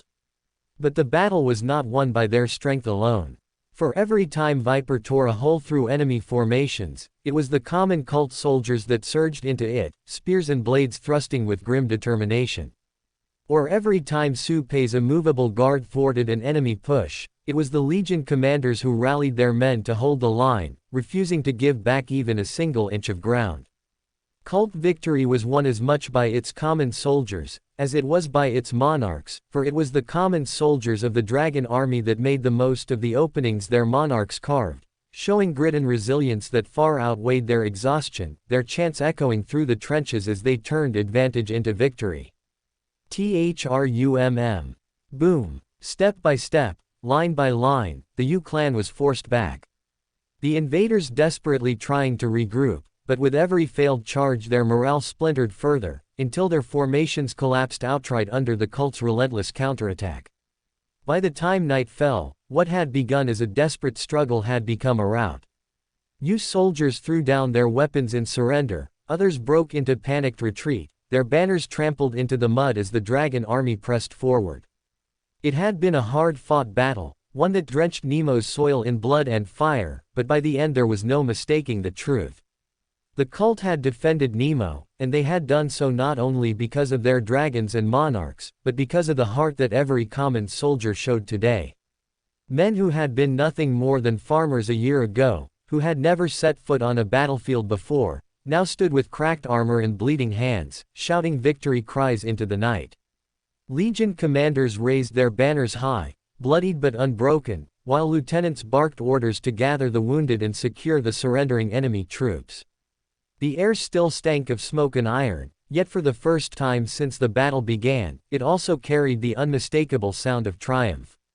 Today, Nemo had not fallen, it had endured, and in enduring, it had proven that the dragon army was no more a ragtag group of commoners. That it was now a proper army capable of holding its own in real battle. Chapter 662, Aftermath. Planet Nemo, the Aftermath. In the immediate aftermath of the war, the atmosphere within the dragon army was one of strange duality, joyous, because they had prevailed, yet somber, because this victory had not come without its cost. The trenches that had hours ago been filled with desperate cries and clashing steel now echoed with cheers of survival. Exhausted soldiers embraced one another, laughter bubbling out through cracked lips as they realized that they were going to live to see another day. Yet for every cheer, there was a sob close behind it, for too many of their brothers and sisters had not risen from the mud. Crackle, pop, fires burned across the ruined battlefield, casting deathly shadows over rows of bodies being laid out with care. Some were covered in cloaks, others in the broken banners they had carried, their faces already pale under the light of the flames. Survivors knelt beside them, heads bowed in silence, murmuring names and prayers as though clinging to their memory was the last honor they could offer. "We held strong, my men. I am proud of you all," a Legion commander cried, his voice raw but unyielding, his battered spear raised high above his head. A ragged cheer followed, yet his own expression did not brighten, his eyes were already lowered to the lists of the dead that would have to be written tonight. Meanwhile, Ver stood on a rise of rubble, his sword planted in the earth beside him, his chest rising and falling with steady breaths. All around him, soldiers shouted his name, chanting, "Dragon, dragon, dragon," their voices ringing with fervor, as he raised his fist in acknowledgement, but when his gaze fell to the rows of corpses being dragged away on stretchers, his grin faded, replaced by a solemn weight only he could carry. Nearby, Leo wiped his daggers clean, though the blood clung stubbornly to the steel, smearing rather than vanishing. The chants of "Shadow Dragon" followed him as well, men and women hailing him as a living legend. But Leo did not care for it. He simply clapped alongside them, then pointed towards Ver in the distance, reminding the men as to whose army this was, and who they should be thankful to.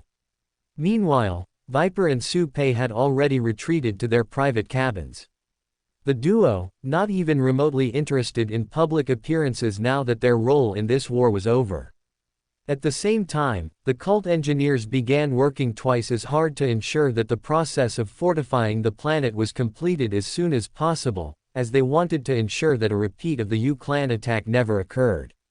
Finally, by nightfall, the army lit pyres not only to cook or warm themselves, but also to burn the dead. Around the flames, stories of the fallen were told, their laughter, their courage, their foolishness, their dreams all discussed with the living.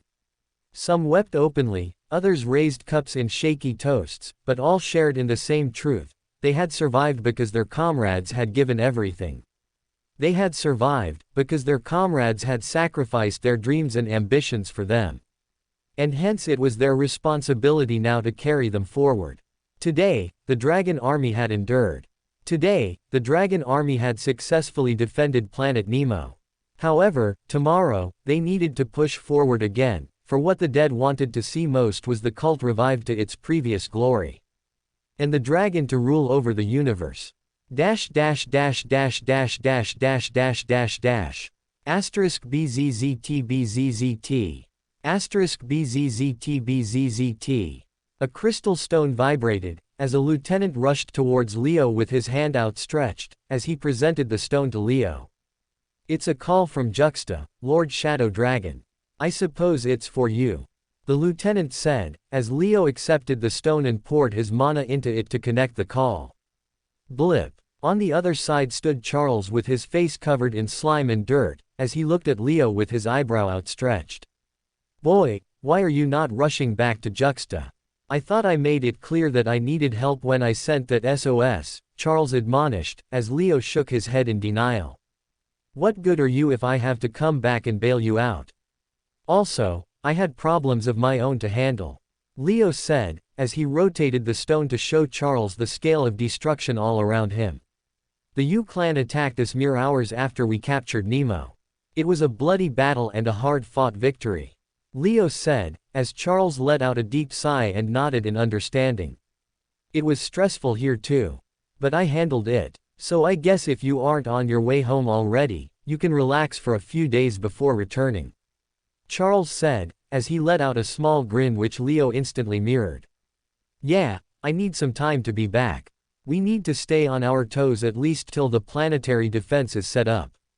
Then there's some hostage negotiation to do with the U-clan, since we are holding about 7 million of their soldiers." Should take me at least a month to wrap all of this up, but I'll try to be back sooner than that. Leo said, as Charles nodded before popping a cigarette in his mouth. *BZZT. Light. You know boy. Charles said as he exhaled a mouthful of smoke. There were a couple moments today, where I wasn't sure whether I'll live or die. And oddly enough, you were the only one who came to my mind as to whom I owe a goodbye. So in case a day ever comes when I can't say this to you.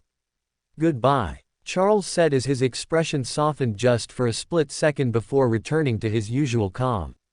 For a monarch like him, it was unusual to express such care for anyone. And hence, even though he did not say much, Leo understood the hidden implications behind those words. For Charles to have even said this much, Leo understood just how big a deal it was, and hence he was thankful for it.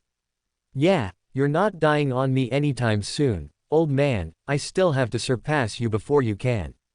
Leo replied, his own eyes moistening a little as he looked away from the crystal stone. Come on son, we both know you can't surpass me in this lifetime. At least keep your expectations realistic. Charles taunted, as they both broke out in laughter, which smoothened the emotional atmosphere between them. Chapter 663, An Empire in Decline. Planet Su Prime, Su Tang's POV. Su Tang, now a demigod, sat upon the golden throne at the heart of the Su clan's grand hall, his head raised high as his very presence radiated the authority of a higher being.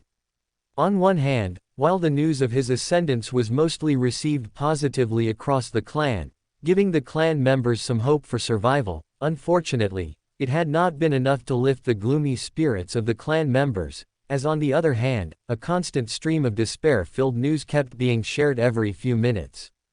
My lord, Vyomir's commander, Su Ragzu has denounced the Su in his name, an attendant declared, his head bowed so low it nearly touched the floor. He has pledged himself to the Du clan instead, and now calls himself Du Ragzu. Furthermore, as a gesture of goodwill, he has also surrendered control of planet Vanimir to the Du clan. The attendant reported as a murmur rippled across the chamber. Coward. Traitor. The words spat out from the lips of officers and elders assembled in the Su clan's grand hall today, their voices rising in venom, though the fury could not disguise the undertone of fear that more defections would soon follow. Currently, although the banners of the Su clan still hung proudly from the vaulted ceiling of Su Prime, its color had started to look faded to the eyes of everyone that saw it, for everyone could feel the glory of the Su clan slipping away in real time. Every man and woman who bowed before Su Tang today did so with genuine reverence, their voices respectful, their postures rigid, for none could deny the weight of his presence now that he had ascended into the demigod tier. Yet for all the respect they gave him, the fact of the matter remained that Su Tang was no Su Ren. And despite him being a demigod, the Su clan was still in massive decline. My lord, another servant stepped forth, his voice quivering as though each word were a blade in his throat. Monarch Su Wangtu has abandoned our name.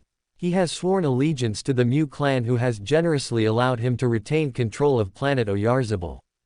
But their grace is not without its leash, and Su Wang has now become their lapdog. He reported, as the hall erupted in outrage again, the word, lapdog, hissed like venom, yet beneath the shouts was the quiet recognition that another pillar of the Su had been stolen away. My lord, we cannot let this slide. An example must be made of the defectors. A branch clan leader demanded, however, before Su Tang could respond, a third messenger approached, his armor stained with dust and travel, as he too spoke in a gloomy tone. My lord, planet Nemo, that was abandoned by Commander Su Bal in haste, has now fallen into the hands of the evil cult. So the tally of how many worlds we have officially lost now reaches 17. The scout reported, as the entire hall quaked with anger. The evil cult. So even those bastards want a slice of our lands Of course they attack us when we are weak. That's what they specialize in anyways. The officers cursed, however, Su Tang maintained his calm, his facial expression not changing in the least, as he had already expected as much. Step. Finally, another officer stumbled forward, he too having his head down, as he spoke with great shame. My lord. Monarch Su Lei and Su Fang are no more. They fell defending their homelands to the last breath. While Monarch Su Peri has been reportedly slaughtered in transit. His fleet encircled and annihilated by the Lu clan. The scout reported, as the reactions this time were mixed. Stubborn fools. They should have withdrawn when there was still time.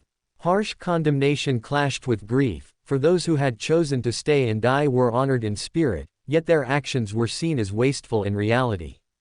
The mighty Su clan, once unshakable, now looked fractured, as some of their old pillars started to abandon them, while others denounced them outright.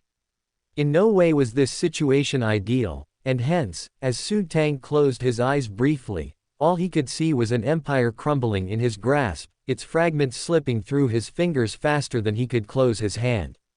The Su clan had once stood as titans across the stars. They were once one of the 6 great clans, yet now they were a dynasty in decline. A great clan that had gambled everything to just hold on to 4 planets. How foolish was I to think that the Su clan's strength came from the strength of us all as a whole. The greatness of the Su clan was always the greatness of you, father, and without you, this clan is nothing much. While every branch clan defector can be replaced, what we can't replace is you. If only you were still alive, the Su clan would never have fallen so far. Su Tang realized, as he slowly opened his eyes and let his gaze sweep the room. Can I become another you? Father. Can I rebuild this clan from nothing to reach the same heights it did before? Su Tang asked himself, but in his heart he knew that he could not. He had barely achieved the realm of a demigod after risking his life, and had no hopes of ever achieving true divinity. And hence, for him to ever become his father's replacement was simply impossible. Everything is going as expected. There is nothing to worry about. He said out loud, as although he was fuming regarding the betrayals internally, he did not let his frustration be seen externally.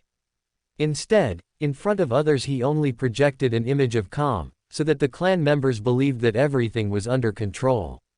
Su Yang, my son, you're the only hope for this clan to regain its past glory. While I can't become as strong as my father, perhaps you can. And I'll do my best to hold on to this clan, until the day you can lead us to greatness again. Su Tang thought, as in the end, he gave up on the idea of expanding the Su clan anytime soon, and instead accepted their new role in the universe as a minor power. Chapter 664, Conspiracy Theory. Morris's Pa, Planet Granada. Morris felt no disappointment at the failure of the Juxta campaign, for territorial gain had never been his true aim. Instead, his true purpose had always been to confirm 3 particular matters that had weighed on his mind for over a decade, and in that regard, the war had been an unequivocal success for him. Firstly, he had finally gained a clear measure of Charles's strength. For years, the subject of Charles's limits had been little more than rumor and speculation, but now Morris knew precisely what level of force he needed to deploy to bring the cult monarch down. Secondly, he confirmed that Soren still remained within cult territory and that he had not departed on an expedition to refine his slab of origin metal, which pointed towards one of 2 possible scenarios. Either Soren had grown too weak to attempt such a journey, or Leo Skyshard had never given him the metal in the first place. And for Morris, both conclusions carried weight, and both opened intriguing possibilities. Finally, he confirmed what he had long suspected about Raymond, that despite Calith's denials and Raymond's own modest claims, the boy was without doubt a demigod. For that was the only explanation he found to justify Soren's exaggerated reaction. For while the great god did not bat an eye for entrail or streak, the moment Raymond's ship edged forward, Soren's composure shattered. A god did not react so strongly to anyone less than a genuine threat, and since Soren flagged him as a threat, it meant that he had to be a demigod at the least. Calith, Calith, Calith, you dirty little rascal, Morris muttered, leaning back in his damp rock chair with a look of pure satisfaction. You broke the pact. You nurtured a spawn of the timeless assassin all the way to the demigod stage. He said, as he smacked his lips in delight, the mere thought of how much chaos this revelation could bring making his blood run hotter.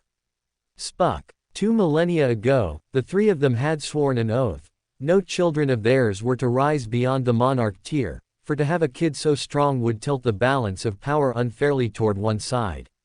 And this rule was especially strict for Caliph, whose bloodline carried the latent potential to become the next timeless assassin. Yet while Morris and Helmuth had honored that vow faithfully, Caliph had spat on it.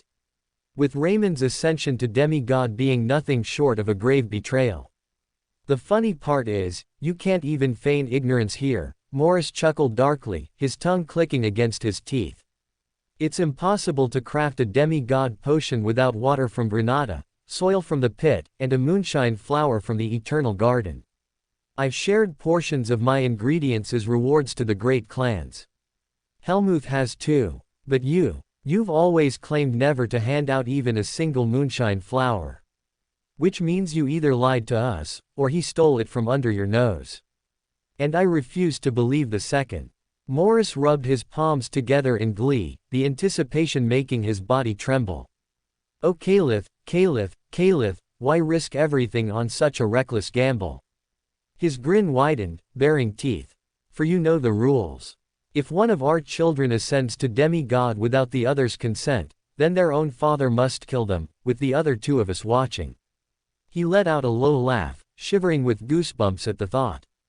Did you truly want history to remember you as both a father and a son killer? Morris said as he leaned forward, eyes gleaming, as his voice dropped to a whisper soaked with mania. So what will you do, old friend? Will you claim ignorance, and be forced to slay your own blood before my eyes and Helmuth's?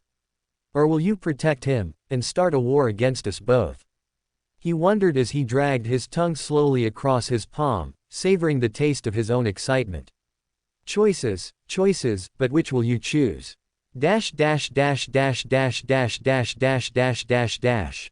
Meanwhile Caliph, unaware of the thoughts running through Morris's mind, Caliph sat alone beneath the silver branches of the eternal garden, the glow of the moonshine flowers swaying all around him. His fingers drummed lightly against the armrest of his chair, his gaze fixed on nothing and everything at once, as the thoughts of the changing universe pressed heavily upon his mind. The Sioux clan, once a pillar of defiance, was collapsing piece by piece. Planet after planet slipped away from their grasp, either taken by the great clans or surrendered by traitors too frightened to stand alone.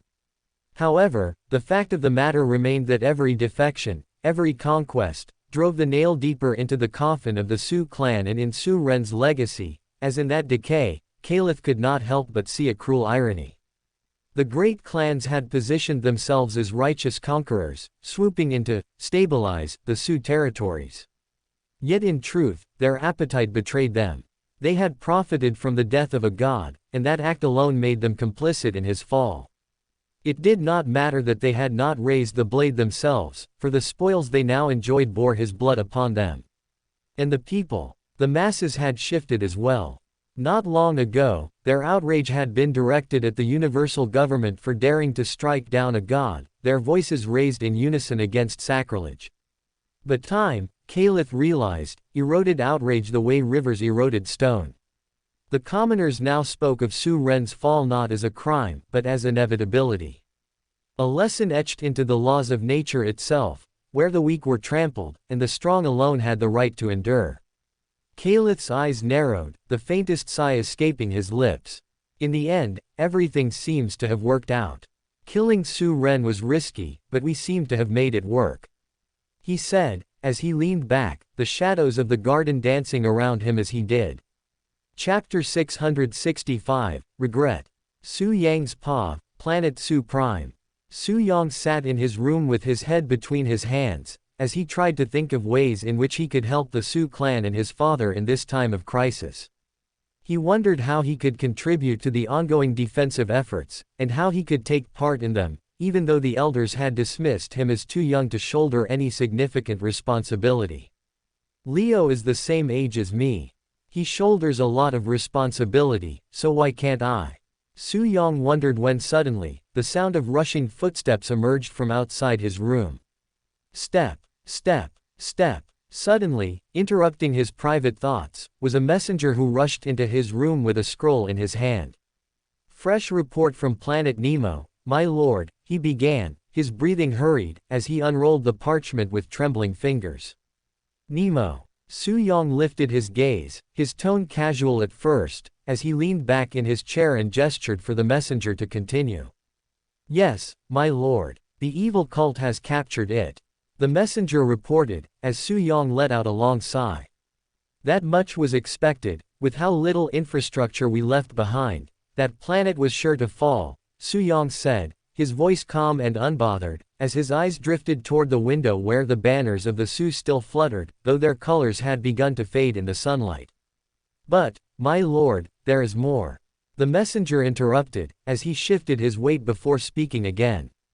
A few hours after the cult's occupation, the Yu clan descended upon Nemo, seeking to claim it for themselves.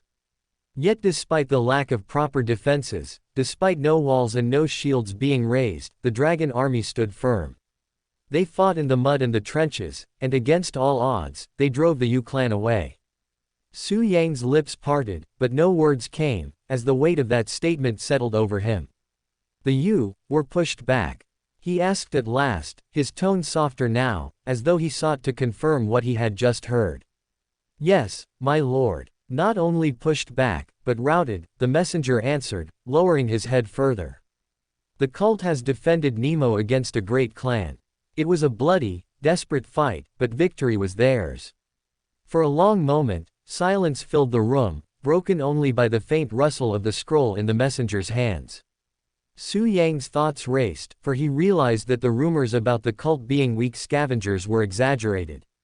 The cult's impression in the wider universe was that they did not have the strength to win a dog fight, and that they relied on their superior technology to hold onto their lands. However, for them to repel the Yu clan without proper planetary defenses set up suggested otherwise.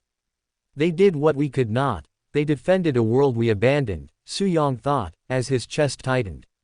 The weight of that realization pressed down on him, as he closed his eyes and clenched his jaw, a bitter truth rising within, that perhaps the cult, mocked as scavengers and outlaws, were now forging themselves into something far greater, while the Sioux clan, once mighty, continued to fracture and retreat. Will we regret not recruiting the cult's help?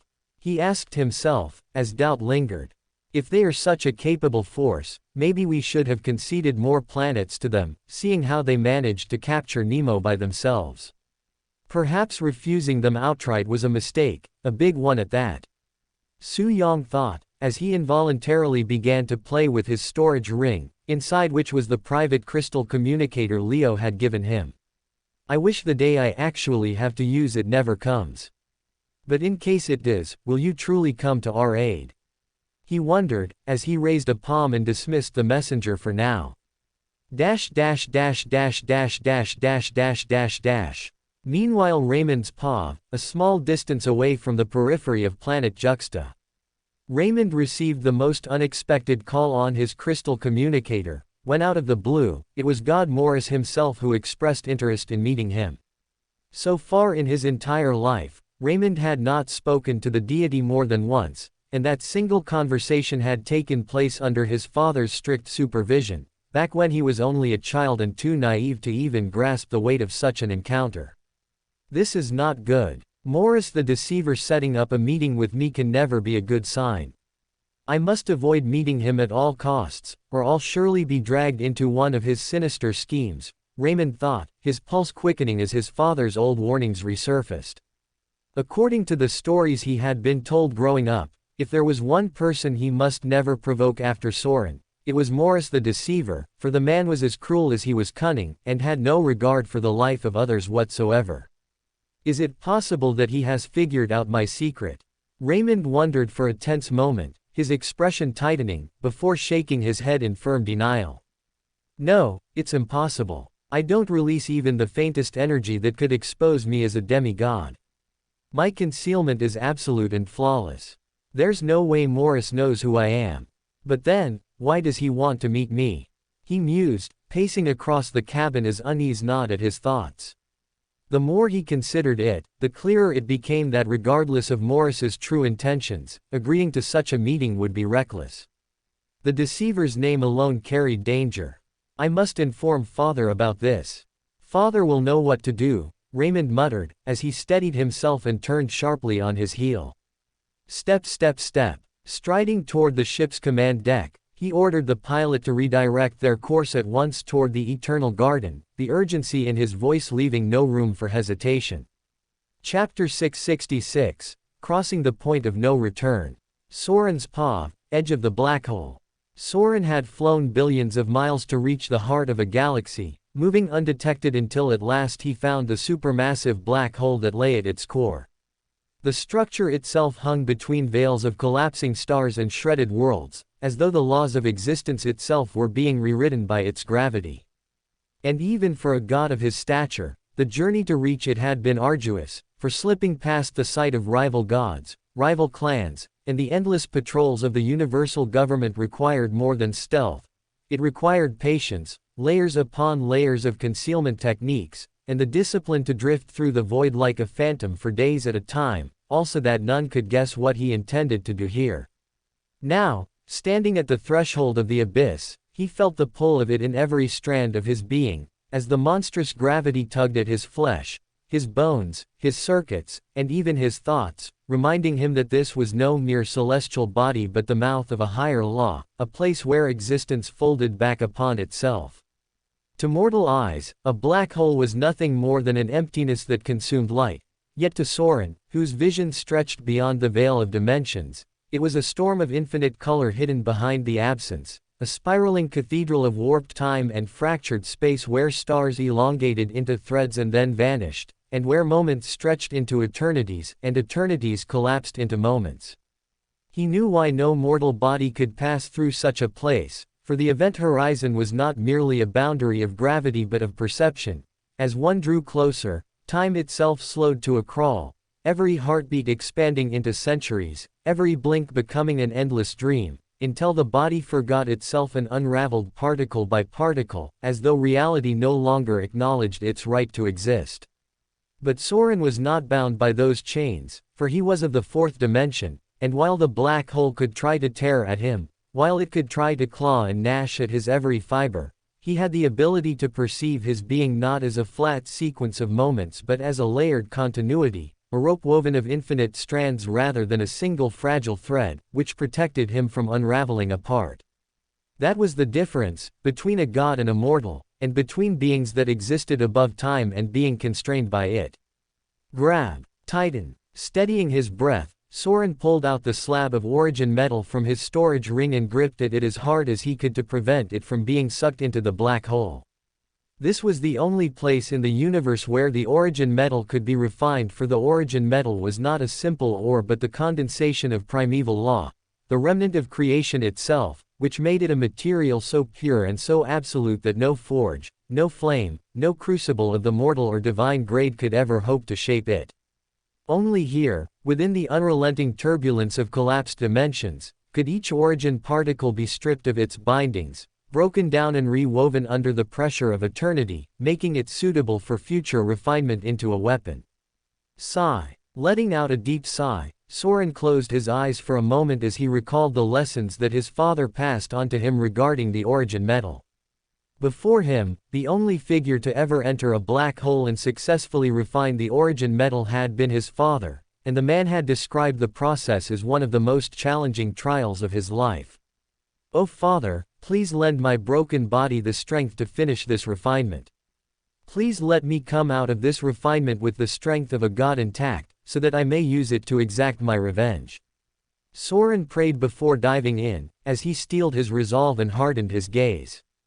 FWOOOOOM. The world around him inverted instantly, as though he had plunged into water and fire at once. His body pulled apart in every direction even as his mind perceived a pressure intense enough to fold him into a singular point. Gasp. Each breath became 1,000, each thought echoed endlessly, as he felt himself slipping between dimensions, his hands both gripping the slab and not gripping it, his eyes both open and closed, his form both dissolving and enduring, as it was here, inside the maw of the black hole, that he finally began with the refinement process. Spread. Crackle. Spreading his aura carefully around the slab, Soren prevented it from being pulled apart from all sides, as instead he only allowed the pressure to act at a single point, as he used it to isolate a single 0.001 gram of chunk away from the rest of the lattice, before instantly coating it with his own will and storing it as a tiny bead-sized ball. Thrum. Bzzzt. The slab resisted violently, vibrating as though it despised his intrusion, every particle thrumming with raw creation, but slowly the black hole's crushing forces aided him, stripping at its surface, peeling back its density layer by layer, allowing him to guide the process instead of being swallowed by it. Seconds elongated into eternities, while eternities collapsed into seconds, the very flow of time breaking apart around him, yet he remained seated in stillness, his mind locked on the task, his aura knitting itself against collapse with every cycle.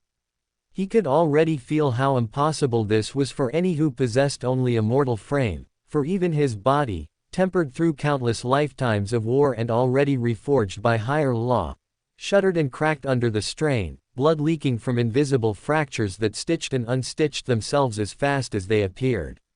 The origin metal, though barely scratched, had begun to yield, its first particles shifting under his command, whispering of the promise of power to come. And in that moment Soren understood the scale of the path before him. At this pace, to refine the slab fully would take him 400 days of unbroken endurance, with no pause for rest, no lapse of focus, as he fought against the singularity and against his own decaying flesh. Slightly more than a year locked in the jaws of eternity, where one faltering breath could scatter him into dust. Perhaps he would succeed. Perhaps he would die. But either way, there was no turning back now. Chapter 667, A Big Step Forward. Planet Nemo, 10 days later. 10 days passed in the blink of an eye on Planet Nemo, as finally the cult engineers managed to set up and deploy the planetary shield, its translucent dome of light shimmering faintly across the skies like a second horizon. With the shield's activation came the assurance that Nemo was no longer a vulnerable husk, but a fortified world, a bastion against the U-clan or any other predator bold enough to covet it. The defensive installations followed swiftly, for the cult wasted no time in making certain that their victory was not a fleeting one. Rows of mana cannons were erected upon the ridges, their cores humming with restrained energy as engineers calibrated the flow of circuits, while batteries of surface-to-air missiles were dug into camouflaged pits, their warheads gleaming faintly under the glow of maintenance spells. Turrets were fixed into place along the key arteries of the military bases, each one capable of tearing through enemy frigates or destroyer ships attempting atmospheric breach, while fresh foundations were already being poured for bunkers, fortresses, and observation towers that would, in time, weave Nemo into the same iron web that now shielded the cult's other core holdings. It was a sight that brought a measure of relief to the weary dragon army, for each bolt locked into place, each shield rune carved into steel, was proof that their sacrifices had not been wasted, that Nemo would stand defended long after the last pyre of their comrades had burned cold. Beyond stone and steel, the negotiations with the U-clan had also reached their conclusion, though they were no less brutal in their own way. The prisoners of war, 7 million in number, had been paraded, counted, and bargained over like currency, until finally a price was fixed at 3,000 MP per head. It was a sum that stung the pride of the U but not enough for them to abandon their kin, and it was a sum that poured like liquid gold into the coffers of the cult, enough to not only replenish the losses of battle but to bankroll the expansion of the dragon army for campaigns yet to come. Among the camps, the soldiers who had fought in the trenches whispered at the settlement figure, their voices caught between disbelief and awe, for they realized that their desperate defense had not only saved their own lives but had delivered their faction one of the richest single gains in living memory. What had begun as a bloody gamble had ended in triumph, and though the U-clan would certainly plot revenge, for now the cult had extracted every possible ounce of profit from their failure. Finally, inside the rich mana veins of Nemo, the extraction of mana crystals had begun once more, for the mana mines long abandoned during the chaos of planetary conquest were reopened, their sealed shafts echoing again with the sound of picks, drills, and spellwork. Leo, in a stroke of brilliant negotiation, understood that the cult needed to enlist the help of the Planet Nemo locals to run and maintain the mining equipment for now, and hence, instead of antagonizing them, he struck a deal with them instead. 10% of all revenue generated was promised to the locals, which signaled a 4% increase from the 6% granted to them under the Sue regime. To some, it seemed laughable. After all, what was 4% against the pride of their ancestry and their deep-rooted hatred for the evil cult? Yet for many of Nemo's workers, that sliver was enough to make the difference between sustenance and abundance, as the allure of monetary gains was too large to just walk away. Not all accepted, of course, for bitterness against the cult ran deep, and for such people, Leo kept the doors to exit the planet open, as he offered them no resistance if they wanted to leave.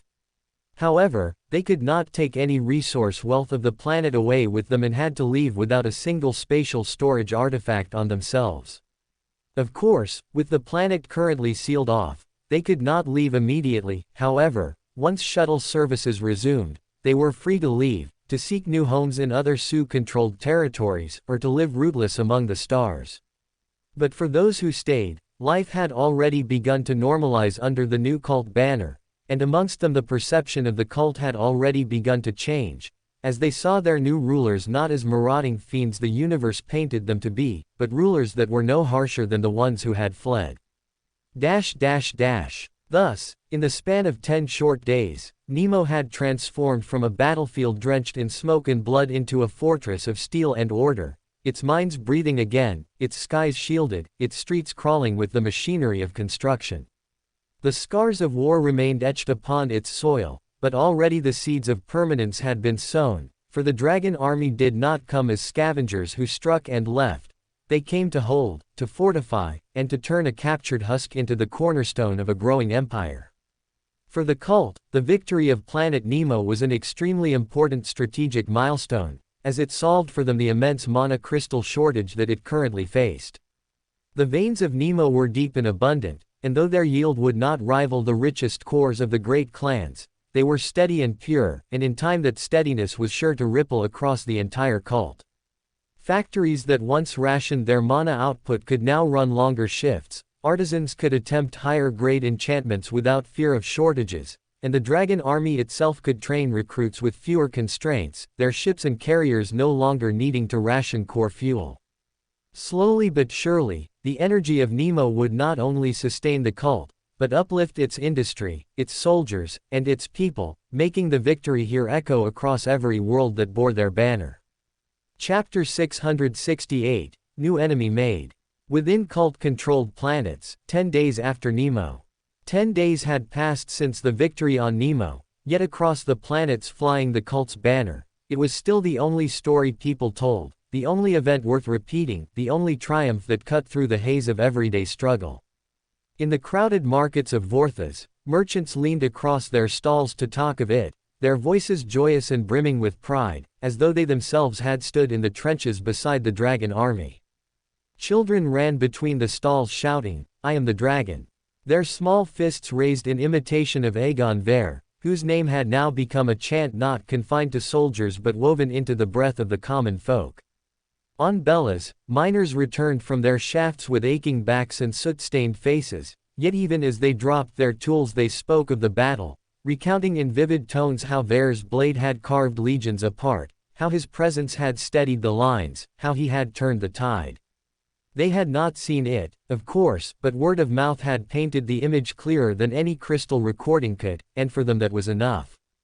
In the taverns of Tithia, cups slammed against wooden tables as soldiers on leave lifted their voices, singing rough hymns in Ver's name, their drunken joy spilling into the streets where crowds gathered simply to listen, to be reminded that their faction had stood tall against one of the 5 great clans and endured. For the common folk, it was not merely a victory, it was proof that the cult was on the rise once more. That the dragon had returned. And though Aegon Ver's name stood brightest, it was not the only one whispered. A second name drifted through the chatter, softer but persistent, as Leo's role, though underreported back home, still brought him a lot of praise. His deeds were spoken of in awe, especially among the younger generation who saw in him a symbol of what the cult could still produce, a promise that the age of heroes was not over. 10 days had passed, yet the victory on Nemo was still fresh, still alive in every conversation, still stitched into the rhythm of daily life, and this naturally rubbed some of the cult elders the wrong way. The commoners are starting to be swayed by the achievements of the dragons way too much. At the rate their influence is growing, soon they won't be answerable to the elders' council anymore. The first elder complained, as across from him sat the two people he trusted the most. On the right, with his arms folded, sat the third elder, who simply nodded and agreed with everything the first elder said, while on the left sat Chaosbringer, who was posing as the 12th elder who was recently promoted to the post of the 7th elder. After this conquest of Nemo is over, we must bury them in training for at least 6 months to a year, and keep them well away from public eyes. We need to let their fame cool down a bit, before assigning them a new planetary mission. The first elder suggested, as immediately, Chaosbringer felt his skin crawl in disgust. This was the first time he was meeting the first elder in a private setting, and already, he hated him to his bone. Yes, you're absolutely right, Lord First, we must clip their wings while we still can. The third elder resonated, as both of them turned to look towards Chaosbringer. Well, while I won't deny that their fame is indeed swelling, nor will I deny that it carries risks, I do believe you are miscalculating the opportunity that lays before us, Chaosbringer began, his words carefully measured, his expression calm, though beneath his calm mask and steady eyes burned a hatred he could scarcely contain. The universal landscape is currently unsettled. The Sioux clan crumbles by the day, their planet snatched by defectors and great clans alike. Now is not the time to rein our dragons in, but to release them again, to let them carry the banner of the cult into another conquest. Each victory builds momentum. Each conquest fortifies our position. To bury them in training now is to waste the tide of fortune running at our backs. He let his words hang in the air, daring the first elder to see reason. However, unfortunately, no, the first elder snapped before Chaosbringer had even finished, his voice sharp enough to cut the silence. We will not gamble on another conquest. The dragon army should quit while it is ahead. Nemo was a triumph, yes, but such triumphs are dangerous. They inflate egos, they sow recklessness, they embolden the people in ways that weaken their respect for the council. What we require now is consolidation, not expansion. He said, his voice growing slower, heavier, each syllable deliberate as though he wished to etch the words into the very stone of the chamber they currently sat in. The dragons will be drawn back into training. We will keep them away from public eyes and we shall smother their wildfire before it spreads further. And when the people ask why they performed so well, why they cut through the U clan as though they were born for war, we will make sure the answer is clear. His lips twisted into a smile that never touched his eyes. It will not be because of their bravery, or their talent, or their spirit. No, it will be because of us. Because of the elders. We will tell the masses that their victories come only from the secret arts we bestowed upon them, from the divine training we provided, from the wisdom of the council. Their fame will feed into ours, and their glory will be redirected to the body that truly leads the cult, the Elders' Council. First elder suggested, as the third elder, ever the sycophant, nodded eagerly, and added in a hissing tone, yes, the people must not forget that dragons are but tools, sharpened and wielded by the council's hand. Without us, they would be nothing. Listening to this response, Chaosbringer smiled faintly, though inside he was seething, his stomach turning at the venomous hypocrisy that dripped from their mouths. If it were possible, he would have torn both of these esteemed elders down where they sat, but for now he neither had the means nor the strength to do so. Still, he marked the two of them as enemies that needed to be removed, as although he did nothing today, he vowed to start plotting for their demise from this moment onwards. Chapter 669, Back Home. 14 days after the victory on Nemo, Leo and Ver finally left the planet together to head back home, as Ver delegated the remaining duties to secure the planet onto a Legion commander, while Leo instructed Su Pei to stay back and guard the planet for at least a month more to come. Oh man, I can't wait to get back home and try that new restaurant the soldiers were talking about that serves fried Manduini shrimps. The men have hyped it up as the greatest thing they have ever tasted, so I'm kinda excited, Ver said, as he wiped a line of drool from his face, clearly restless to try the new dish out. Well, you can go there alone. I just want to go back home and cuddle with Amanda for a night or two. You know, de-stress a bit before heading off to Juxta, Leo said, as Ver chuckled at the cute comment. It was rare to see Leo talk about wanting to spend time with his girlfriend, since most of the time he was solely focused on training and getting stronger. Man, you're lucky to have a girl. Although I get female attention, there's no one in my life who can quite make my heart flutter. Not like Amanda makes yours flutter at least. Ver said, letting out a sigh that sounded heavier than he meant, causing Leo to laugh softly in return. Yeah, I've been pretty lucky with Amanda, she's terrific. Sometimes I feel like it surely can't be easy for anyone to be with a guy like me, who is so rarely around, or whose life is constantly in danger. I'm sure it takes a significant psychological toll on her whenever I head out for war. Yet, whenever I'm back she almost never shows it. She's just so happy to have me back that she doesn't complain at all, which makes me so happy to be home. Leo said, as listening to his words Ver felt a hollow ache in his chest. Being raised an orphan, he yearned for this sort of love. Yet he had never received it. My lords, we will be landing in a couple minutes on Tithia, a soldier informed at this moment, interrupting their conversation, as Leo and Ver dropped their talk and instead looked out of the window toward the vibrant blue-green planet below them. *hum. The carrier pierced the upper atmosphere, its hull trembling as the clouds gave way to a dazzling sight, the capital hangar bay sprawling across the plains of Tithia, its landing platforms already surrounded by seas of bodies.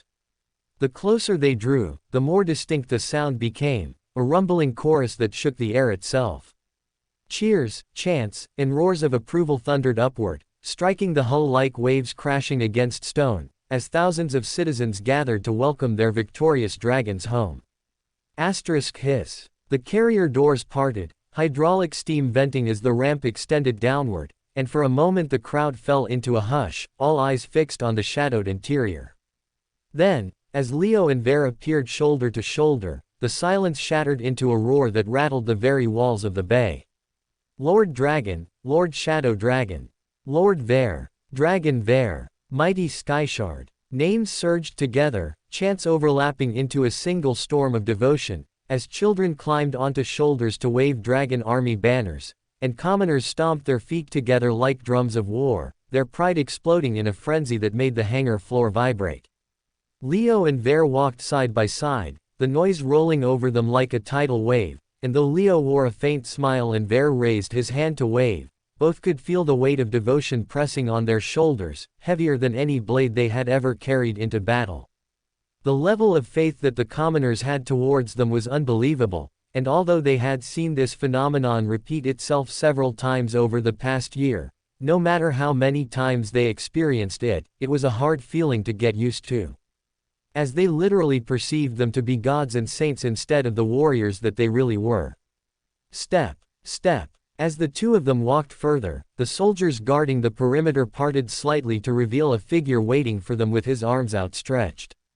It was the first elder, with his face hidden behind a ceremonial mask of silver and gold, and his posture the very picture of dignity and grace. Behold our heroes. His voice boomed, carrying through mana amplification, that sounded thick with feigned warmth that rang hollow to those who knew him well. However, to the unknowing crowd, his words were a spark to cheer louder, which they did, as the first elder smiled behind the mask, his eyes cold even as his gestures radiated false enthusiasm.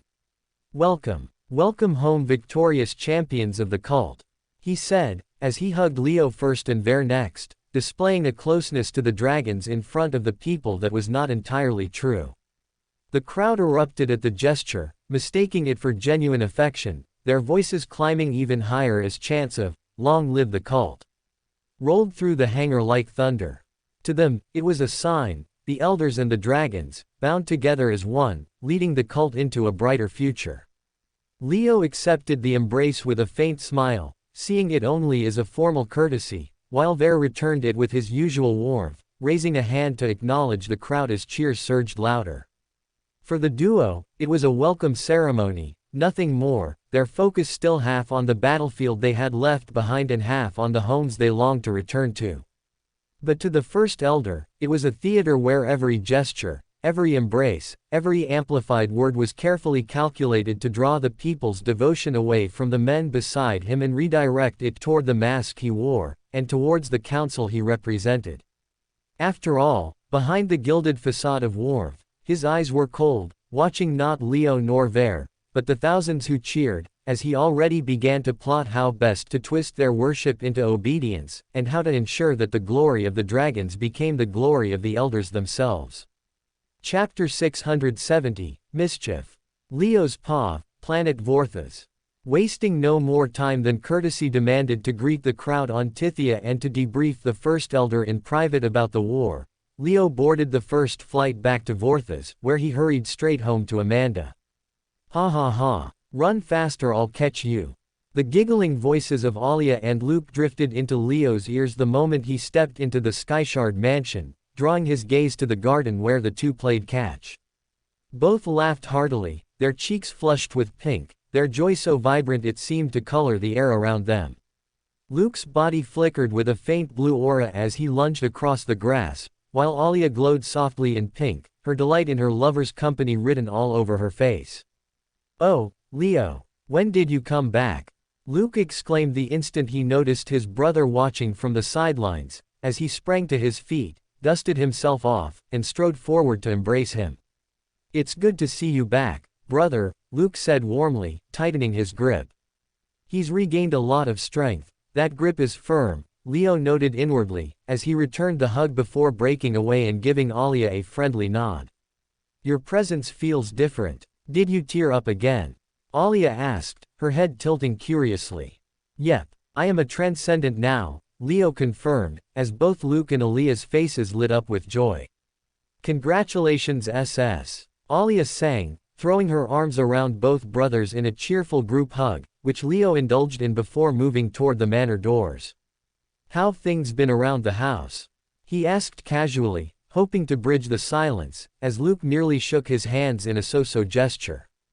"Not particularly good or bad. But it's nice having Cervantes and Gimli living in the guest rooms. Their presence makes this place feel more like home. I guess having more Earthlings around brings some culture back. Holidays like New Year's and Christmas feel alive again," Luke shared, his expression bright as Leo nodded in quiet satisfaction. It was good to know the family was holding steady, because in the end, that was all that truly mattered to him. BZZT*BZZT. Amanda was down in the basement welding some parts for the new version of her Mana Heart, as she sat at her workbench completely immersed in her construction. She never heard Leo approach, for Leo had slipped silently down the stairwell, his movements softer than the hum of the converter itself, as he sneaked up on her as if she was an assassination target. Tap. He laid a light touch on her shoulder, as immediately, Amanda yelped in response. "Ah!" she screamed as she jerked upright, her goggles slipping down her nose, as her free hand clutched at her chest. "Leo, you!" she protested as she finally turned and saw his face. However, before she could say anything more, he seized her waist in one smooth motion and pulled her flush against himself.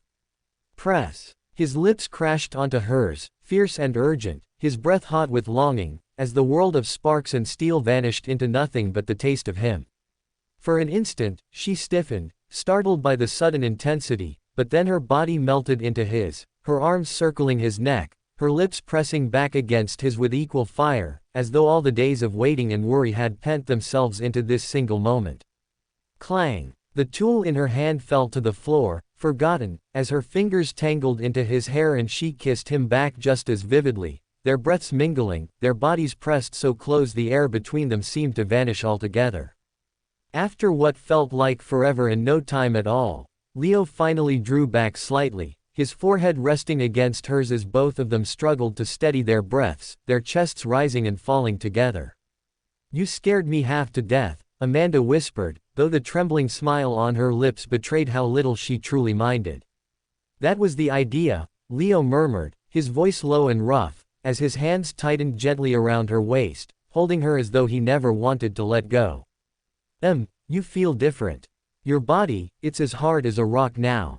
It's sexy, Amanda noted, as she ran her fingers all over Leo's body, feeling every inch of his abs and firm chest. Leo chuckled softly at her words, the heat in her touch only stoking the fire already rising within him, as his eyes gleamed with a familiar mischief she hadn't seen in months. "Well then," he murmured, his lips brushing the shell of her ear, "if you like what you're feeling here, why don't we head upstairs, and I'll let you explore the rest of me properly." He teased as Amanda blinked, her breath catching in her throat at the bold invitation, as her cheeks flushed crimson even beneath the soot smudges from her work. For a moment she hesitated, then bit her lip and gave the faintest nod, her voice low but steady. "All right," she agreed, as that was all the consent Leo needed. Without another word, Leo bent and scooped her effortlessly over his shoulder, her surprised laugh ringing out as her fists thumped playfully against his back. Step, step. His strides echoed up the stairwell, every movement filled with certainty, as Amanda's laughter turned into a soft sigh of anticipation. She had understood by now that Leo had most likely teared up again, and that he was about to show his newfound power and stamina in the most intimate way possible. Stronger again, huh? Then tonight's the night. No excuses, no holding back. If you don't knock me up after all this waiting, Leo Skyshard, I'm never letting you hear the end of it. She thought to herself, as the concept alone sent a shiver down her spine. She knew that what she was thinking was equal parts desire and mischief, as she buried her face against him to hide the wicked smile spreading across her lips. For more thrilling fanfiction stories like this, check out my channel Fanfic Audiobook. Dive into epic adventures, mysterious realms, and legendary journeys brought to life through immersive storytelling. Don't forget to like, share, and subscribe for more amazing audiobooks.